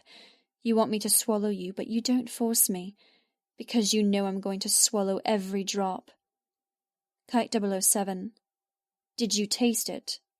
I frowned. Needle and thread. Taste what? Kite 007. My pre-cum. Fuck, I'm so close. I'm in your mouth. I'm fucking your lips. I'm holding your hair as I drive so deep down your throat. What do I taste like to you? Needle and thread. You taste? Hell, I don't know. Looking at the cluster of dogs, all watching me as if they knew what I was up to, I swiped a hand over my face. What the hell does a man taste like? Needle and thread. You taste of expensive liquor, making me drunk as you come, spilling over my lips, dribbling down my chin. You don't want me wasting a drop, so you capture the liquid on your thumb and push it back into my mouth. The instant I sent it, a chill darted in my blood. Thumb, mouths, sucking, him. My taste buds brought back the crisp taste of Jethro, his unyielding hold on my chin as I licked his finger. He hadn't really had a taste, just the cold precision of stone, but having him dominate had given me the permission to feel a flutter in my core, to not be embarrassed of wanting more, of becoming wet. Kite 007. Fuck me. I haven't come like that in a while. It's all over me. Splashed up my chest, sticking to me like glue. I like you like this, naughty nun. You're more relaxed. My voice was soft. That's what happens when your life is no longer your own, and there's nothing you can do to control your future. Squirrel yipped in agreement. That's also what you do to survive. You become different. You change. As much as I hated the Hawks, they'd given me something I'd been searching for all my life. My little kitten claws were growing, prickling. Still too new to scratch with, but there. My battery flashed again, and I knew this would be the last time I'd have the luxury of using it until Jethro let me charge. Ignoring the emptiness inside and the sharp twinge of letting Kite use me, I sent my last message. Needle and thread. I'm glad. I'm licking you clean.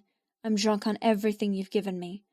I'll be here for you when you next need a release, but please, don't call me Naughty Nun anymore. Call me Needle. Jethro came for me at 11 a.m. The horses across the yard were gone. To do what, I had no clue. I'd spent an hour or so listening to the grooms prepare them, and the comforting clack of their metal shoes disappearing into the distance on cobblestones. I pictured myself commandeering one and galloping away. Not that I knew how to ride. I'd never had time. Sewing had been my one obsession. Squirrel and his gang of hounds had left not long after I finished messaging Kite. A piercing whistle summoned, and they charged from the kennel through a small, dog-sized exit down the back. I tried to follow, to get free, but it only opened if a coded collar was in range. A password programmed to every dog allowing them access, so I'd spent the remainder of my morning alone. Alone with thoughts I flatly ignored. It was odd to sit and do nothing. I had nowhere to rush off to, no emails to reply to, no to-do list to attack. I was in limbo, just waiting for the man I loathed to appear. My stomach was a ball of knots, wanting him to get it over with, whilst my jangled heart wanted him to stay away forever. I'd never felt so jumbled inside. Hunger pangs growled for food. The empty ache only grew worse. Jethro swung open the top partition of the barn door, leaving the bottom closed. Resting his arms on the top, he nodded. Miss Weaver? The sun took the liberty of bouncing into the gloomy kennel, silhouetting Jethro. His face remained in shadow, but his thick hair was wet and messy from a shower. He'd shed his charcoal suit for a more casual grey shirt, the diamond pin twinkling in his lapel. I'd grown to recognize it as his signature piece, linking him to whatever organization his father ran. Is it a gang? Did they rob, cheat, and kill? It wasn't my issue. I didn't care. I was the innocent party, their hostage. I didn't return his greeting, deciding to stay bundled in my blanket and glower. Jethro sniffed impatiently, removing his arms from the door. He unlocked the bottom partition, swinging it wide. More sunshine entered, illuminating the bottom half of his wardrobe. Dark jeans. Well-fitted jeans. Jeans that made him seem young and approachable and normal. My hands balled. Don't buy into the projection. There was nothing normal about this man, nothing sane or kind. I learned that last night, many times over. There would be no more begging from me, no more pleading. It fell on deaf ears and I was done. Jethro snapped his fingers as if expecting me to heal. Get up. It's time to begin. Taking a threatening step into the kennel, he pursed his lips. Shit. What did you do in your sleep? Roll around like the dogs? I kept my lips pressed together, watching him in the silence he so seemed to enjoy. When I didn't move, his face twisted, taking in my hay-riddled hair and dirt-covered blanket. I won't tell you again. Get up. I shrugged. It was liberating to no longer care, to no longer be captive by the need to obey and jump to attention for fear of retribution. I meant what I said to Kite. Everything inside me was gone, locked down, bunkered inside, ready to weather whatever war was coming. Standing slowly, I placed my dead phone into my jacket pocket. Letting the blanket fall off my hips, I brushed lingering lint off my clothes. Jethro snapped his fingers again, and I moved willingly, coasting to his side exactly as he wanted. He scowled, his gaze full of suspicion. I gave him an empty smile. I'd found salvation in not caring. It didn't mean I had to pretend to like him. He wouldn't know that by trying to break me last night, he only gave me a new avenue of strength. I'm ready. For whatever he threw at me, I'll survive. until I no longer needed to try. Running my hands through my hair, I quickly gave up with the tangles and focused on pinching some colour into my cheeks instead. You think that will save you? Looking presentable? His voice was blizzard and snow. I didn't say a word. Jethro gritted his teeth, his hands curled beside his spread legs. My muscles braced for punishment. The air shimmered with violence. Jethro's hand suddenly shot out, capturing my throat. Without a sound, he spun me around and marched me backward out of the kennel. The sun kissed my skin, fanning the warmth I'd tried so hard to keep hold of from talking to Kite. I embraced it, hugging it close so Jethro's ice didn't slice me into pieces. His fingers tightened around my neck, but I refused to claw at his hold. I repay in kind. Whatever I did to him in self-defense, I'd get back 10 times worse. But none of that mattered now, because I knew how to survive. By being above them. By being untouchable on the inside, even when they broke me on the outside. You think you've got it all figured out, don't you? His arm hoisted me onto the tips of my toes. Breathing was difficult. Not fighting was impossible. But I permitted it. All I did was stare silently into his golden eyes. I understand what you're doing. He smiled.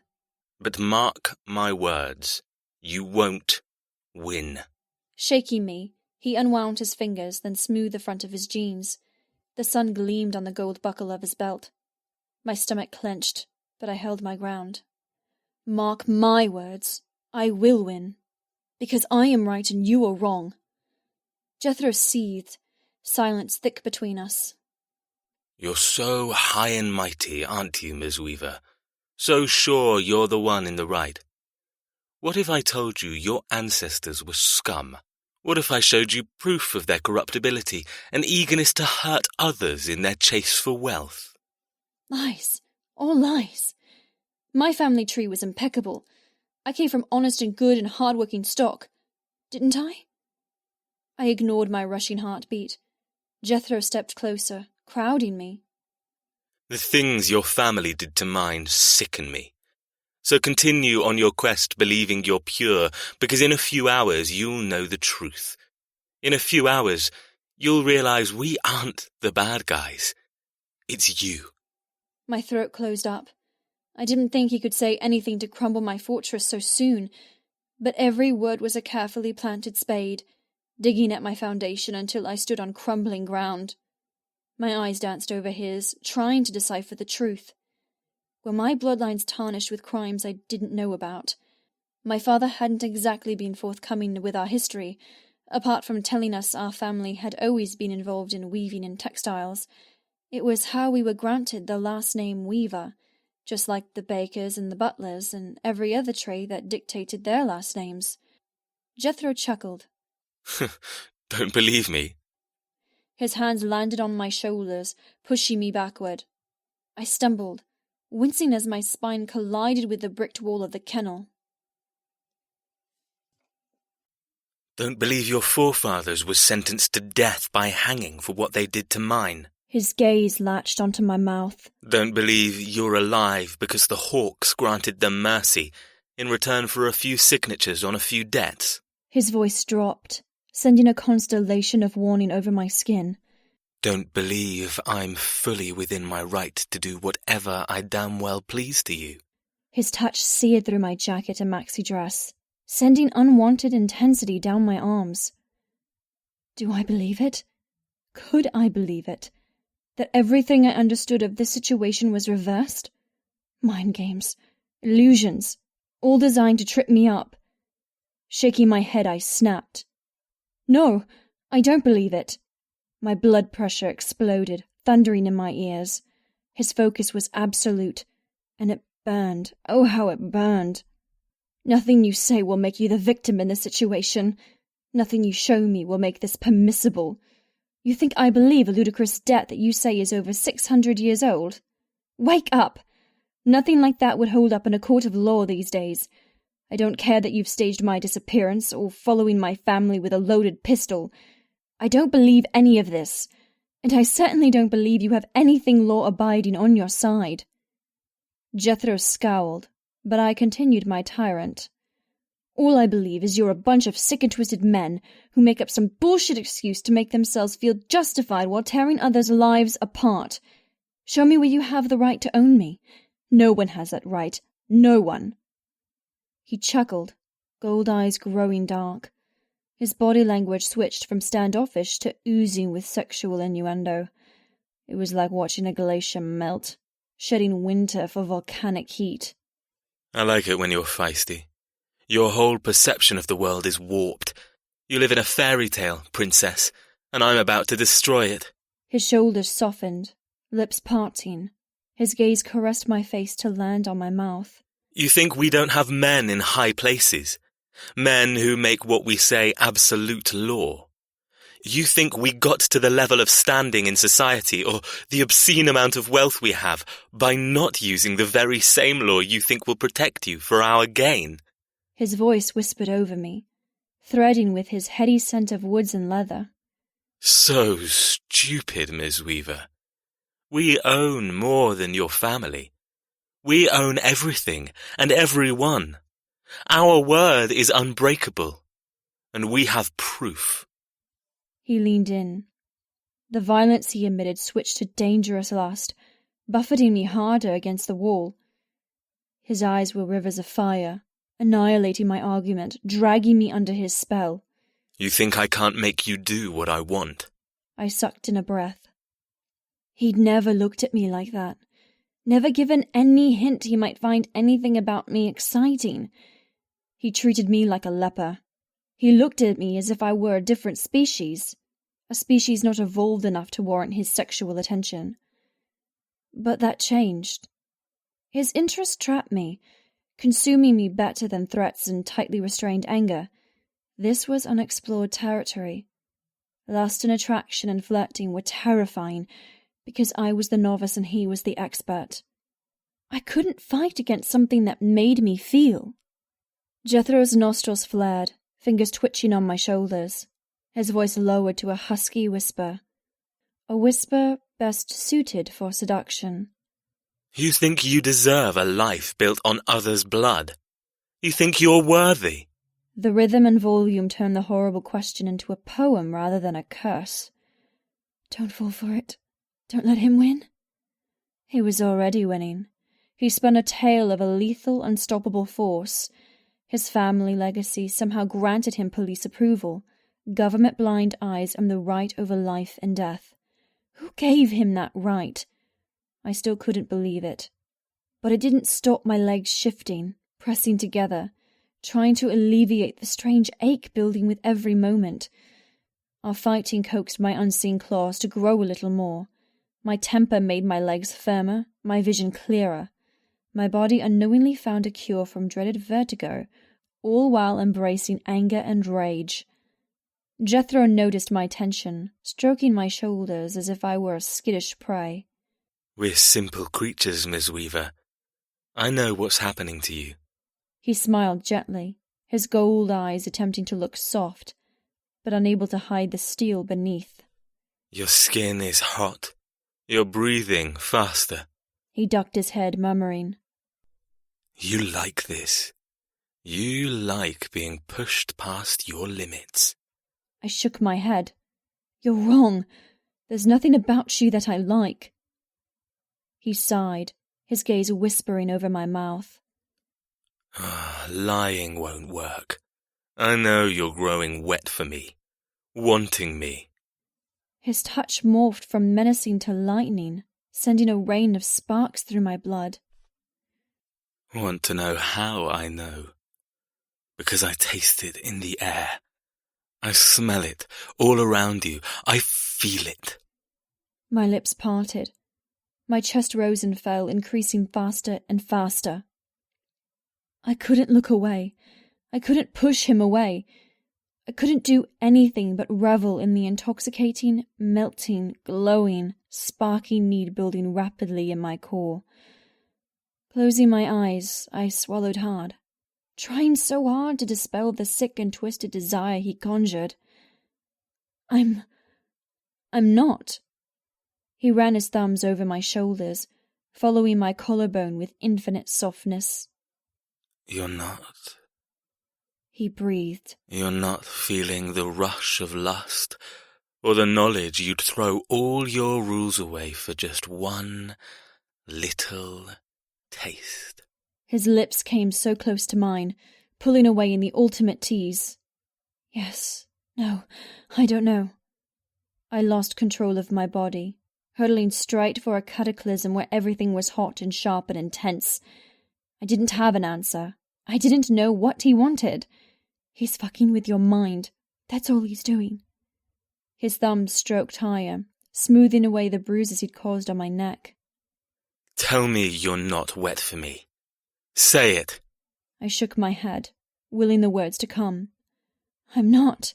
I'm... What? Jethro murmured.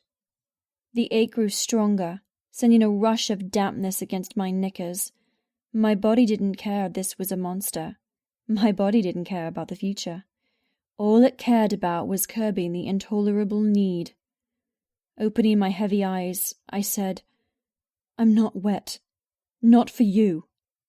My hands balled, fighting against the thick intoxication. I couldn't let him steal the warmth from Kite. He'd already turned the small flame into an out-of-control inferno, cindering my morals, turning my hatred to ash. I wouldn't fall into his web. He'd eat me alive. But one kiss. Would it be so wrong? To take something from him when he'd already taken so much from me? I swayed closer, unconsciously seeking everything he dangled before me. I wasn't equipped to play these games. I was naive and woefully unprepared for combat where lust was used as the weapon.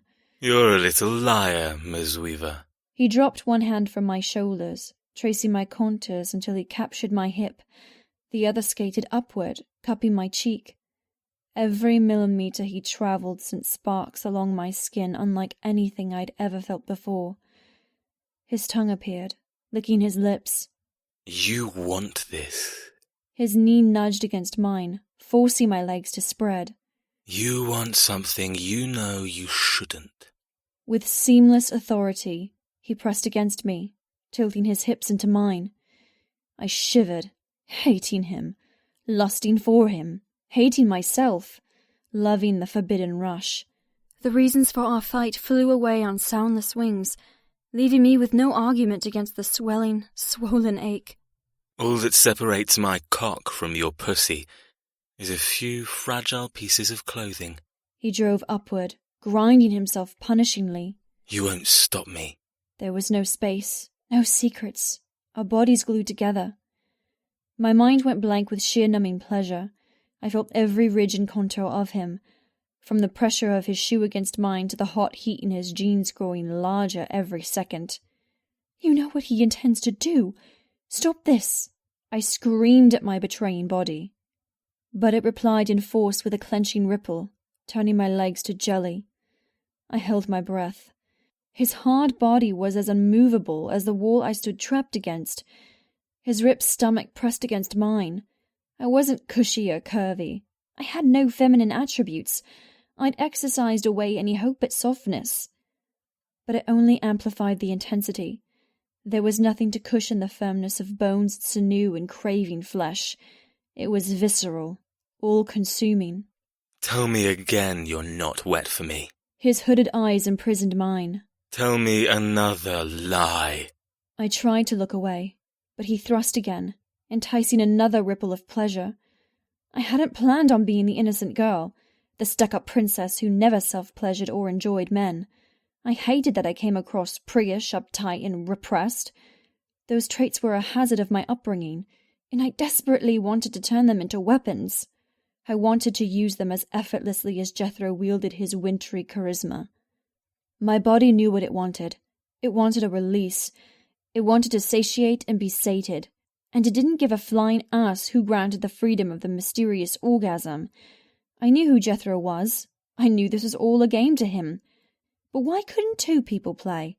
Why did I have to justify his touch as bad when it was so amazingly good?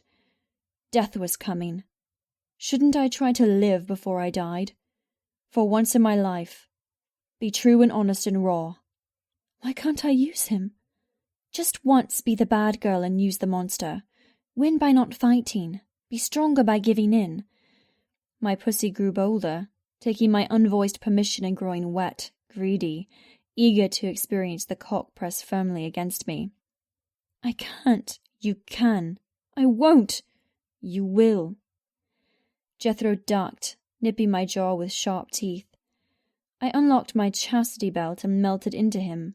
I arched my back, deliberately pressing my breasts against his chest. His seduction lost the calculating edge. His breath went from calm to uneven. Something new broke free inside. Some level of embarrassment of sex. The unapproved thoughts of being used disappeared. I was a businesswoman, a daughter, a sister. The fantasies inside weren't the thoughts of a Puritan. Deep inside, where I never let myself go, a sexual deviant lurked. A woman who was bold and angry. A woman beyond ready to admit she'd hidden so much of herself, even from herself. Jethro's hand moved to grab the back of my neck. His hips pulsed. His heart thudded hard, vibrating on tightly pressed forms. I shivered in his hold, giving in completely to the clench between my legs. Answer me. Tell me the truth. His mint-fresh breath fluttered my eyelashes as he hovered possessively over my lips. Only a tiny space between a tease and a kiss. Only a fraction between right and wrong. Do it. Accept it. He paused, murmuring into my mouth. Tell me a secret. A dirty, dark secret. Admit you want me. Admit you want your mortal enemy. I admit it. I won't. My heartbeat switched from thumping to humming. My skin prickled with heat. I hated him. I wanted to kill him before he killed me. But I couldn't ignore the overwhelming attraction he'd created. And it wasn't just me affected. His breathing turned ragged. His fingers dug deeper with need. Every pulse of his hips drew a quickening in my core. I couldn't control it. I didn't want to control it. I was done controlling my life. I'm free. The longer we stood, the further we blurred the lines between debtor and dettee, weaver and hawk. In that tiny moment we were each other's answer to freedom, a mind-blistering coupling that would surely ruin me for life. But at least I would have lived. I looked deep into Jethro's burning eyes, transmitting everything I suffered. I hate you for making me acknowledge this part of myself. His face tightened. His body slammed harder against mine, whispering his lips over my cheek, bringing them low, lower, lower. The tip of his tongue tasted the corner of my mouth. My world disintegrated with an ecliptic bang. I trembled, eyes snapping closed on their own accord. His hand on my hip shot downward, disappearing between our bodies. I gasped, jolting in his hold as his fingers scrunched up my dress, shoving it out of the way as if it were nothing. My gasp turned to a ragged moan as he cupped me bold and strong. My gaze flew wide, locking onto his. Never had something felt so good, so bad, so deliciously intense. His gold eyes turned to a burnt sunset, filling with fire as he fingered my knickers. Do you think you're so perfect you wouldn't scream my name? Do you think you'd be able to say no if I dragged you into the kennel and fucked you? His fingers bit into my pussy, hot and punishing. Because I want to. Fuck how I want to. I want your screams. I want your begging. I lost myself completely, throwing myself into this new creation. The one who had the power to do this and still retain her heart. The one who would give Jethro her body because she wanted it, not him. His fingers scattered my thoughts, probing against the thin satin of my underwear. His touch was electrifying. I wanted more. I wanted everything. I stepped off the cliff. No, I'm not so perfect. And yes, I would scream. Clawing at his shoulders, I forced myself deeper onto his hand. You think I'm immune? You think I'm dry and repulsed by you? Dragging him closer, I murmured, You couldn't be more wrong. Jethro's nostrils flared. His fingers twitched as he narrowed his eyes. You think you can confuse me? I pressed a finger against his mouth. Shut up. His eyes popped wide. He growled low in his chest. His lips pulled back, revealing sharp teeth. I didn't remove my finger. I was in charge. I was the one taking. My heart hates you, but my body, I'm drenched. I'm begging. So stop your endless questions. Stop taunting me and deliver. Kite flew into my mind, then was gone. I'd surpassed awkward sexing, embracing physical coyness. The world paused for a millisecond. Jethro sucked in a shocked breath. Then his hand left my pussy, tore the small stitches holding my knickers in place, and drove one finger so damn deep inside me, I did what I said I would. I screamed. My head fell back, smashing against the wall. My heart exploded into a mess of passion and rage. Oh God! Oh God! My mouth sucked in air, but it didn't stop the swirling, blinding need stealing my remaining sanity, giving me completely and utterly to Jethro. I cried inside. I wailed inside. I wished I could be different, someone not so deprived of her animalistic needs, someone who could scream and call for help, not someone who tilted their hips and moaned at the curses spilling from Jethro's lips, not someone who gripped the man who tore her from her world and opened her legs wider. But then Jethro touched a spot that made my muscles lock, and a need so violent to seize. I grabbed his wrist, forcing him to take me harder. My tears turned to joy, writhing on Jethro's hand. Fuck me. His voice was sex-gruffed and so low it echoed over cobblestones. Who the hell are you?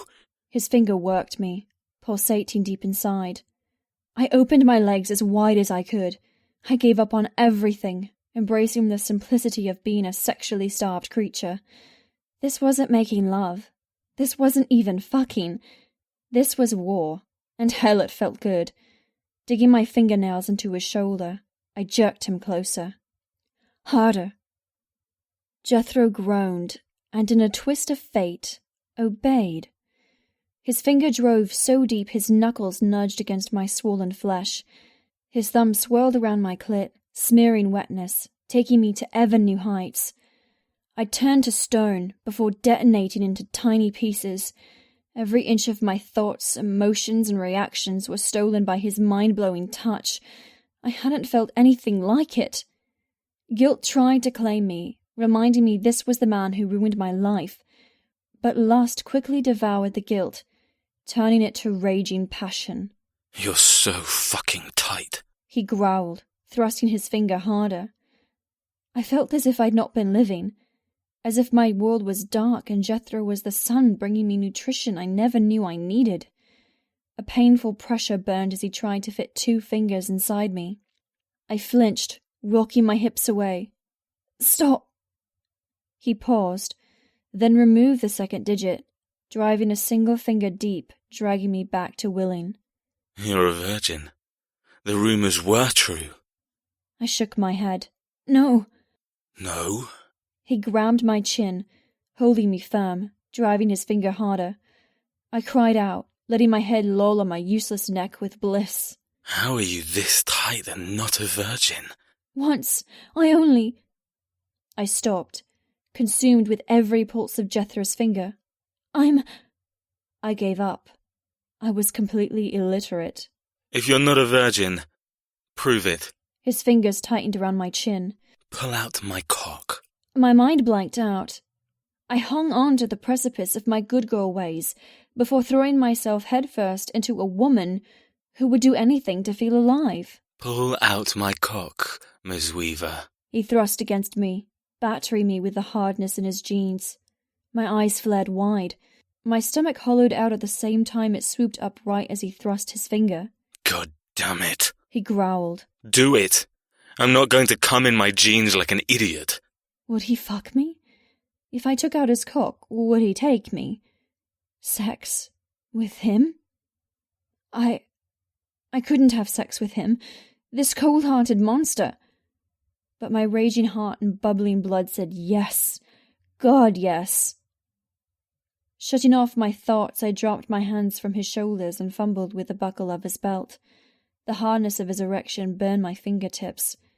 Jethro didn't help my concentration, driving his touch deeper. Hurry up. I need your sweet fingers jerking me off. God damn it, I don't know. His voice cut off as I undid his button and zipper. I gasped as his cock sprang out, escaping the top of his grey boxer briefs. He shuddered, groaning in relief. The tip glistened with wetness, slightly red, slightly swollen. My eyes grew wide, fear chasing away the lust in my veins. I looked up, swallowing hard. I can't. He scowled. Too late to back out now, woman. Grabbing my hand, he placed it roughly around his thick, hard, massive cock. I had no experience to go on, but he would never fit inside me. He wouldn't fit inside any woman. Shut up and stroke me. I opened my mouth, unable to form words. It can't. There's no way. In a lightning-fast move, he jerked his fingers from my core, smearing my dampness on my cheek as he pinched me hard. You're out of excuses, Ms. Weaver.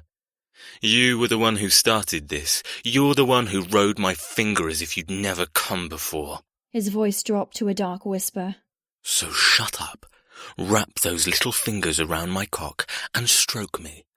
Otherwise, I swear to God, I'll throw you on your hands and knees and fuck your tight little cunt right here. My heart lurched. There wouldn't be anything erotic about that. It would hurt. He would split me in two. Biting my lip, I cupped the exposed head, spreading the sticky residue at the top down his hot shaft. Locking eyes with Jethro, I pushed my hand into his boxers, following his long, long length. His eyes snapped closed as my timid fingers latched round him. Fuck. He groaned.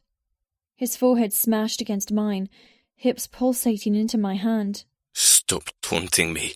Harder, goddammit. That was asking for the impossible. I couldn't get my fingers to connect around his girth. My grip was useless around the throbbing heat, the only hot part of him. Holding my breath, I wrapped my hold as hard as I could. Jethro grunted. Squeeze it. Stop being a fucking tease. Was I teasing you? His hand suddenly disappeared up my dress again, his middle finger thrusting so hard and quick inside me, he sent a galaxy of stars imploding behind my eyes. Then he glided upward, smearing the wetness around my clit. My legs tried to scissor closed. All my attention shot between my legs. I went rigid. Having him touch me was amazing. Having him rub that small bundle of nerves was incredible. Return the favour, Ms. Weaver. Make me come, right here, right now, and I'll drive you so wild you'll beg and never want anyone else. Coming. The blissful end of sex. Was that what the sharp sensation was? Growing tighter and tighter in my core. If it was, I wanted to come. Badly. Winding my fingers as tight as possible around his girth, I squeezed until a jagged pain erupted down my palm. I didn't have the strength. I didn't know what to do. Did I just squeeze and let him thrust into my hand? What else was expected? With a low growl, Jethro stopped stroking my clit. He turned to Granite. That's your idea of making me come. I swallowed, jerking my hand away. The thrill of being touched and touching faded, rapidly replaced with despair.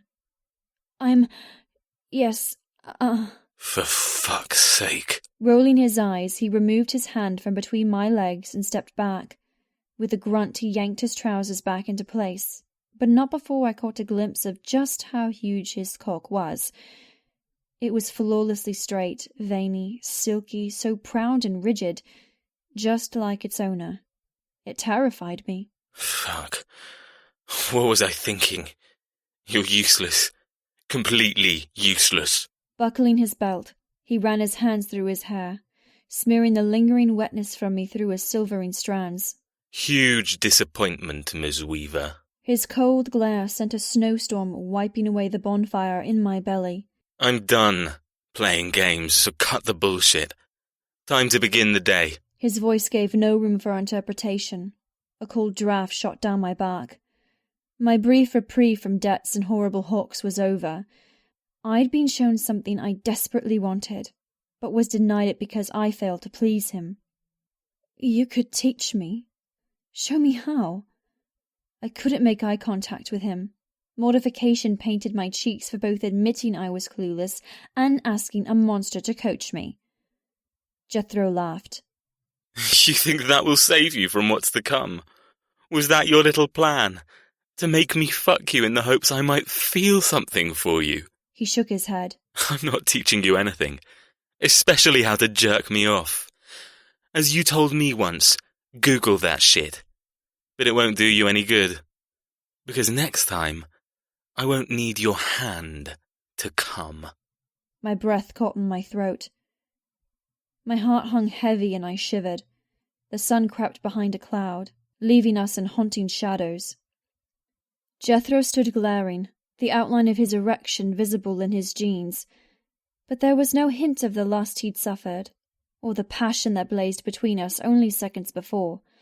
His unfeeling eyes burned a hole straight into my soul, condemning me for my past treasons and present failures.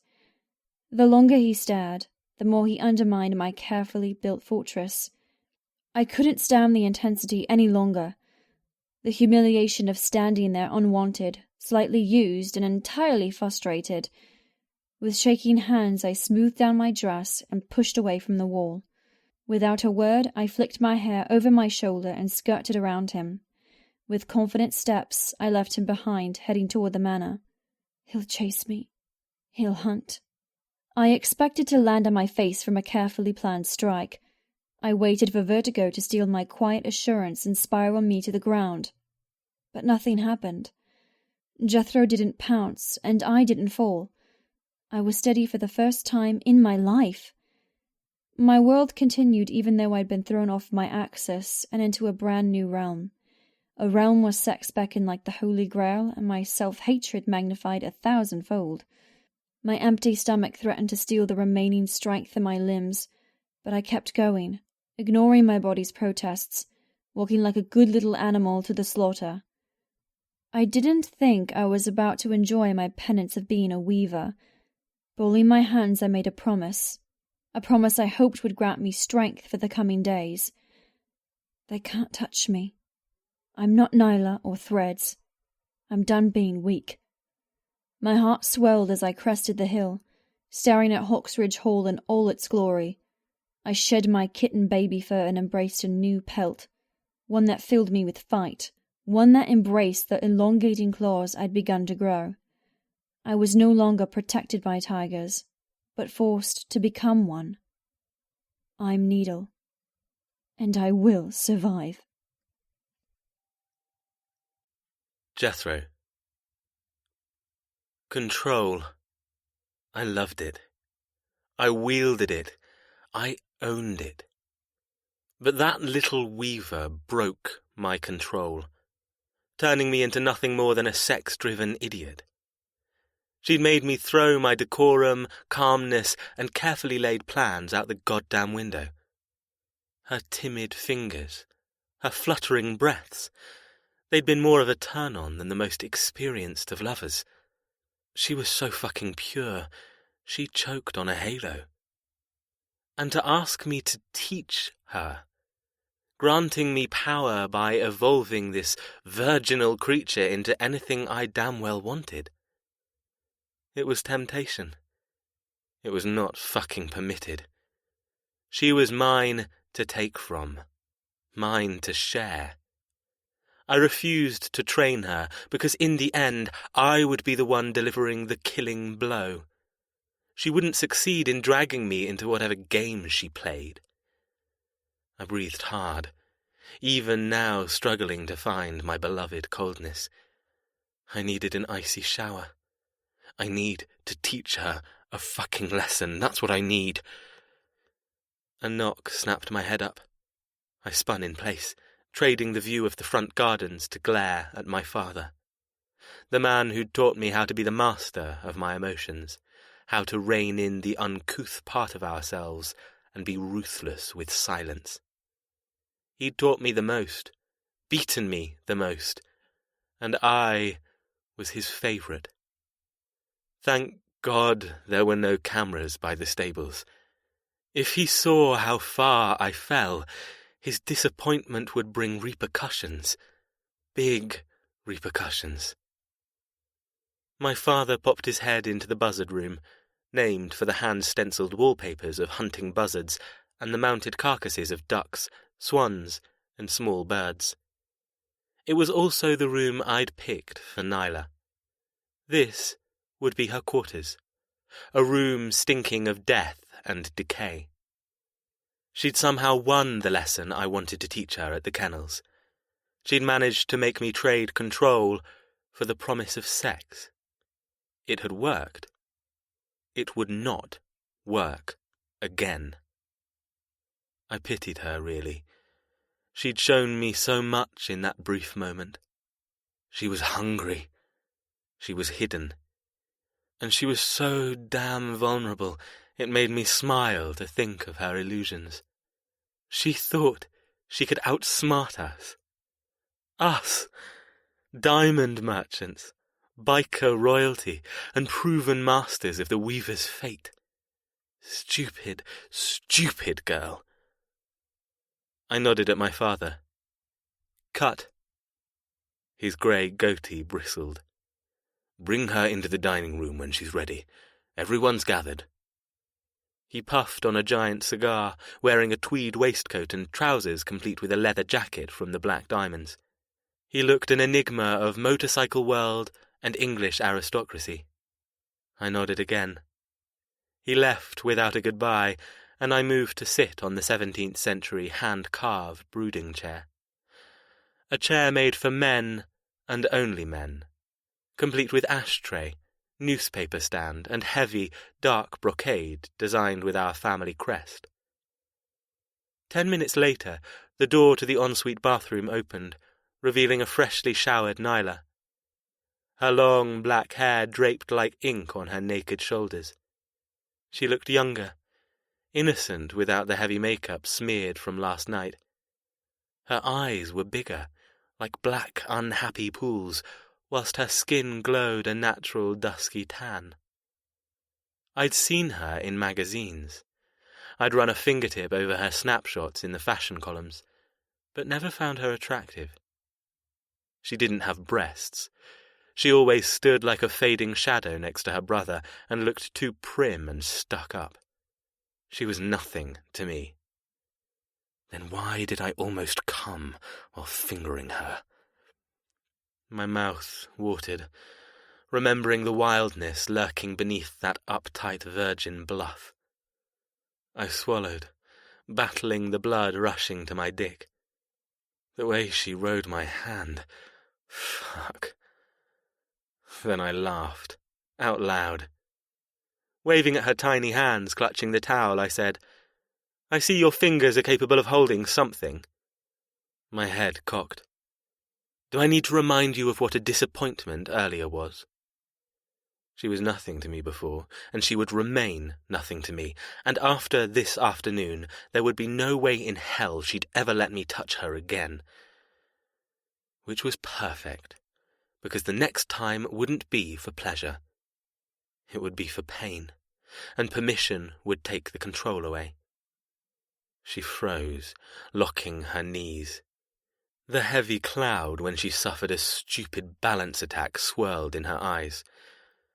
Sucking in a breath, she said quietly, No, you don't. You've told me countless of times. You've made me very aware of what you think of me, and I'm sick of hearing it. I took my time glancing down her body. She didn't fidget or blush, which pissed me off. I wanted her nervous. I wanted her terrified of what was to come. I stood up slowly, clicking my tongue. Miss Weaver, don't take that tone with me. You're the failure. You're the prisoner.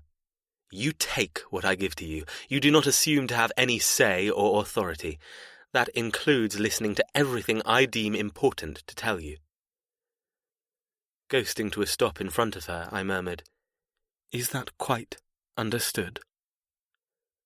I flexed my muscles, welcoming back the soothing chillness of control.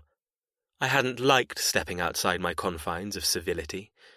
Things got messy when silence was disrupted. Things got rushed when tempers rose and curses flowed. And I couldn't handle that. Running a fingertip along her damp shoulder, I smiled at her flinch. "Did you do as I asked, and wash your filth away?" Her lips pursed, anger glowing in her eyes, but she swallowed it down, muting the light. Yes. "Did you leave your pussy alone? No trying to finish what I started?" Her head hung a little lower. Yes. My finger followed the contour of her shoulder, tracing down her arm. She stood silently, hiding the wild creature from before, depicting quiet sexuality and vulnerability. My mouth watered again, but it wasn't with need to shove her against the wall and drive my dick inside her. No, it was because I'd never made someone with her skin colour bleed. Would her blood be darker? Would it be a rich chocolate like her eyes? I knew her family tree. I'd studied it in preparation. Her bloodlines weren't pure. There was mixed race in her past. A blend of Spanish and English. Another reason why hawks were better. We were 100% English stock. Unsullied. Nyla looked into my eyes.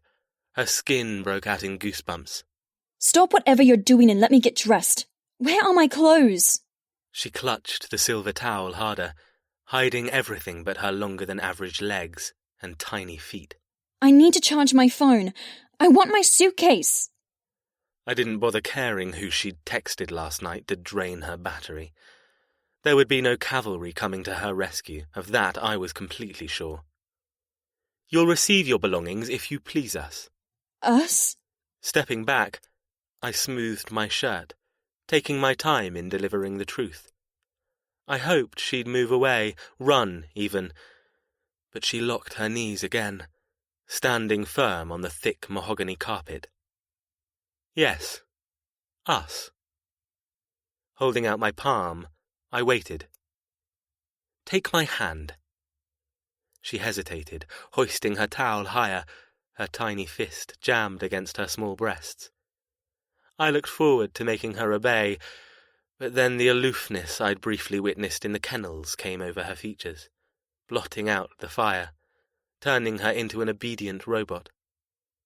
Slowly, she did as I requested, placing her slightly damp hand in mine. The moment I had her, I marched across the bedroom floor.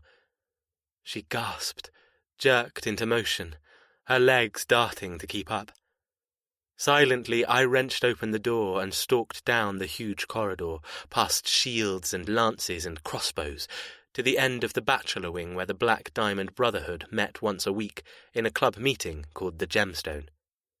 This afternoon, it wasn't business being discussed. It was Nyla. This was her welcome luncheon, a tradition unbroken for hundreds of years.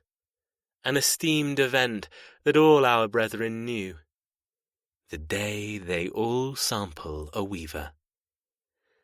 Slamming my palm against the double doors, I jerked Nyla into the room. She wheeled to a stop, her face losing its colour in favour of snowy white. I searched her features for fear. I hunted for terror, but I only witnessed blank resignation. Turning away from her, I focused on what she couldn't look away from. Men.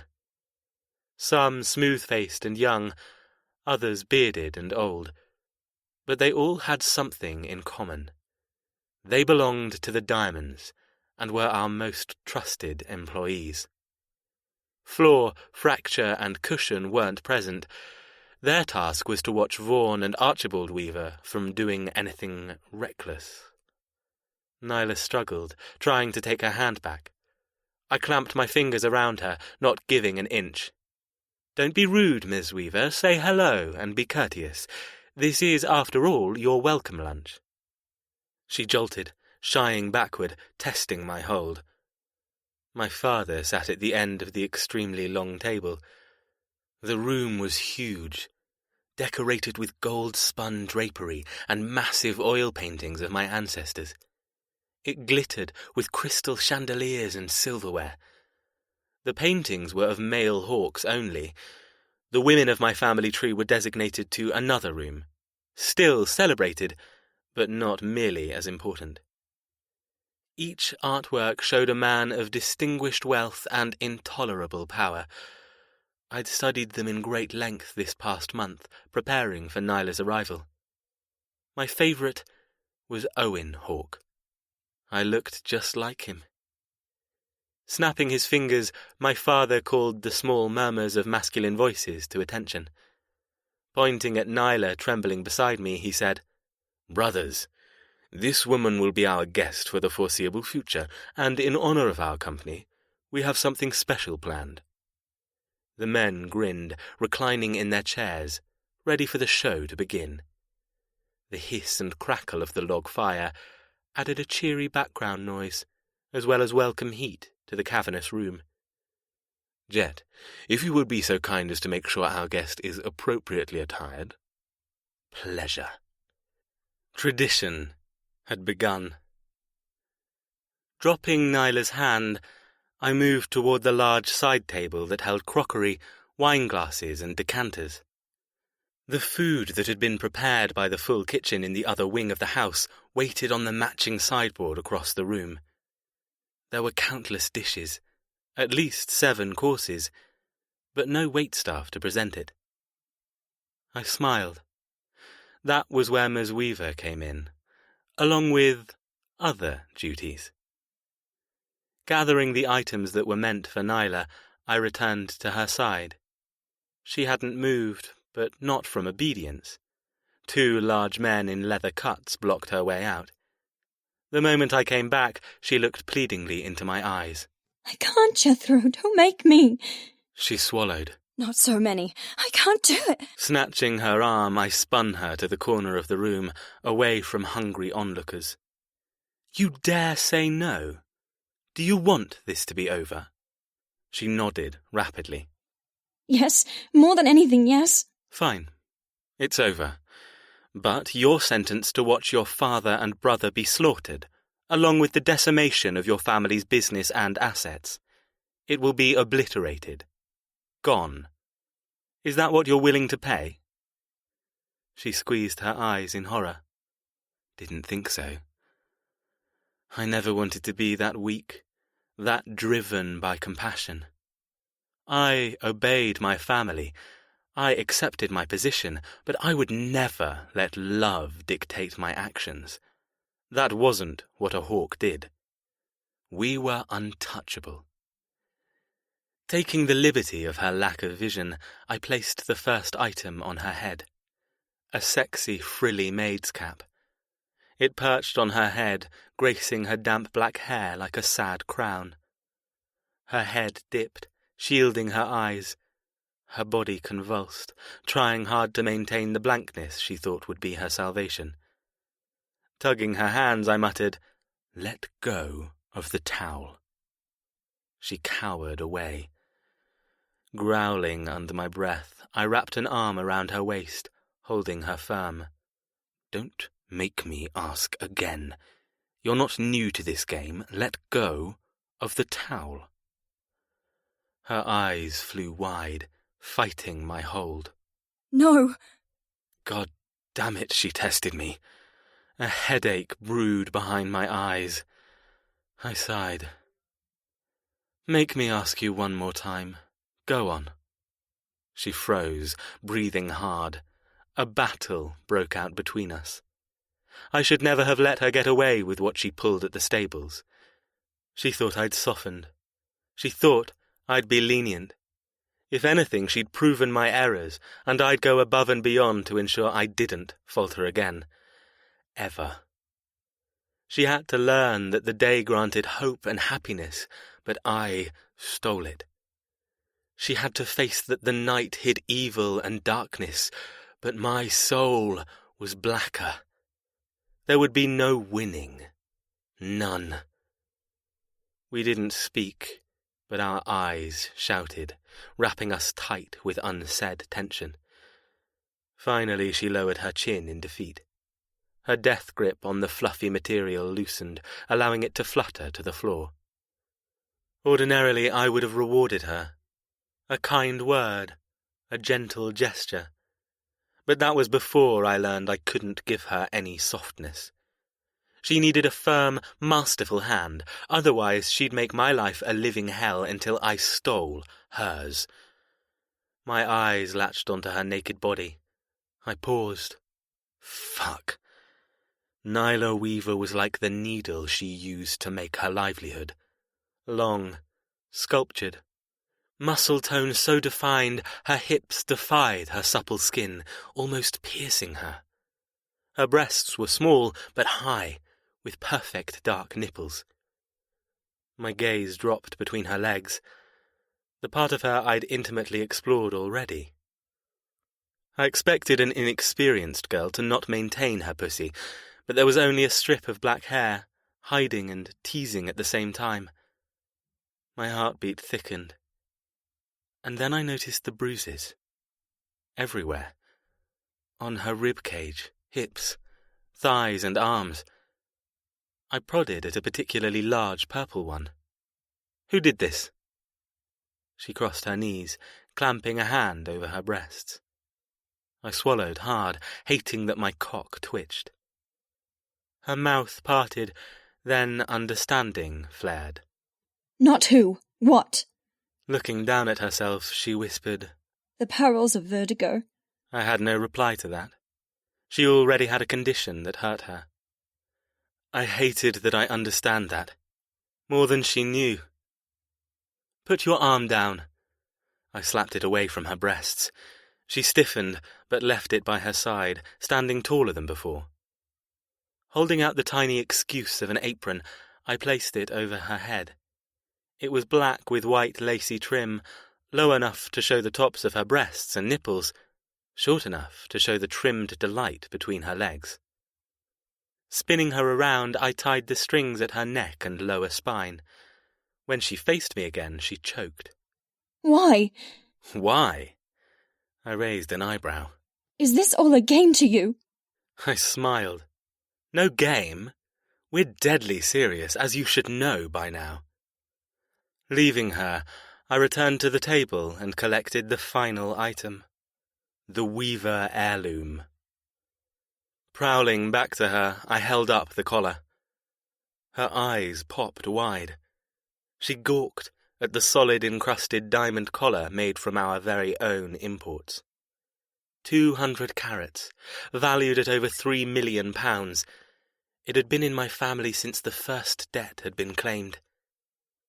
Do you know what this is? I dangled it in front of her face. She clamped her lips, eyes deathly cold.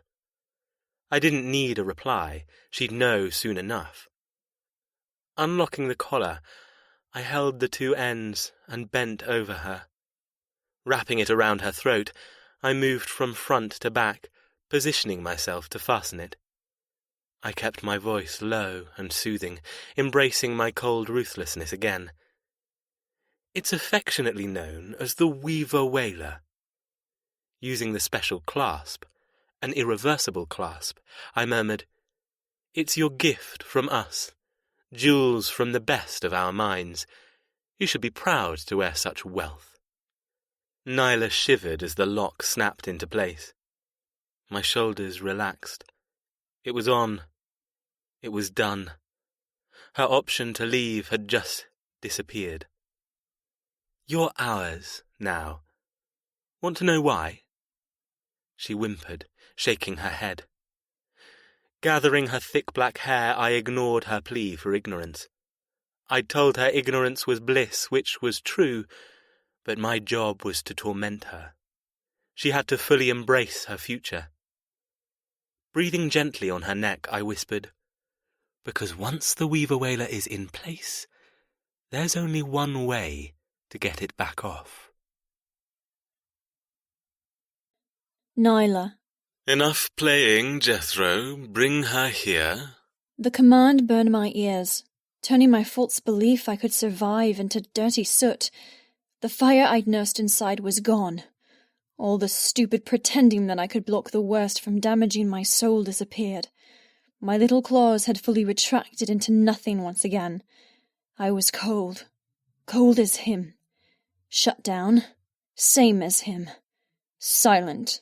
Same as him. Only one way to get it off. I swallowed. My heart pounded. My hands flew up to tug at the jeweled collar. It was heavy and lifeless and ice. Pure ice. The perfect clarity and flawless sparkle of the diamonds latched onto my skin, claiming me, marking me. Only one way to get it off. I thought I'd come to terms with my mortality. I thought I'd face the end with my head held high and dry eyes. But that was before they told me the method of my execution. When I thought of death, I pictured nothing. I had no image of how the end would come. Now I did. Only one way to get it off. I was to be beheaded. There would be no sawing off the collar or picking the lock. The way the clasp snapped so resolutely hinted at a one-way mechanism. The heavy noose was now mine, an accessory slowly strangling me by diamonds. It wasn't breakable, but I was. So fragile, really, when a single sharp blade could cast me from life into the nether. Diamonds were nature's hardest fortress, the quintessential marriage of unbreakable ice and power. A new unwanted respect curled in my stomach. Jethro said his mines, their mines. Diamonds were pure, but the method of their collection had a checkered history of death and violence. They didn't just play the part of untouchables. They were untouchable. No. My tugging fingers turned frantic. I arched my neck, searching with an edge of insanity for a weakness in the solid white golden gemstones. It had to come off. It has to. I didn't have the strength to die. I didn't have the martyrdom to let them do this. Not for family, not for fortune, not for anything. I'm weak. I don't want to die. Jethro grabbed my wrists, effortlessly pulling my arms away from my throat. My eyes opened, and all I saw was malevolent stone. There was no compassion in his light brown eyes, no sympathy or even guilt. How did he have the power to be so close to me, to grow hard wanting me, and knowing all along my fate? Only a special person could do that. A person who wasn't born of this world, but brimstone and fire. From hell. I struggled in his hold. The collar settled heavily, spreading its heinous ice. I was wrong about you. Jethro placed my hands by my sides, then let me go. He shrugged, running a palm through his thick salt-and-pepper hair. I've been nothing but forthright and honest from the beginning. You're the one who spun a lie from the truth. You're the one who ignored everything I was telling you. Turning to face the table, he wrapped a cold arm around my waist. And now it's time to face the reality of everything you tried to ignore. Mr. Hawk, with his ridiculous tweed and leather outfit, stubbed out a smouldering cigar. Did you tell her? Jethro stiffened. I forgot. His father reclined into the high-backed chair and folded his hands on his stomach. You were meant to tell her when you put it on. It's called the Weaver Whaler, and it belonged to... A loud, screeching sound exploded in my ears. My stomach rolled. Vertigo spread its nullifying tentacles through my brain. It's the necklace. The one she wore when she came back the final time. Jethro looked down, trying to capture my eyes, but I wouldn't do it. I couldn't do it. I kept my vision blank, looking resolutely over his shoulder. I think you've already guessed who it belonged to. Lowering his voice, he whispered, The last person to wear this collar was your mother. She wore it for 2 years and 23 days before it was forcibly removed. It carries not only the diamonds of my bloodline, but also blood from yours. We, of course, clean it thoroughly after every owner, but if you look closely, I'm sure you'll see the tarnish of their lives given in return for their crimes. Nyla, when you're a big girl, you can wear my clothes, shoes, and jewellery, but you have to grow a little taller before that day. My mother laughed, looking down at me on the floor of her walk-in wardrobe. I'd not only raided her jewellery box and draped myself in gemstones, but I wore a feather boa with a baggy one-piece swimming suit and giant high heels. I thought I looked incredible, for a 7-year-old. Holding up the pearls around my neck, I said, "Promise, I can have these when I'm your size." She ducked, pulling me into a hug. "You can have everything of mine. Why?" I smiled.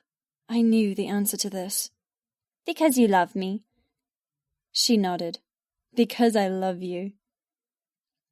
The memory came and went, stealing the firm ground beneath my feet and sending me headfirst into nausea. Spirals, loop-de-loops, and spin cycles all churned my brain until I didn't know up from down.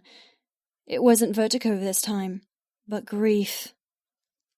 Crushing, crashing grief. A grief I hadn't suffered, because all my happy memories of her had been blocked by the wall of hatred. She was supposed to be the bad guy for leaving my father. I'd been safe from hurting, safe from reliving everything with the knowledge of how precious she was, how tragic her life became, and for 2 years after she left. 2 years we didn't try and save her.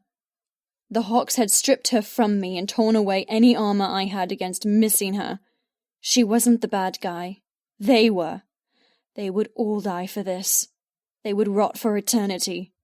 I would find a way. Please, let me find a way. I wore a necklace every firstborn woman in my family wore before they were murdered. I was owed serious revenge. Disgusting, painful revenge. A sob escaped my mouth. I couldn't fight the spinning anymore and doubled over. With a sickening splash, I threw up all over Jethro's shiny black shoes. Shit! He jumped back. Not that there was much mess. It'd been almost 24 hours since I'd eaten. I had nothing to waste or purge. But the dry heaves wouldn't stop, racking my frame. For fuck's sake, Jet. Get her under control. We don't have all day. Mr. Hawk's voice shouted across the room. Cold hands grabbed my shoulders, jerking me from bow to straight. I moaned as my head sloshed with pain. Stop embarrassing me. Jethro snarled. Embarrassing him? Bastard! Asshole! Son of Satan! I glowered with tear-swimming eyes into Jethro's cold, uncompassionate gaze. Something flicked over his cold irises. A dark shadow. That was the only warning I'd received before his hand came up and struck me around the side of the head. I thought I was brave. I thought I was strong. But I'd never been struck before. Daniel's slap in the car last night didn't count. This abuse had come from a black place. A place inside Jethro where an unsurmountable anger boiled. And it was endless. He may be a glacier on the outside. But in there, in his heart, he steamed with pressuring rage. Crashing to my knees, I curled my smarting head into my arms. I came from a family who loved each other so much a disappointed look or stern word was enough to break your heart. Physical abuse wasn't something I knew. It wasn't something I could prepare for. Jethro grabbed my hair, pulling me upright. I held onto his wrists to prevent the tearing pain. My blurry gaze focused on his grey shirt and perfectly creased jeans. He glared. You'll clean that up. But for now, you have other things to attend to. Not letting go of my hair, he canted me toward his father. Every step I took, I tried to hide my exposed breasts and ignored the breeze between my naked legs. The pinafore Jethro had put on me barely covered my stomach, let alone valuable places. Places I would give my entire design line to have covered. The stupid maid cap tilted to the side, clinging to my tangled hair. I couldn't count how many men existed around the table, but their eyes never met mine. Most were glued to my chest or mesmerized lower down as I side-shifted to hide as much of my decency as possible. But it wasn't just their eyes sending spider legs scurrying over my flesh. It was the huge, immaculate paintings of men wearing white wigs, elegant coat and tails, and hunting regalia glaring down from the dark red walls. Their eyes weren't lifeless but full of disdain. Somehow they knew a weaver was in their midst, and the crackling fireplace was useless to stop my chill.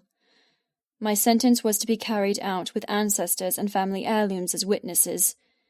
The moment we came to a stop beside Mr. Hawk, sitting in his ornate dining chair, Jethro jerked my neck back. His flawless face filled my vision. You are no longer free. Look, See your future and understand there's no sweet-talking, begging, or bargaining your way out of this. You wear the collar. You're ours, completely. Jethro's voice was arctic, glittering with power. The collar cut into my skin. I wanted to spit in his face. Shoving me toward Mr. Hawke, the old man snaked an arm around my naked waist, tugging me onto his lap. Obey, and make me proud, Miss Weaver. Jethro crossed his arms. He shifted to stand behind his father's chair, removing himself from the role of authority, becoming merely a spectator. He's never called me Nyla. The stupid thought came and went on a heartbeat. Jethro was yet to use my first name. I shuddered, feeling overwhelmingly sick again. Jethro was awful, but being disowned and handed over to a room of men was worse. I would have given anything to avoid what was about to happen. I would willingly trade all my nights in a bed and return to the kennels. The hounds were loving, kind, warm. I sat frozen on Mr. Hawke's lap. His hand rested on my upper thigh, not violating but terrifying. Now that we all understand each other, I want you to look at something for me, Nyla. Then the festivities will begin. Every man you'll serve, you'll receive another snippet of your history. Only once you've completed your task will you know the entire story, and will be free to spend the afternoon either in the steam baths below the house as a reward, or in solitary confinement in the dungeons as punishment, depending on how well you please us. I couldn't understand how my body still functioned. Shock turned my limbs to statues. Fear made me mute. I died inside until there was no part of me left, but still my heart kept pumping, my blood kept flowing, staying alive only for their sick pleasure. The weight of my mother's collar bit into my neck, and a question came from nowhere. My mother was a weaver. Her mother before was a weaver. But wouldn't they have changed their names according to the surnames of their husbands? I blinked, trying to remember my father's last name. I can't. You look confused. I'll permit you to ask a question before we proceed, Mr. Hawke said, setting me higher on his knee. I fought my cringe, struggling to formulate the words. My mother's maiden name was Weaver, but she would have changed it when she got married. I glanced at Jethro behind his father's chair. He tilted his chin, looking down his nose. Mr. Hawke shook his head. That son of mine hasn't explained anything, has he? Twisting in the seat, he glanced at Jethro. What exactly have you been doing? You know information is what grants us control. We're the ones in the right. How can she hope to accept her situation if you keep her in the dark? Jethro clenched his jaw but remained silent. Rolling his eyes, Mr. Hawke faced me again and smiled. I'll give you a brief history lesson. Then you must begin your duties. Reaching up, he tugged the maid's cap on my head. Every inch of me crawled, but I didn't move away. I was hungry for knowledge, starving to know just how they continued to control my family with no fear of police interference or retribution. Mr. Hawke reclined, his thumb drawing small circles on my upper thigh. It all began with one man, who you'll find out about in a little bit.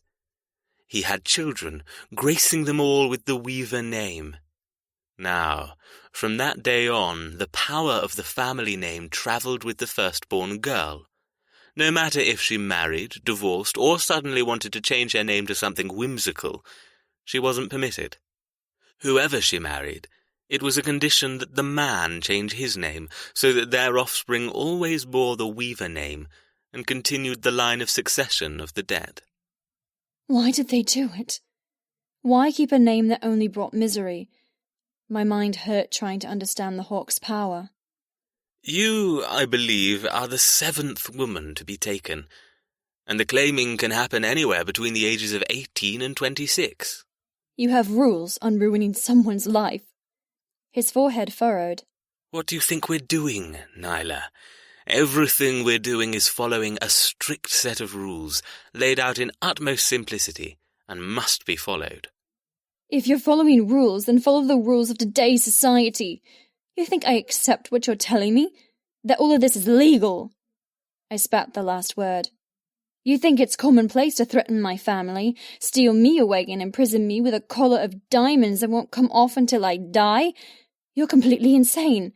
And wrong, and— No one, especially a weaver, has the right to speak to me like that. Mr. Hawke's fingernails bit into my thigh. What part are you not understanding, girl? We haven't threatened your family.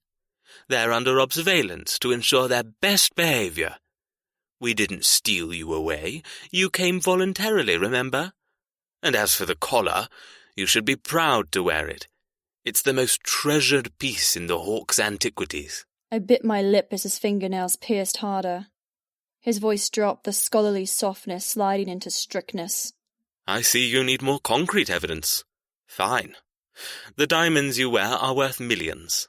The diamonds we've sourced have been used to trade, buy services, bribe officials, own prime ministers, even control diplomats and royalty. No one is above the allure of a flawless diamond, Ms. Weaver. Everyone has a price. Lucky for us, we can afford any price. His tone sharpened. Does that answer your rude question? What response could I give? There was nothing I could say or do to ignore my entire situation. They might have some misplaced belief that they were in the right, but that didn't matter, because they owned the very people I would need to save me. My shoulders dipped. Mr. Hawke grinned. Glad you're coming to your senses. Don't underestimate us, Nyla Weaver. We've had the law on our side for hundreds of years. We still have the law on our side, and that won't change. You are nothing more than a single woman who left the world's spotlight because she fell in love. You're already consumed and forgotten. His fingernails stopped slicing my leg. He patted me gently. I apologize that my son didn't inform you of this. It's his job to be implicitly open with you, to ensure you accept your new standing quickly. He threw a glare at Jethro behind us. Jethro locked his jaw, his eyes unreadable. Mr. Hawke bounced me on his knee. Now, no more questions.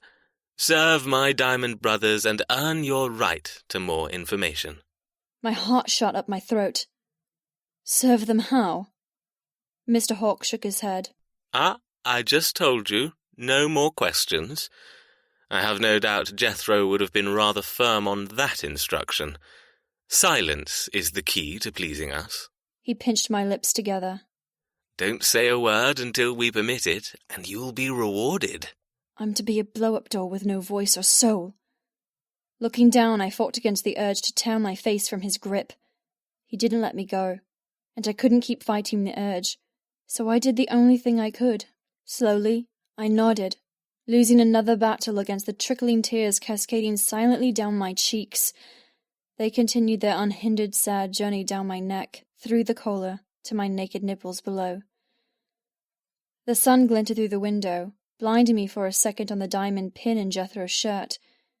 His eyes were tight and narrowed, glaring at the room of leather-jacketed men, his face resolute and frozen. Freeing me, Mr. Hawke ordered. Lean forward and retrieve the first bit of parchment. I sat unmoving. I didn't want to wriggle on his lap. I didn't want to give any reason for things to grow or hands to grope. Jethro lashed out from behind, catching me by surprise. He didn't hit me, but grabbed my diamond collar and snapped a leash to the back. Tugging the restraint, he muttered. Lesson 1. You'll do as you're told the second you're told it. Otherwise you'll choke until you do. He moved to the back of the chair, leaving my line of sight. The moment he was gone, the pressure on my collar increased, digging into my larynx, cutting off my air supply. Just let him strangle you. It would be easier. But as my body crushed against Mr. Hawke from the pressure and the natural instinct to fight took over, I knew I couldn't be so weak. There was no point in being stupid. If I was plane-wrecked in a jungle, I would obey the law of the wild, doing absolutely anything to survive. Wasn't this the same thing? I was in a den of beasts, and they were trying to help me by teaching me their law. If I obeyed, I would live. Entirely simple. Stupidly simple. No sound, Nyla. Not one word. Switch off. Retreat to that spot inside and get through this. I could do it, by adapting, by learning. I refused to be hurt for punishments I could avoid. Jethro sensed my acquiescence at the same time as his father. I didn't know what gave me away. The slouching of my shoulders, the soft puff of sadness. Regardless, they knew I wouldn't fight. They'd won. Jethro released the pressure on my throat, removing the leash and dangling it over the back of the chair as he moved back to his position. Mr. Hawk angled my face, pressing a wet kiss on my cheek. Good girl. You're learning. I didn't even flinch. I was as cold as his son. Embrace it. Locking eyes with Jethro, I kept myself anchored while his father's hand slipped inside the stupid pinafore and found my breast. Jethro gritted his teeth, but never stopped glaring into my blank gaze. I tensed, willing every molecule to stay frigid and unattached. There was freedom in drifting, as I'd learned in the kennel, and I let my mind go. I would be Jethro, and remain stone cold on the outside, but inside I would be Kite, and cut the strings of my soul, soaring where they'd never touch me, no matter what they did. My head bowed as Mr. Hawk pressed up, grinding a hard cock against my naked ass. Read the parchment. My hair fell back in a thick curtain, obscuring half the men who watched with eager eyes. My hands didn't shake as I reached for the parchment. I lowered my eyes to read. I was silently amazed at how collected and aloof I seemed, shocked that I was so easily turned off. What did that say about me? I just learned about my mother, spent the night with a pack of dogs. Am I really that adaptable? Or was shock to blame? The parchment used to be whole. It was age-stained, blood-marked and torn. Glancing upright, I noticed the remaining pieces scattered around the table. A treasure hunt to read what would be my sentence. Not every man had a piece, but at a quick count, I guessed 4 to 5 shards of secret tarnished paper were out there, waiting for me to read.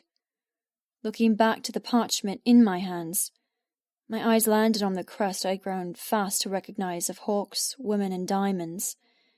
It took pride of place at the top of the letter, with intricate calligraphy and penmanship. Taking a deep breath, I read, On this date, the 18th day of the 8th month, of the year of our Lord 1472, we hereby convene to settle the unsightly claims and forthwith family disruptions between Percy Weaver and Bennet Hawke.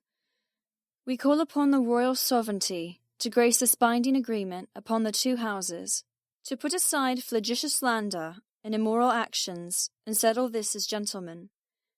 As esquire over this binding estate, I have mentioned Percy Weaver and family, including church-sanctified marriage to Mary Weaver, and his thrice offspring of 2 boys and 1 girl, are also governed by the degree found today, or they shall hang by the neck until dead, for heinous crimes found unjustifiable by the court of England, so help me God. It ended. I stopped reading but didn't move. Not a breath, not a fidget. It was true, then. My family had done something to justify all of this. But what could be so awful to earn a contract spanning generations of repayments?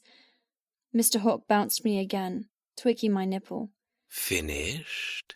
My heart neither fluttered nor sank. I was flying free, escaping from this unfolding nightmare. Intrigued? Want to know the rest? His fingers twisted harder, but I didn't care. All I cared about was finding out more. Ignoring his touch, I breathed for the first time and nodded. As much as I didn't want to get close to the other men, curiosity burned.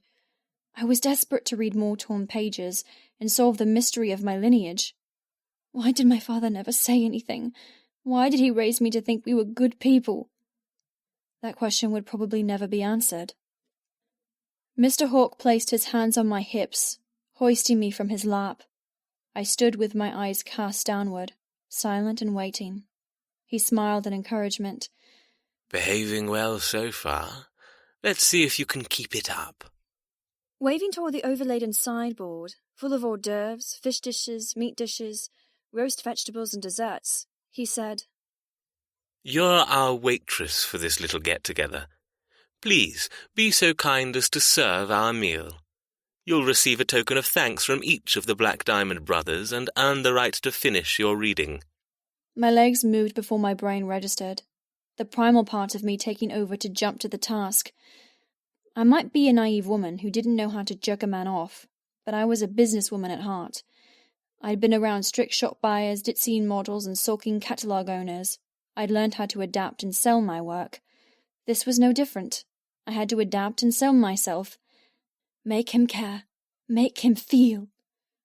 My eyes flew to Jethro. Was it possible? Could I break his ice and find a man deep inside? A man who I could seduce, beguile, and ultimately use to stay alive? Am I that strong? Mr. Hawk tapped my behind as I skirted the back of his chair. Jethro didn't move, granting a small space for me to pass. I hunched into myself, preparing for whatever cruelty he had planned. His body twitched, the perfect lines of muscle and masculinity once again making me despise his natural beauty. An unwilling rush shot through my system at the memory of him fingering me. He'd wanted me in that moment, and it had nothing to do with debts or pain. It'd been pleasurable, confusing, and awkward, but maybe there was something I could work with. The idea to seduce Jethro flowered quickly. The bloom wasn't fresh like the bud of a rose, but black. The unfurling petals dripped with filth, sprouting from a place I never wanted to acknowledge. He belonged to a family who ruined mine. He had no compassion, no heart. How could I make him care when Stone was utterly heartless? I'll try, though. I had nothing left to lose. I could be their ward, to be tormented on a daily basis for years. I would be his toy for however long he wanted. Time could change anything if the elements conspired with me. A mountain ultimately had to give way to the sea, if hammered by its salty waves. I'll be that wave. Jethro cleared his throat, deliberately stepping forward. His large frame pressed against mine, causing my body to twist and brush my naked breasts against him. Oops, he breathed. I didn't look into his eyes. I couldn't stand to look at him. All of this was his doing, and I refused to let him unsettle me any more. Don't touch me, I whisper-hissed. His hand lashed out, slinking up my pinafore and tweaking the same nipple his father had. Silence. He bowed his head to mine. And you loved me touching you. Stop being a little liar, Ms. Weaver. Gritting my teeth, I darted away, tearing his fingers from my breast. I breathed hard when I reached the sideboard. So much food. My stomach scrunched into a hunger ache. So what I was naked? So what over 20 men waited to do who knew what to me? It didn't matter, because my life hinged on throwing away normal and embracing the crazy I now lived with. I would meet them in hell and play their horrid games. I'll come out the victor. Grabbing a tiered plate of pâté, crusty bread, and pickled vegetables, my mouth watered. I'm so hungry. My stomach growled, sending spasms of pain. I'd never gone this long without food, and the lack of sugars and vitamins faded the edges of my vision. My fingers whispered over a piece of roasted potato. Just one little taste. Hurry up, Mr. Hawk ordered. Shaking my head from the overwhelming need to shove a handful of delicious-looking food into my mouth, I turned to face the table. I'd never waitressed before, but I guessed the man in charge would get first choice. That means passing him again. Holding tight to the platter, I held my head high and made my way past Jethro. His mouth twitched as he once again blocked my path. I kept my lips tight together, not looking at the challenge in his eyes. Not interested in me anymore, Miss Weaver? He purred. Mr. Hawk looked over his chair and pointed at me, then placed a finger over his lips in the universal hush sign, a none-so-subtle reminder that I wasn't permitted to speak. When I didn't respond, Jethro smiled. I'm impressed. He might terrify me, but he needed to know I wouldn't give up. I had plans for him, and I wouldn't be so easily cowed. Plus, he had my vomit on his shoes. He shouldn't be so smug. I let myself glance into his golden eyes. You don't scare me. His capricious demeanor shifted slightly, a silent message glowing in his gaze. Give me time. He let me pass without another word. Breathing shallowly, I came to a standstill beside Mr. Hawk. He nodded, choosing a selection from the platter. Good girl. You may now serve the rest of the table.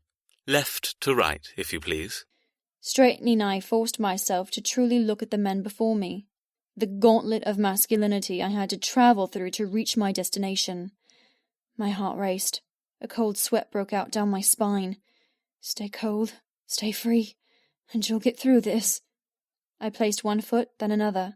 My heartbeat ratcheted as I came to a stop beside a large man. He had orange hair and a tattoo snaking up his neck. My vision wobbled.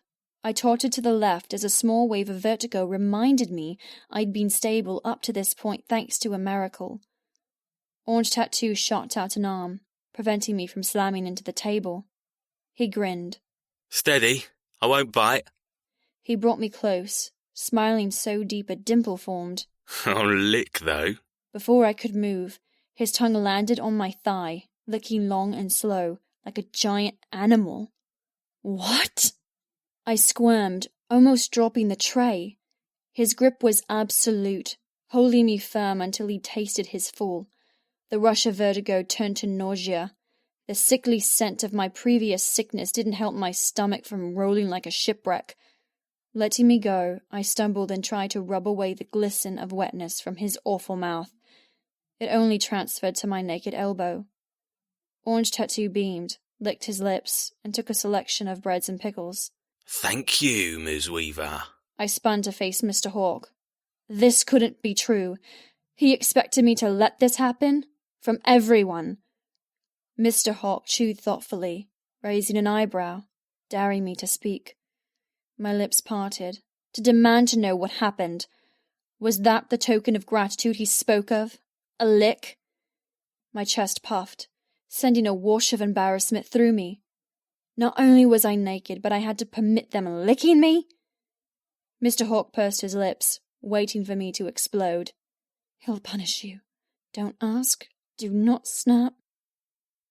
It took more courage and energy than I had, but I managed to suck in a breath and release the stress swirling in my system. I had too many other things to focus on to care about an unorthodox dinner soiree. No speaking. I had to pretend I had no tongue, otherwise waitressing would be the least of my problems. Glancing back at the men, they grinned, knowing I had no choice but to continue. Jethro's voice ghosted behind me like a dark cloud. You're the main course, Ms. Weaver. Each brother gets a taste, anywhere he chooses. You'd be wise to allow it. My heart thundered. Anywhere. But if it was just a lick, was that so bad? Perhaps this dinner party might not be as awful as I feared. A lick I could tolerate, a touch I could handle. Full penetration would drive my mind from its sanctuary straight into asylum. It was as if Jethro knew that, pushing me, little by little, past my comfort zone. I moved to the next leather-jacketed man. This one was skinny but had an edge of violence.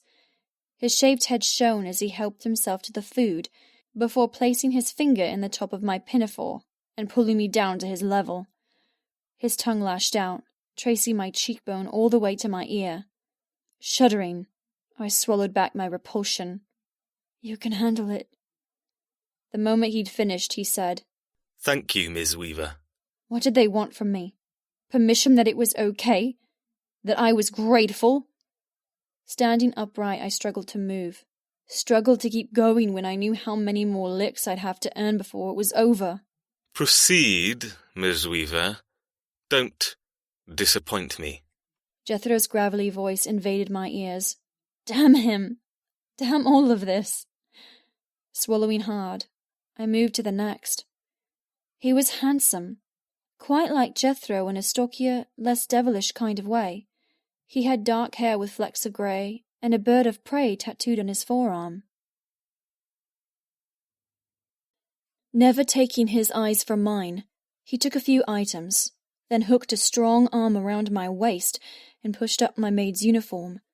His lips pressed a kiss on my hip bone, the wet tease of a tongue hidden by the warm pressure of his mouth. Every inch of me revolted, but I didn't flinch. Smirking, he let me go. Thank you, Miss Weaver. It was the smirk that gave him away. He's another Hawke. The man nodded, sensing my connection to his pedigree. I'm the second brother, he said softly. I doubt you know my name, seeing as Jethro gets to have all the fun, but I'll tell you, so you know who to scream for when my older brother goes too far. He crooked his finger, hinting for me to move closer. Despite myself, I bent. There was something about this brother, something different. His light brown eyes, a Hawk family trait it seemed, crinkled at the corners. I'm Kestrel. Pointing at the tattoo on his arm, he added, Like the bird. Leave her alone, Kess. Other brothers want to turn. Jethro's demand snapped from behind. Kestrel chuckled. Easy there, Jet. Only playing with my food. He sat back, motioning me to continue. How many sons did Mr. Hawk have? How many must I submit to when Jethro had enough of me? I didn't have the mental protection to sleep with an entire family of evilness. My eyes didn't linger on him, and I wasn't permitted to speak, but I wanted to know more about him. I wanted to know why I had a sense of kinship, no matter how slight. Tense, I darted around his chair, moving to my next customer. The next man had piercings in his eyebrow and lower lip. Blue-black hair, so similar to Vaughn's, tore my heart out as he bent his head over my arm and dragged a pointed tongue toward my elbow. V. Tears threatened. V was everything to me. I couldn't stand to think of him while this happened. I should have messaged him back. I was cruel to leave him in distress. Closing my eyes, I put one foot in front of the other, moving toward the next man. And then the next. And the next. Each one thanked me once they'd tasted, acting like gentlemen rather than the layer of monsters they truly were. With every lick, I froze, standing tense and hating while they dragged the saliva all over my skin. Thankfully, the lack of hunger tripped time, merging the men and tongues into a merry-go-round of nightmares. I lost track of who licked where, hiding myself away and focusing on the weight of my platter growing lighter and lighter. But not one person tasted my breasts or pussy. It sent me into a state of uncomfortable awareness. They were men, taunting a woman who they'd been given permission to taste. Why hadn't they gone for the prized locations? The unknowing and waiting set my skin crawling more than their eager tongues. The next man I served was older, with a graying mustache and wispy hair. He licked my neck, nuzzling my hair before taking his fill of food. I went to move, in a trance, to the next diner, but the older man captured my hip and presented me with the next part of the parchment. My trance evaporated, leaving me hungry for information. This was why I permitted this. I let myself be governed by history. The double meaning of the thought didn't escape me. You were taken because of history. You're staying because of history. The diamonds of my collar bit into my neck in agreeance. Placing the platter on the table, I removed myself from the 21st century and proceeded to be swept to 1472. For actions committed by Percy Weaver and his entourage of well-to-do associates, he stands judged and wanting. His life is determined by the grace of Bennett Hawke, who states the following comeuppance: monetary compensation, public apology, and most of all, bodily retribution. What a bastard! He couldn't let some petty grievance go. He did save the entire family from hanging. Somehow, he'd kept Percy Weaver and my ancestors from swinging on a rope, and in a way I had to be grateful. Grateful to a man who'd saved my bloodline but stolen my future at the same time. If this document had never been agreed upon, I would never have been born. No one past Percy and Mary would have existed. It was hard to hate someone who'd granted life, but easy to hate them for stealing countless of those lives generations later. Keep going, Ms. Weaver, Jethro purred. My head snapped up. He stood there, wrapped in his horrible silence. I wanted to glower. I wanted to do something idiotic and stick my tongue out at him. But there was no point making him hate me more than he already did. The moment I could charge my phone, I would Google every enticing come-hithers a woman could make. I'll seduce him. I'd enjoyed seeing his impeccable control snapped by the stables. I loved that I was the one to do it. I'll make him care. I would turn this travesty into a prophecy by weaving my weaver magic over a hawk. With strength building in my heart, I grabbed my tray. Moving forward on unsteady knees, I looked greedily at the next piece of paper. It sat coyly in the center of the table, beckoning. The next man to taste me was a young boy, barely out of his teens. His touch was gentle, tongue barely licking. He was my favorite from the table. After another 2 licks, I hoped I deserved the next scrap of parchment, but no one gave it to me. My heart sank as I completed a full rotation, squeezing my eyes as each tongue inched closer to the places I wished were covered. I couldn't stop shivering when I placed the empty platter on the sideboard. Resting my palms on the hard surface, I breathed deep. Tears pressed on the back of my eyes. Disgust rolled in my stomach, growling with desperate hunger. This was torture on so many levels, delivering food to well-fed men, all the while they feasted on me, too. The main course, if you will, Nyla, Mr. Hawk muttered. I looked over my shoulder. He sat there, running his fingers through his goatee. His golden eyes, so like Jethro's, held no patience or tolerance, but his lips tilted in mirth. He was enjoying this. Of course he was. They all were, including my main tormentor. Pushing off from the sideboard, I collected a large silver tray of chicken and asparagus. Keeping my eyes down, I deliberately kept the tray high and outstretched, giving me a shield in which to pass Jethro. Not that it helped. His arm shot out, stopping me. I cursed the familiarity of his touch, screamed at the horrible way my body remembered the pleasures he'd granted by the stables. I wanted nothing from him, especially the memory of his fingers. I glared into his eyes. Stay silent. It was hard. I had so much I wanted to say, so much to yell. The side of my head still throbbed from his strike. My ego still hurt from not knowing how to jerk him off the way he desired. He made me feel like a rejected little girl. Bowing close, he whispered in my ear. I'm enjoying watching you be so obedient, Miss Weaver. And your silence... He brushed my hair away from my cheek, fingertips lingering on my neck. ...is making me hard. I sucked in a gasp, looking to the front of his trousers despite myself. The outline of his massive cock that terrified me, more than his hand's temper or god-awful silence, stood firm and bulging against his jeans. He smiled. Keep up the good work and you might get 2 rewards this evening. His eyes darkened. Because we both know you want me to finish what I started. My gasp turned to a growl. I couldn't fathom how my stomach swooped even while sickness swirled. Damn my traitorous body for finding his evil beauty attractive. Are you sure you want to seduce him just for protection? I hated the question. I hated that I didn't have an answer. Jerking away from him, I stalked toward my starting position. Standing beside Mr. Hawk, I served him first. The moment he'd taken a few morsels, I moved to leave, but he pinched my pinafore, keeping me still. His eyes met mine, and I knew, just knew, this serving round wouldn't be my arms, neck, or hips up for a taste. This would be worse. Much worse. Face me, girl, he ordered. My teeth chattered, but I slowly did as he requested. Lean down. Closing my eyes, I obeyed. His hot breath clouded over my chest before a wet, warm mouth latched onto my nipple. A graze of teeth, a swipe of tongue. It all drove me to the pinnacle where I knew I would burn in hell for not only permitting it, but for the tiny flutter of need that had burst into life while his son drove his finger inside me.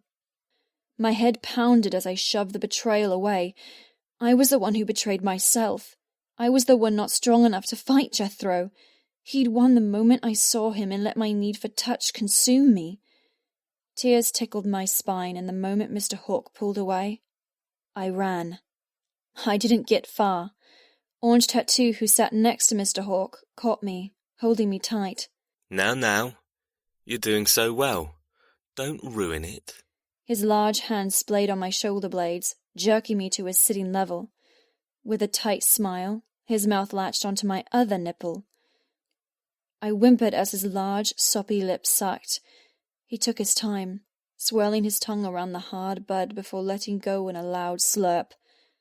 I stood shaking as he selected some chicken and set me on my way. I can't do this.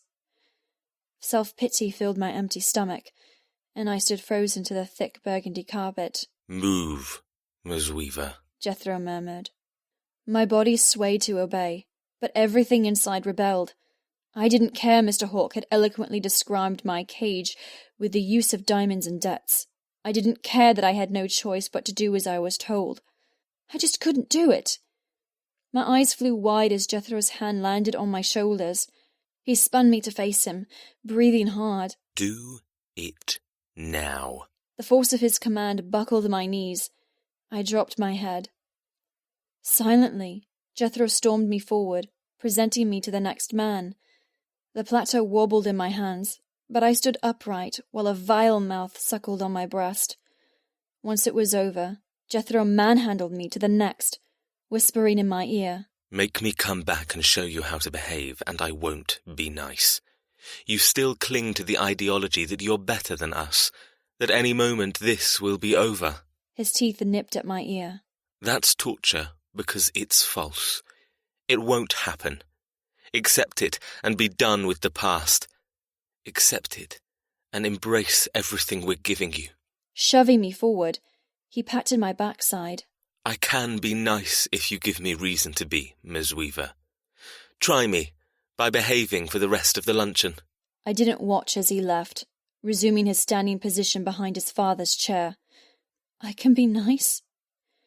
Bullshit he could be nice, but the sooner I obeyed, the sooner it was over. So I obeyed. Mouths, fingers, tongues and teeth, they all tasted, they all groped. I thought the first course was hard. I clung to the morals of how wrong it was for so many men to treat one woman so unfairly. This course did things to me I wished I could deny. Fat lips, thin lips, hot mouths, cool mouths. They not only took from me, but gave something in return. A horrible realization that my body was taking over. My horror sank like a rock every time a man had a new taste. Slowly my stomach fluttered, my insides rebelling against the melting that occurred. The men didn't care countless mouths had been on my skin.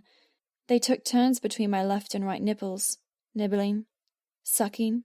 I wished they'd bite. I willed them to hurt me, something to prove how vile they were. But each one, old, young, trim, overweight, they all loved me. They adoringly suckled. They moaned with such deep appreciation, I struggled to remember this was by force, not by choice. I felt as if I granted them a gift they truly appreciated. Don't buy into their mind-fuckery. Even my inner voice turned slightly breathless, a lot confused, and edging toward acceptance. I grew lightheaded as I trudged from man to man. I didn't make eye contact with any of them. I became listless, numb. Apart from a tiny spark tugging on the invisible cord from my nipples to my core, I wished it wasn't so. I craved to remain unaffected. But slowly, they turned me from intellectual businesswoman to trembling plaything. Slowly, I grew wet. Sharp teeth dragged my attention through the blackness that had become my soul back to reality. I looked into the eyes of Daniel. The mellow trance I'd been lulled into snapped like a rubber band. I no longer found acceptance or lusty appeal, only hollow rage. It's not much fun licking a woman when she isn't paying attention. He sneered.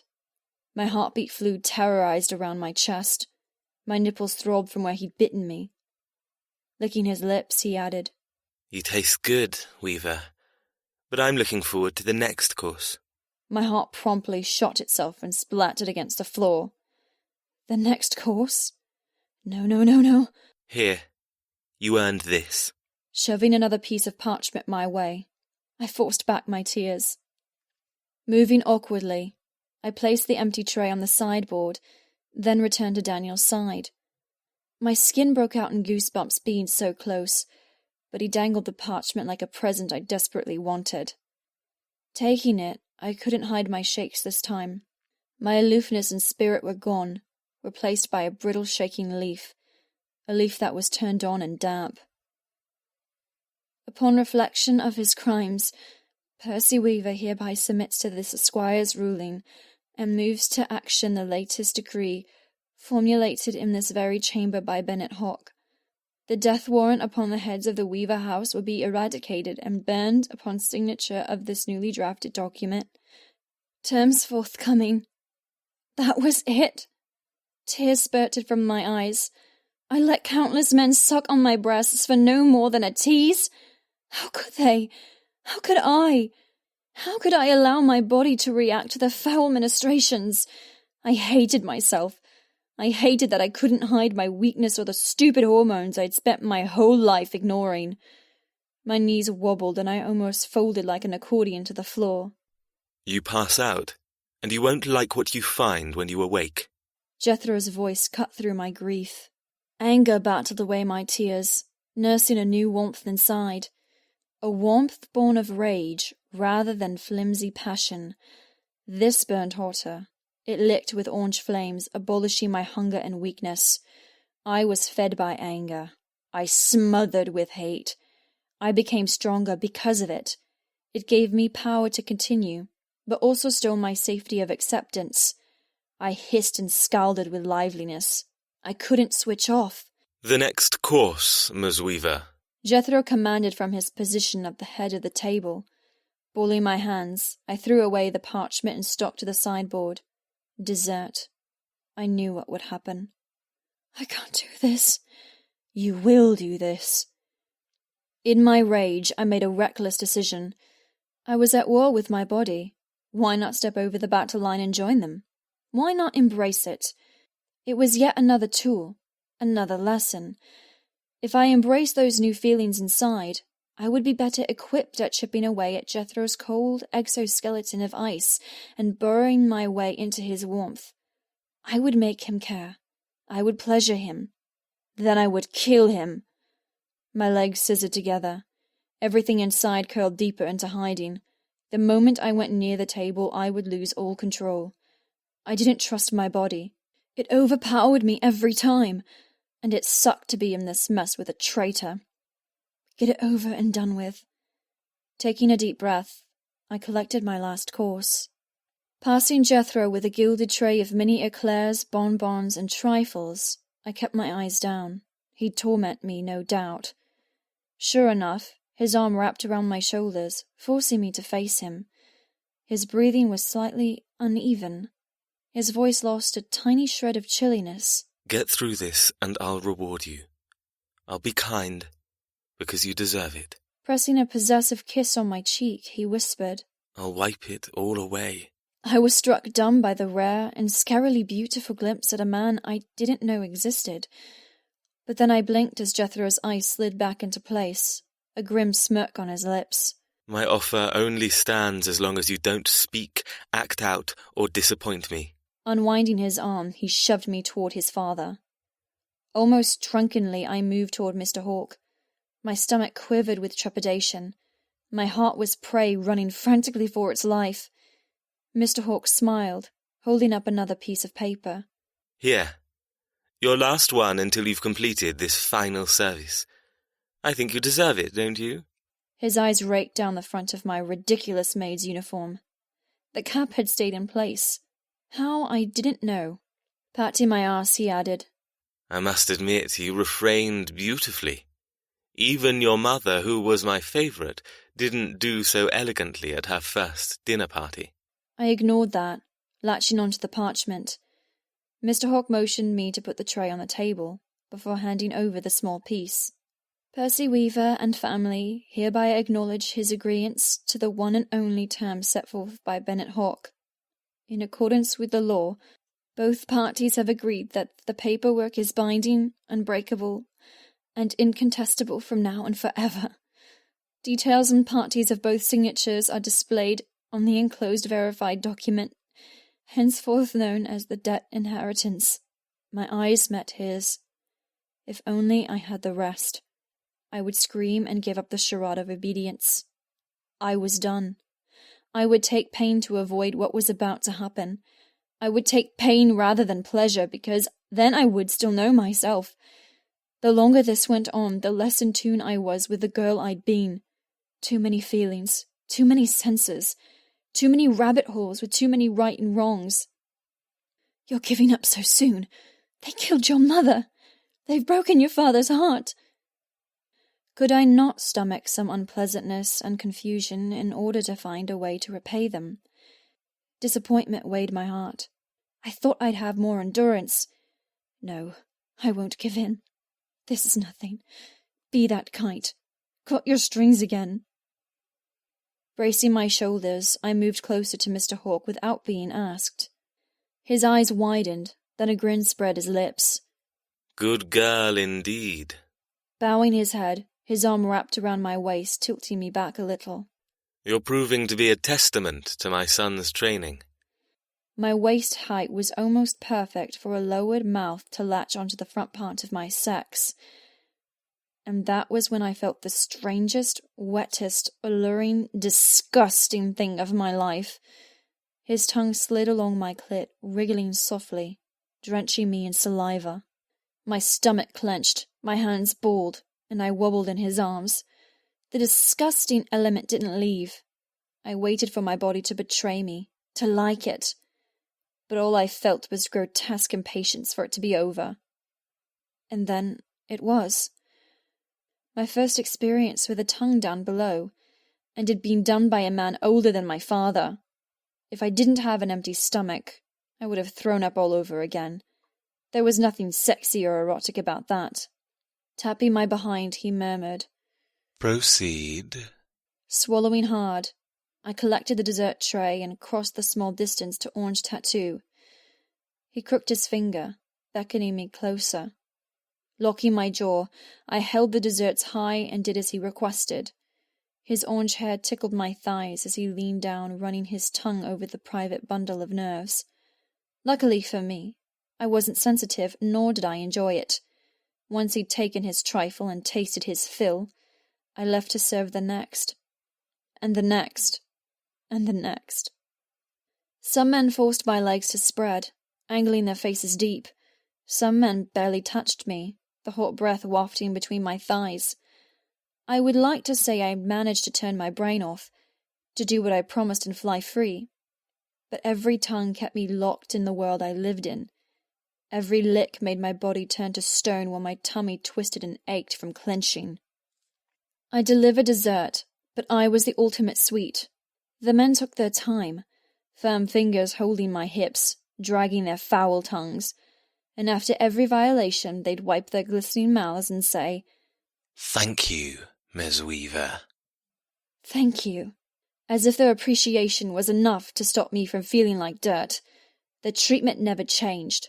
They remained courteous and gentle, obeying boundaries and not doing anything but licking me in a place they had no right.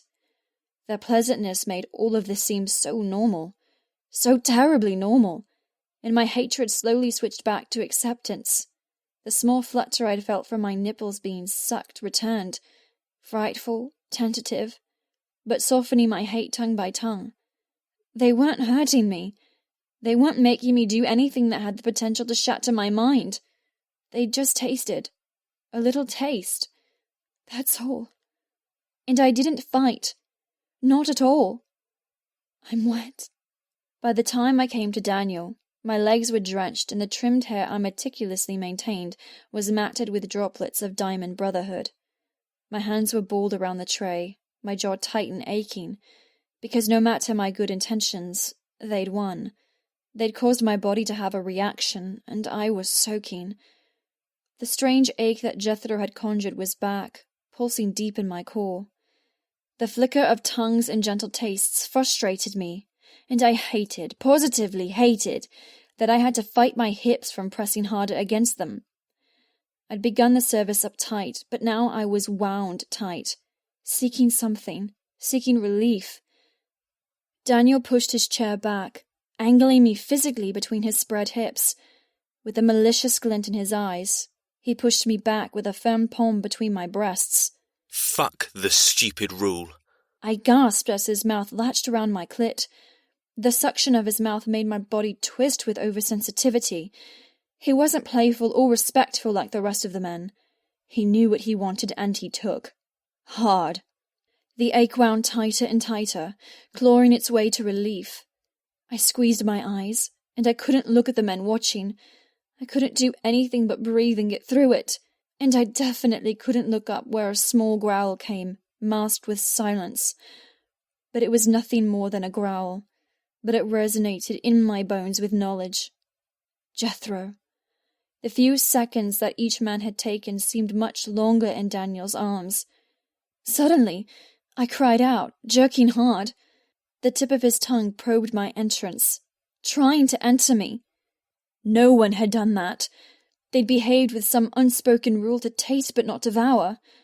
Fuck the stupid rule. Daniel's voice repeated in my head.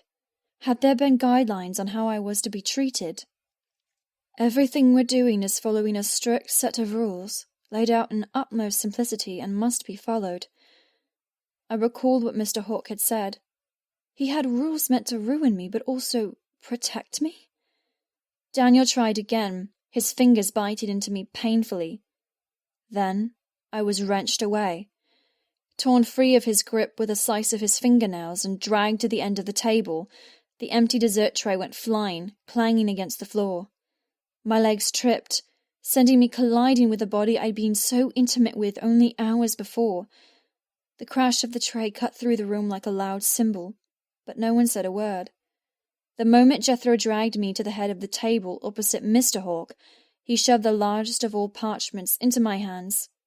His eyes were dark, face tight. Here. Read it.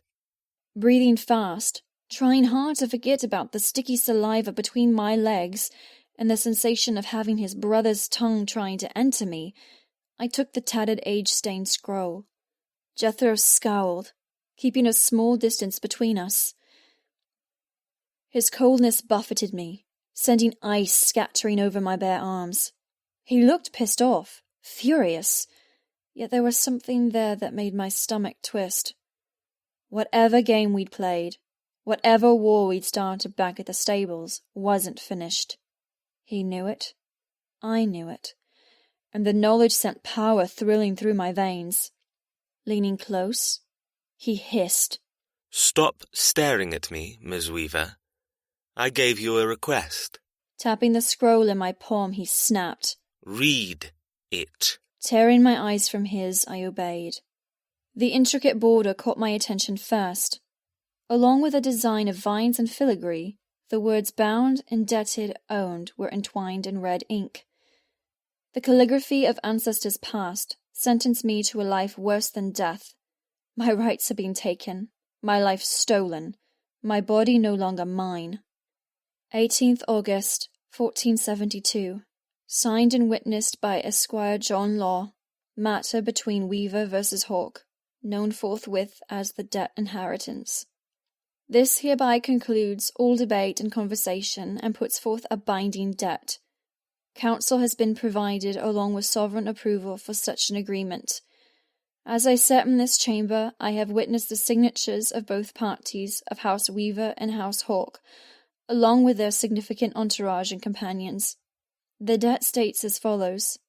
Percy Weaver hereby solemnly swears to present his firstborn girl child, Sonia Weaver, to the firstborn son of Bennet Hawke, known as William Hawke. This will nullify all unrest and unpleasantries until such a time as a new generation comes to pass. This debt will not only bind the current occupancies of the year of our Lord, 1472, but every year thereafter. Every firstborn Weaver girl will be gifted as fair comeuppance to the firstborn Hawke boy, to be claimed between the years of 1 and 8 and 6 and 20, respectively. Both parties will be forever agreed on this day set forth. The life and all attributes will be determined by the current Hawke. No rules or precedents will be set, and this agreement raises them above the law, operating within the grace of the royal decree. Signed, Bennet Hawke and family. Percy Weaver and family. Jethro. I knew when she'd read it. I knew when the final sentence sank in. We had a document signed, sealed and delivered by the Royal Magistrate of England, giving us carte blanche to do as we liked. There was nothing illegal about my actions. There was nothing anyone could find me guilty of. It was the ultimate approval. Not to mention, we had wealth to ensure no one would contest it. There was nothing to fight against. The sooner she accepted that, the easier this would be. Nyla's eyes bugged wide, looking up from the parchment. Grabbing her shoulders, I backed her against the table. The horror living in her black gaze was enough to drag a tiny bit of humanness from my cold soul. Watching her being tasted, I wouldn't deny, it fucked me off. She was my plaything, mine to torment. I was pissed at my father for permitting the entire Brotherhood to use her. They weren't deserving of drinking someone's misery. That right was a Hawke's, and only a fucking Hawke's, excluding my younger cock of a brother. He deserved shit. Grinding my teeth, I placed my palm against her sternum, pressing her breakable chest. Her heart beat like a war drum beneath my fingers. Her lips parted, but she didn't fight as I pushed her backward. I didn't say a word, controlling her by sheer anger and will. Her defined stomach muscles clenched as she gave in, sprawling backward onto the table. A small sound of pain came from her lips, catching her weight on her elbows. She refused to lie down. She would. My cock fucking bruised itself, punching my belt time and time again. Only I knew how she tasted when she wanted to be tasted. Only I knew how she sounded when she wanted it so fucking bad. And only I knew how tight she was.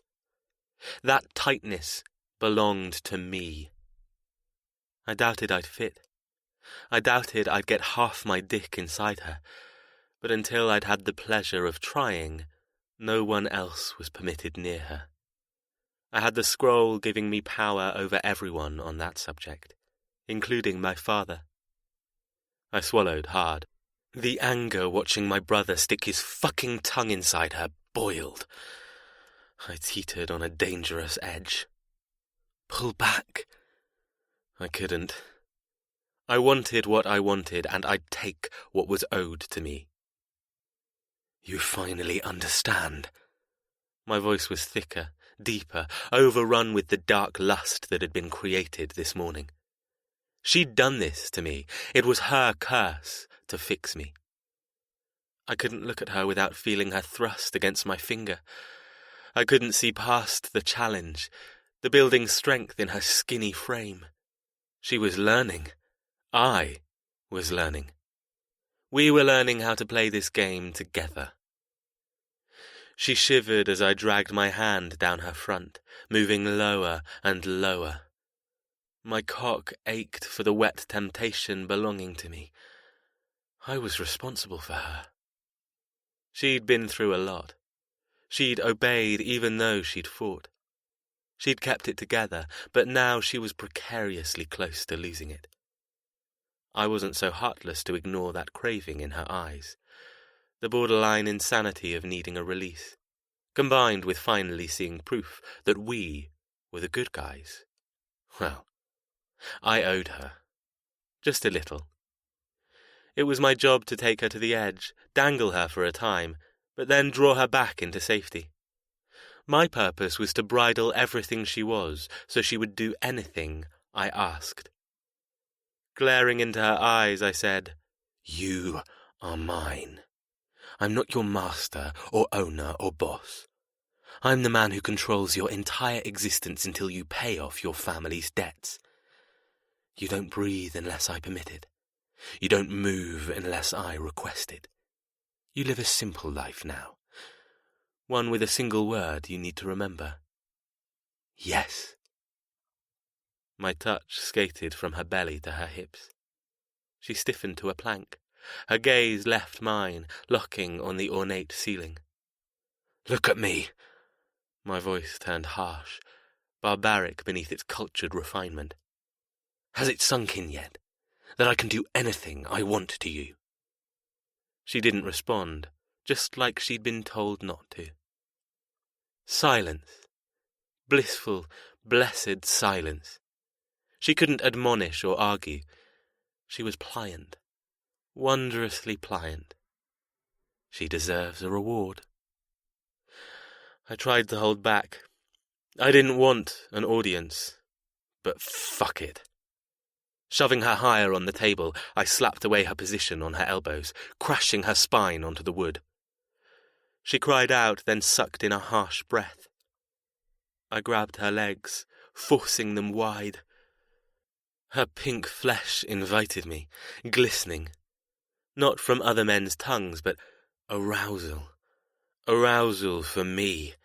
Arousal that I intended to take advantage of. Grabbing an untouched glass of water from a diamond brother, I dumped the liquid all over Nyla's pussy. She cried out, legs trying to scissor, but I didn't let her move. The water trickled through her dark hair, pooling beneath her. It wasn't enough, but I washed at least some of the men's spit away. I only wanted to taste her. Hooking my hands beneath her hips, I held her tight. No, don't. Too fucking late. With a fleeting smile, I captured her swollen cunt in my mouth. The moment my tongue shot out, pressing firm and hard, she arched off the table. Ah! Her mouth hung wide, her neck straining as every muscle shot into stark relief. Her black hair fanned out on the table, sliding against her shoulders as she writhed on the wood. Snapping my fingers, I glared at two diamond brothers. They leapt to attention, grabbing her wrists and holding her down. She squirmed, she fought, but my fingers only bit harder into her arse, keeping her pinned wide and open. My fucking brother didn't have the right to tongue-fuck her, but I did. I hadn't planned on giving her such a reward, but it wasn't just her getting off on this. The power, the submission, her taste, her damn fucking taste. I showed too much. I let go of my tight restraint and drank. She groaned as I shifted a hand, holding her hip bones hard on the table. Then she whimpered.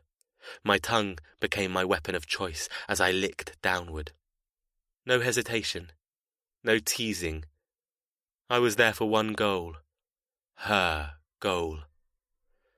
My eyes rolled back as I plunged my tongue inside her tight, hot warmth. Fuck me. God. Her hips tried to run from my invasion. Her mouth opened wide, her ribcage visible as her lungs strained to breathe. I set a pace no one would be able to ignore. I fucked her. There was no other word for how I drove my tongue in and out, fast and possessive. The muscles in her belly clenched. She panted. She moaned. Then she screamed. She gave up the fight, giving in to me. A spasm of pre-cum dampened my jeans as her hips shot upward, her clit brushing against my nose. Her body twisted, trying to get her hands free, but the brothers wouldn't let her go.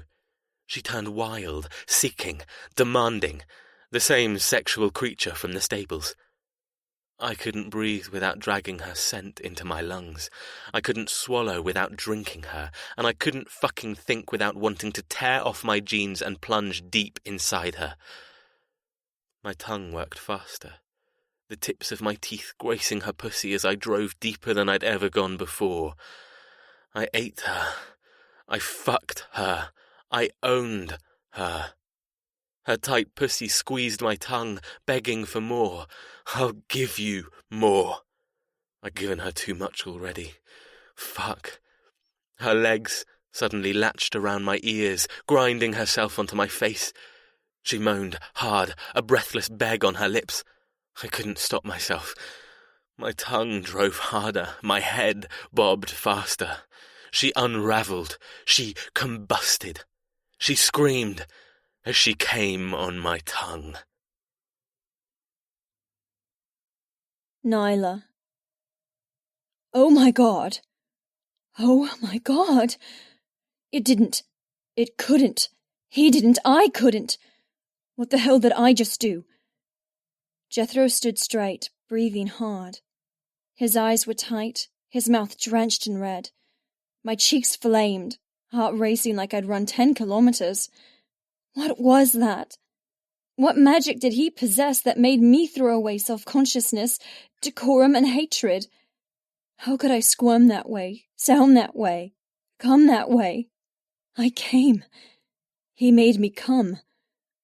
My captor shot me free for one blissful second, granting me something no one else had. The sparks and waves and mind-twisting delicious clenching. I wanted more. I wanted it now. Jethro wiped his mouth, trying unsuccessfully to hide the lust glowing in his eyes. He'd given, not taken. He'd done what he said. I'll wipe it all away.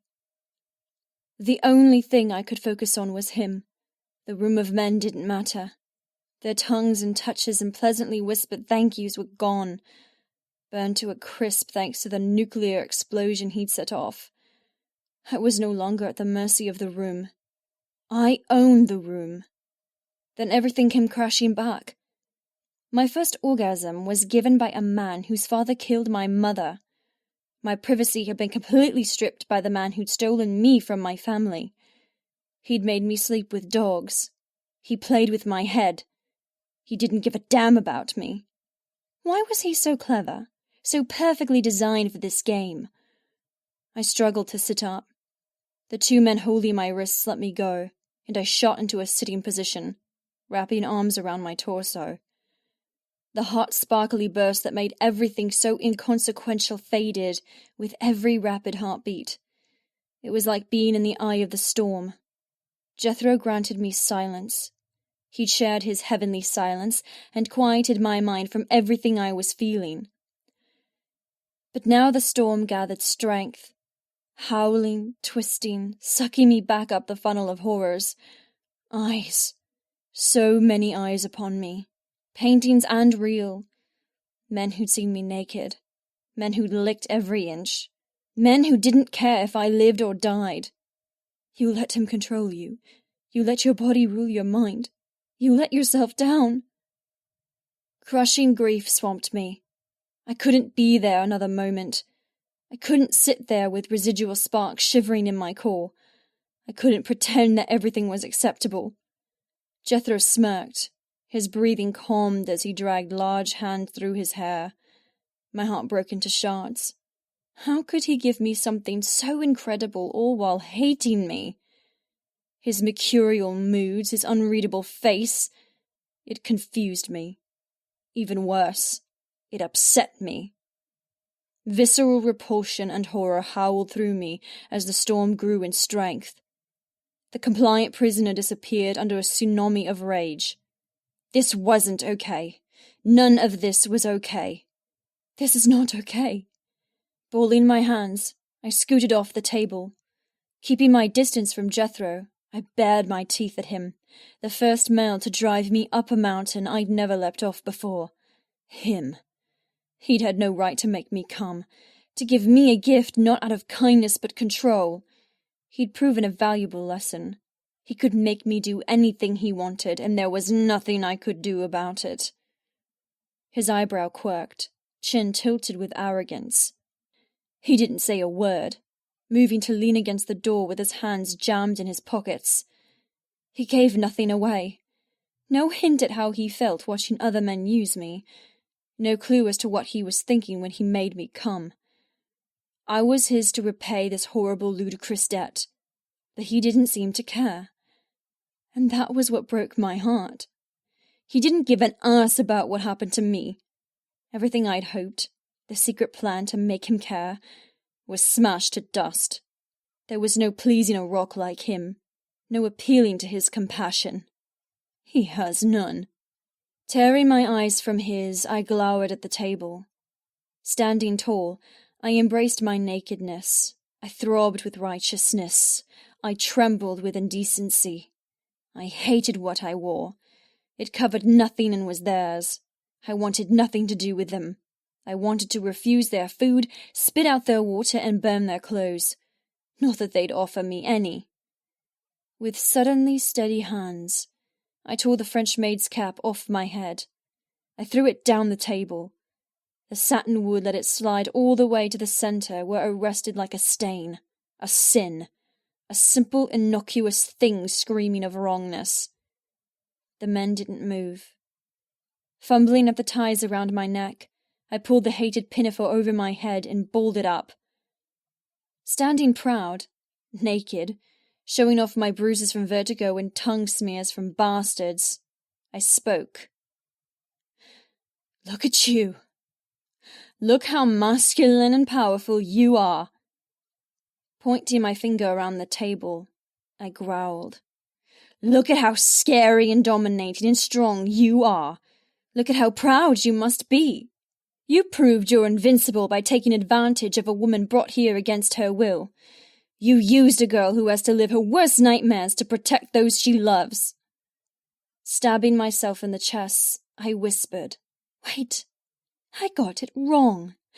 You're not the strong ones, I am. You're weak and disgusting. By doing what you did, you gave me more power than I've ever had before. You gave me a new skill, a skill at ignoring you, because you're nothing. Nothing. Nothing. And you! I swung my arm, gaze zeroing in on Jethro, the one man who held my life in the palm of his hand. He was nothing, just like his brethren of bastards. Jethro stood taller, a shadow darkening his face. His hands came out of his pockets, crossing in front of his large chest. You! I seethed. You think you're the baddest one here. You think I'll cower? You think I'll obey? Running both hands through my hair, I shouted, I'll never cower. I'll never obey. You'll never break me because you can't touch me. Spanning my arms, I presented my naked form as a gift, the gift he'd hinted at wanting but hadn't taken. I'll never be yours even though you own my life. I'll never bow to you because my knees don't recognize your so-called power. So do your worst. Hurt me, rape me, kill me, but you'll never ever own me. Breathing hard, I waited. The room had remained silent, but now it filled with rustling of leather as men shifted in their seats. The atmosphere went from shocked silence to heavy anticipation. My overworked heart kicked into another gear, sending my vision a little grey, a little fuzzy. Please not now. Planting my legs, gripping the soft carpet beneath my toes, I locked my knees against a wave of vertigo. Mr. Hawke was the first to move. He placed his elbows on the table, linking his fingers together. I was wrong. You're nothing like your mother. She had a brain. She was smart. His voice dropped the chivalrous countryman edge, deepening into violent snaps. You, on the other hand, are willful and stupid. You don't see that we are your family now. The moment you slept under my roof, you became a hawk by means of acquisition. I laughed. I'm still a weaver then, because I didn't sleep under your roof. My kitten claws sharpened. I'd never been a fighter, but something called to me, something intoxicating and lethal. He leaned forward, anger etched his face. You will learn your place. Mark my words. I wanted to fight. I'd listened to their damn history lessons. It was time they listened to mine. I may not have records so perfectly kept as yours, but I do know my family is innocent. Whatever happened back then was between them, not us. Leave it in the past. My family created a business of making clothes. We dressed the royal court, but also donated to the poor. I'm proud of where I've come from, and for you to— Jet. Mr. Hawke pinched the bridge of his nose. Shut her up. Jethro immediately slammed a hand over my mouth. I froze. I knew I'd brought whatever punishment was about to happen upon myself. I couldn't blame anyone, but I wouldn't let myself regret what I'd said. I believed I was a good person. So were my twin, father, mother, and ancestors. You just had to push. Jethro hissed. I'm going to draw blood for this. My heart rabbited, but I forced myself to remember one important fact. They can't hurt you too much. There would be pain. There would be agony. But they meant to keep me alive. I had debts to repay before my life was stolen. Never taking his eyes off mine, Mr. Hawk ordered. Jethro, teach this woman that hawks are a forgiving family, but there are times when strictness is required in lieu of allowing little tantrums like this to occur. His eyes switched from mine to his son's. Take her. Deal with her. I don't want to see her again until she's lost the misplaced righteousness she seems to think she's owed. Jethro nodded, jostling our bodies. His fingers unglued from around my mouth and he grabbed my wrist. Every part of me shrank from his overbearing body and granite golden eyes, but I forced myself to stand tall. I growled. Whatever you do won't matter. What happened before will never happen again. I would never let my body rule my mind no matter what he did. You may be able to hurt me, but you should know how pathetic it is for a man to hurt a woman. That isn't power, it's weakness. He grunted under his breath. Motherfucking Christ. His temper increased until the large room pulsed with it. Another wave of vertigo grabbed my brain. But I managed the impossible, fighting through the grey, unsteady wave, staying on my feet. I fought the imbalance thanks to letting myself unlock so many facets of who I truly was. I stood proud and naked, wearing only dried saliva and bruises. Jethro jerked me closer. He swallowed his anger until nothing outward showed. No annoyance or amazement. He was as opaque as a black iceberg and just as sharp. If you will, Ms. Weaver. Suddenly he let me go, waving toward the double doors behind me. They opened wide as if staff waited on the other side for his command. When I didn't move, he snapped. Now. My arms wanted to wind around my body. I wanted to hide from his intense gaze, but I fought every instinct and elegantly pirouetted on my toes. I left the room as demurely and proudly as possible, without a backward glance. The moment the door slammed behind us, Jethro grabbed my elbow, prowling forward as if the flames of hell craved his soul. I went from walking to jogging to keep up with his pace. My vision lost its clarity for a moment, fading in and out as another wave of unbalance tried to steal me. But Jethro didn't give me time to give in. He didn't give me time to care that he dragged me down a corridor so wide it could have been a hall. He didn't let me inspect the countless weapons, swords, bayonets, crossbows, and knives, or catch the eye of surprised staff. I breathed hard when we finally crashed through one of the many exterior doors and we were welcomed from brooding red corridor to bright early autumn sun. Jethro kept walking, not letting me catch my breath. Dragging me down the 4 huge steps, I winced as the gravel bit into the soles of my feet. But he didn't care. He didn't even notice. Our feet kicked up pebbles as he headed toward the tree line several meters from the house. I'd never seen this side of the property before, but the grounds were just as expansive and impressive as the other perimeters, and just as dangerous. This was my cage. Leaves and thorns and brambles. And I'm naked. The moment gravel was replaced by soft grass below my toes, Jethro tossed me away. I would have fallen if I wasn't malleable and given up fighting his momentum. I stumbled forward, arms soaring outward as if I could suddenly leave the world behind and fly away, fly free. The moment I came to a halt, I spun to face him. Jethro was right behind me. He fisted my hair, twisting my neck. I whimpered as he raised my head higher and higher. My eyes coasted over his crisp grey shirt and locked onto a pair of ferocious eyes. Tell me, what did you hope to achieve in there? He didn't give me a chance to reply, tugging my hair in a painful jerk. Did you honestly think before you opened your mouth? If you'd stood there and been silent, it would have all been over. You earned an afternoon on your own in a hot steam bath, a maid to bring you whatever you wanted to eat. He shook me. What part of a gift for good behaviour did you not understand?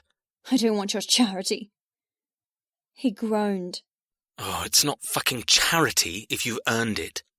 Lowering his head, his nose pressed against mine. I froze. You earned it today. You pleased me by letting those men sample you. You surprised me, in a good way. The softness of his voice disappeared under a torrent of rage. But then you fucked it all up by being you. And now...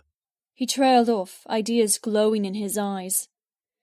Letting me go, I backed away from him, grabbing my hair and quickly twisting it into a loose braid down my back. I hated the thickness, the length. It seemed to invite Jethro to use it any way he pleased. My scalp had never been so bruised.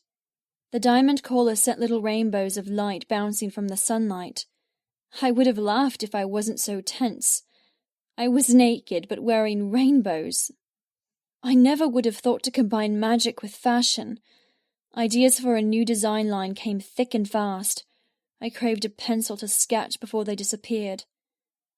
Jethro placed both hands on his hips, watching me silently. I didn't move. I didn't say a word. The fragile ceasefire between us stretched uncomfortably thin. It would either snap and ricochet onto me with terrible pain, or fade away like a feather on a breeze. I see threats don't work on you. But perhaps a negotiation might. Despite myself, curiosity and hope swelled in my heart. A negotiation? A one-shot offer. You win, you're free. I win, you forget about your old life and give in. You say I'll never own you. If I win, you willingly give me that right. His lips pooled into a cold smile. You sign not only the debt agreement, but another. One that makes me your master until your last breath is taken. You do that, and I'll give you this. Give me what? I asked breathlessly. A chance at freedom. My eyes popped wide. What? He cocked his head at the forest behind me. You wanted to be free? So go. Run. Go seek your freedom. I twisted on the spot, looking over my shoulder. The sun-dappled patches of leaf-strewn ground looked like a fairy glen, but then it grew darker and thicker and scarier. The diamond collar rested heavy and ruinously ominous on my throat. My spine ached from the short time I'd been made to wear it. The coldness still hadn't adapted to my skin. How could I run with such a deterrent? How can you not? It was the one chance I'd hoped for, the one chance I didn't think I'd get. Squeezing my eyes, I let Jethro's ultimatum, his negotiation, seep into my brain. If I ran, I might make it. If I ran, I might get what I wanted. But if I lost... Turning to face him again, the golden light from the sun cast him with ghostly silhouette, blurring his outline, creating more than just a man. He looked as if he had one foot in this world and one in hell, a fallen angel who still burned with fire. Yet it wasn't purity he burned with, but hate. Jethro raised an eyebrow. What's it going to be? I don't know what you're offering. Yes, you do. I did. I do? He took a small step toward me. You want to break the contract? You want to keep your brother and father safe? Fine. I'm giving you a one-time deal. Run. If you make it to the boundary, you're free. Your family will never be hunted by the hawks again. You make it, and this is all over. Every last debt and ounce of history disappears. His voice licked through the sunshine. A small sparkle from my earlier orgasm rippled between my legs. And if I don't? Jethro frowned. What? If I don't run, what happens then? You wouldn't run. After I just offered you what you've wanted all along. I crossed my wrist over the junction of my thighs, hiding my pussy. I didn't say I wanted the chance to run naked through 1,000 hectares. I said I wanted this to be over.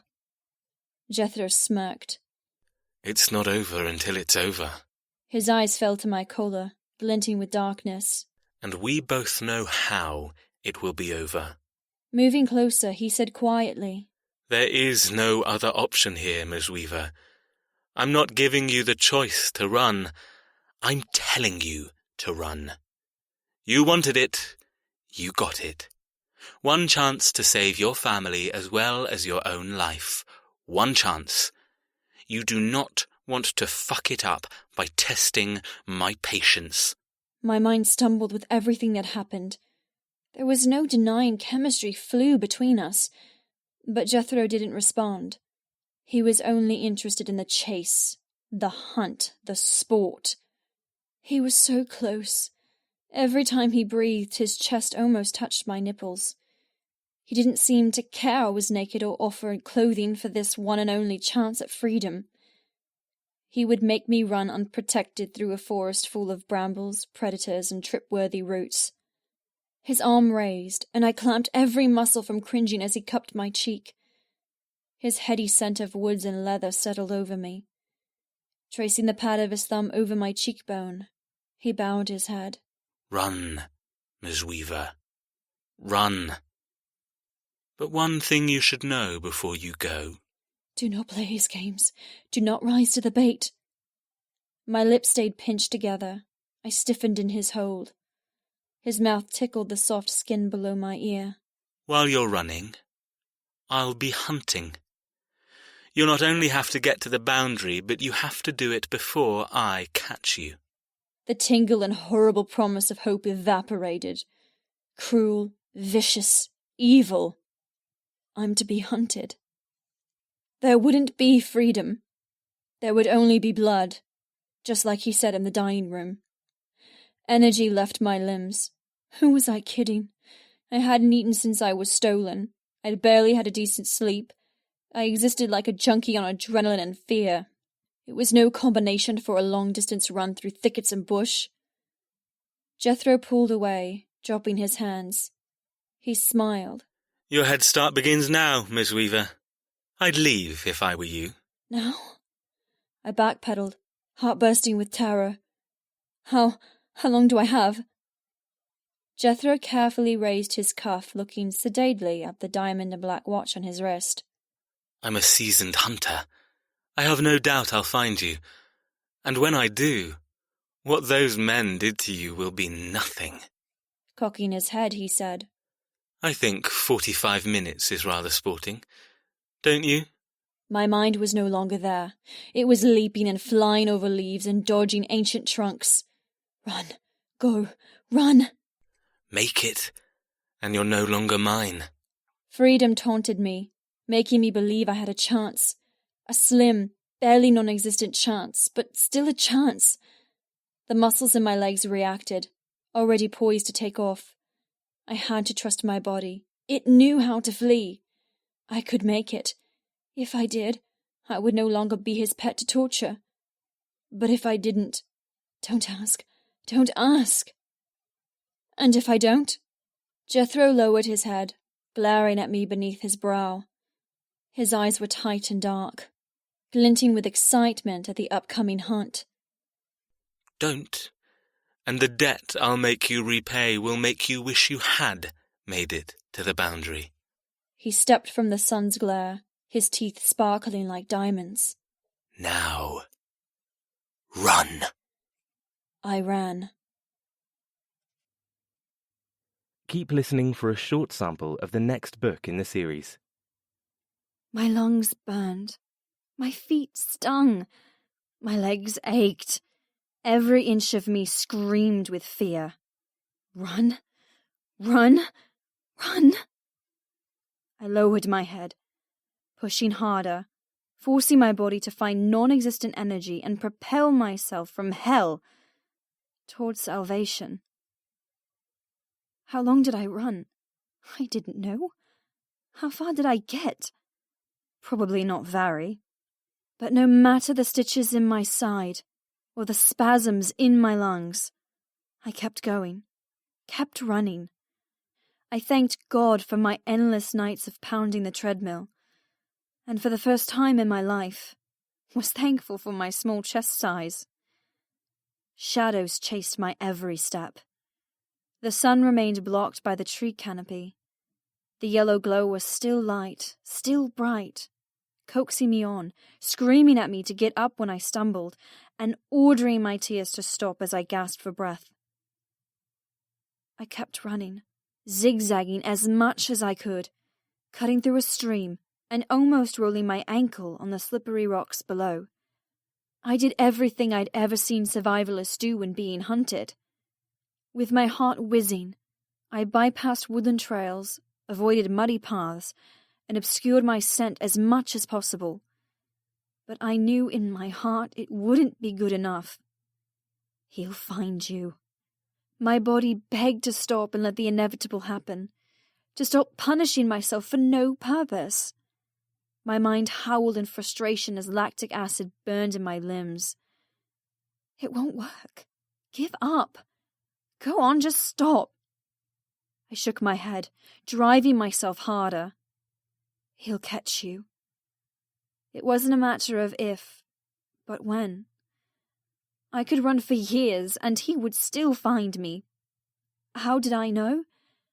I didn't trust him. I didn't believe he let me get away so easily. Everything about him was a carefully scripted lie. Why should his word be any different? I had no doubt if he didn't find me, something else would.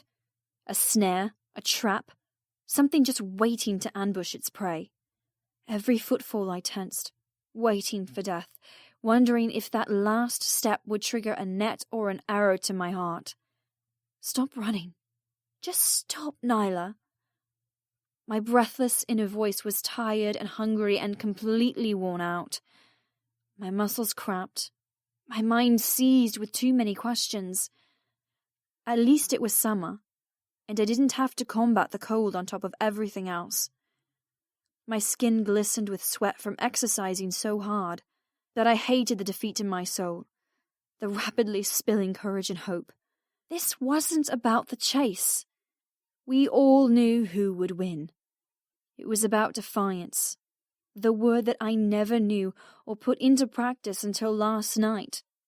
But now I lived and breathed it. I would be the most defiant thorn, stabbing holes in Jethro's carefully made plans. I would never be able to win. The only way I had a chance at surviving long enough to reap vengeance on the men who ruined my ancestors was to fight his ice with fire. I had to burn. I had to blaze. I had to cinder his beliefs and control to the ground, and smear his soul with the ashes of his sins. A loud howl came on the breeze. My knees locked, slamming me to a standstill. No, please no. My heart squeezed. I should have guessed. We hope you've enjoyed listening to this excerpt from First Debt, book number 2 in the New York Times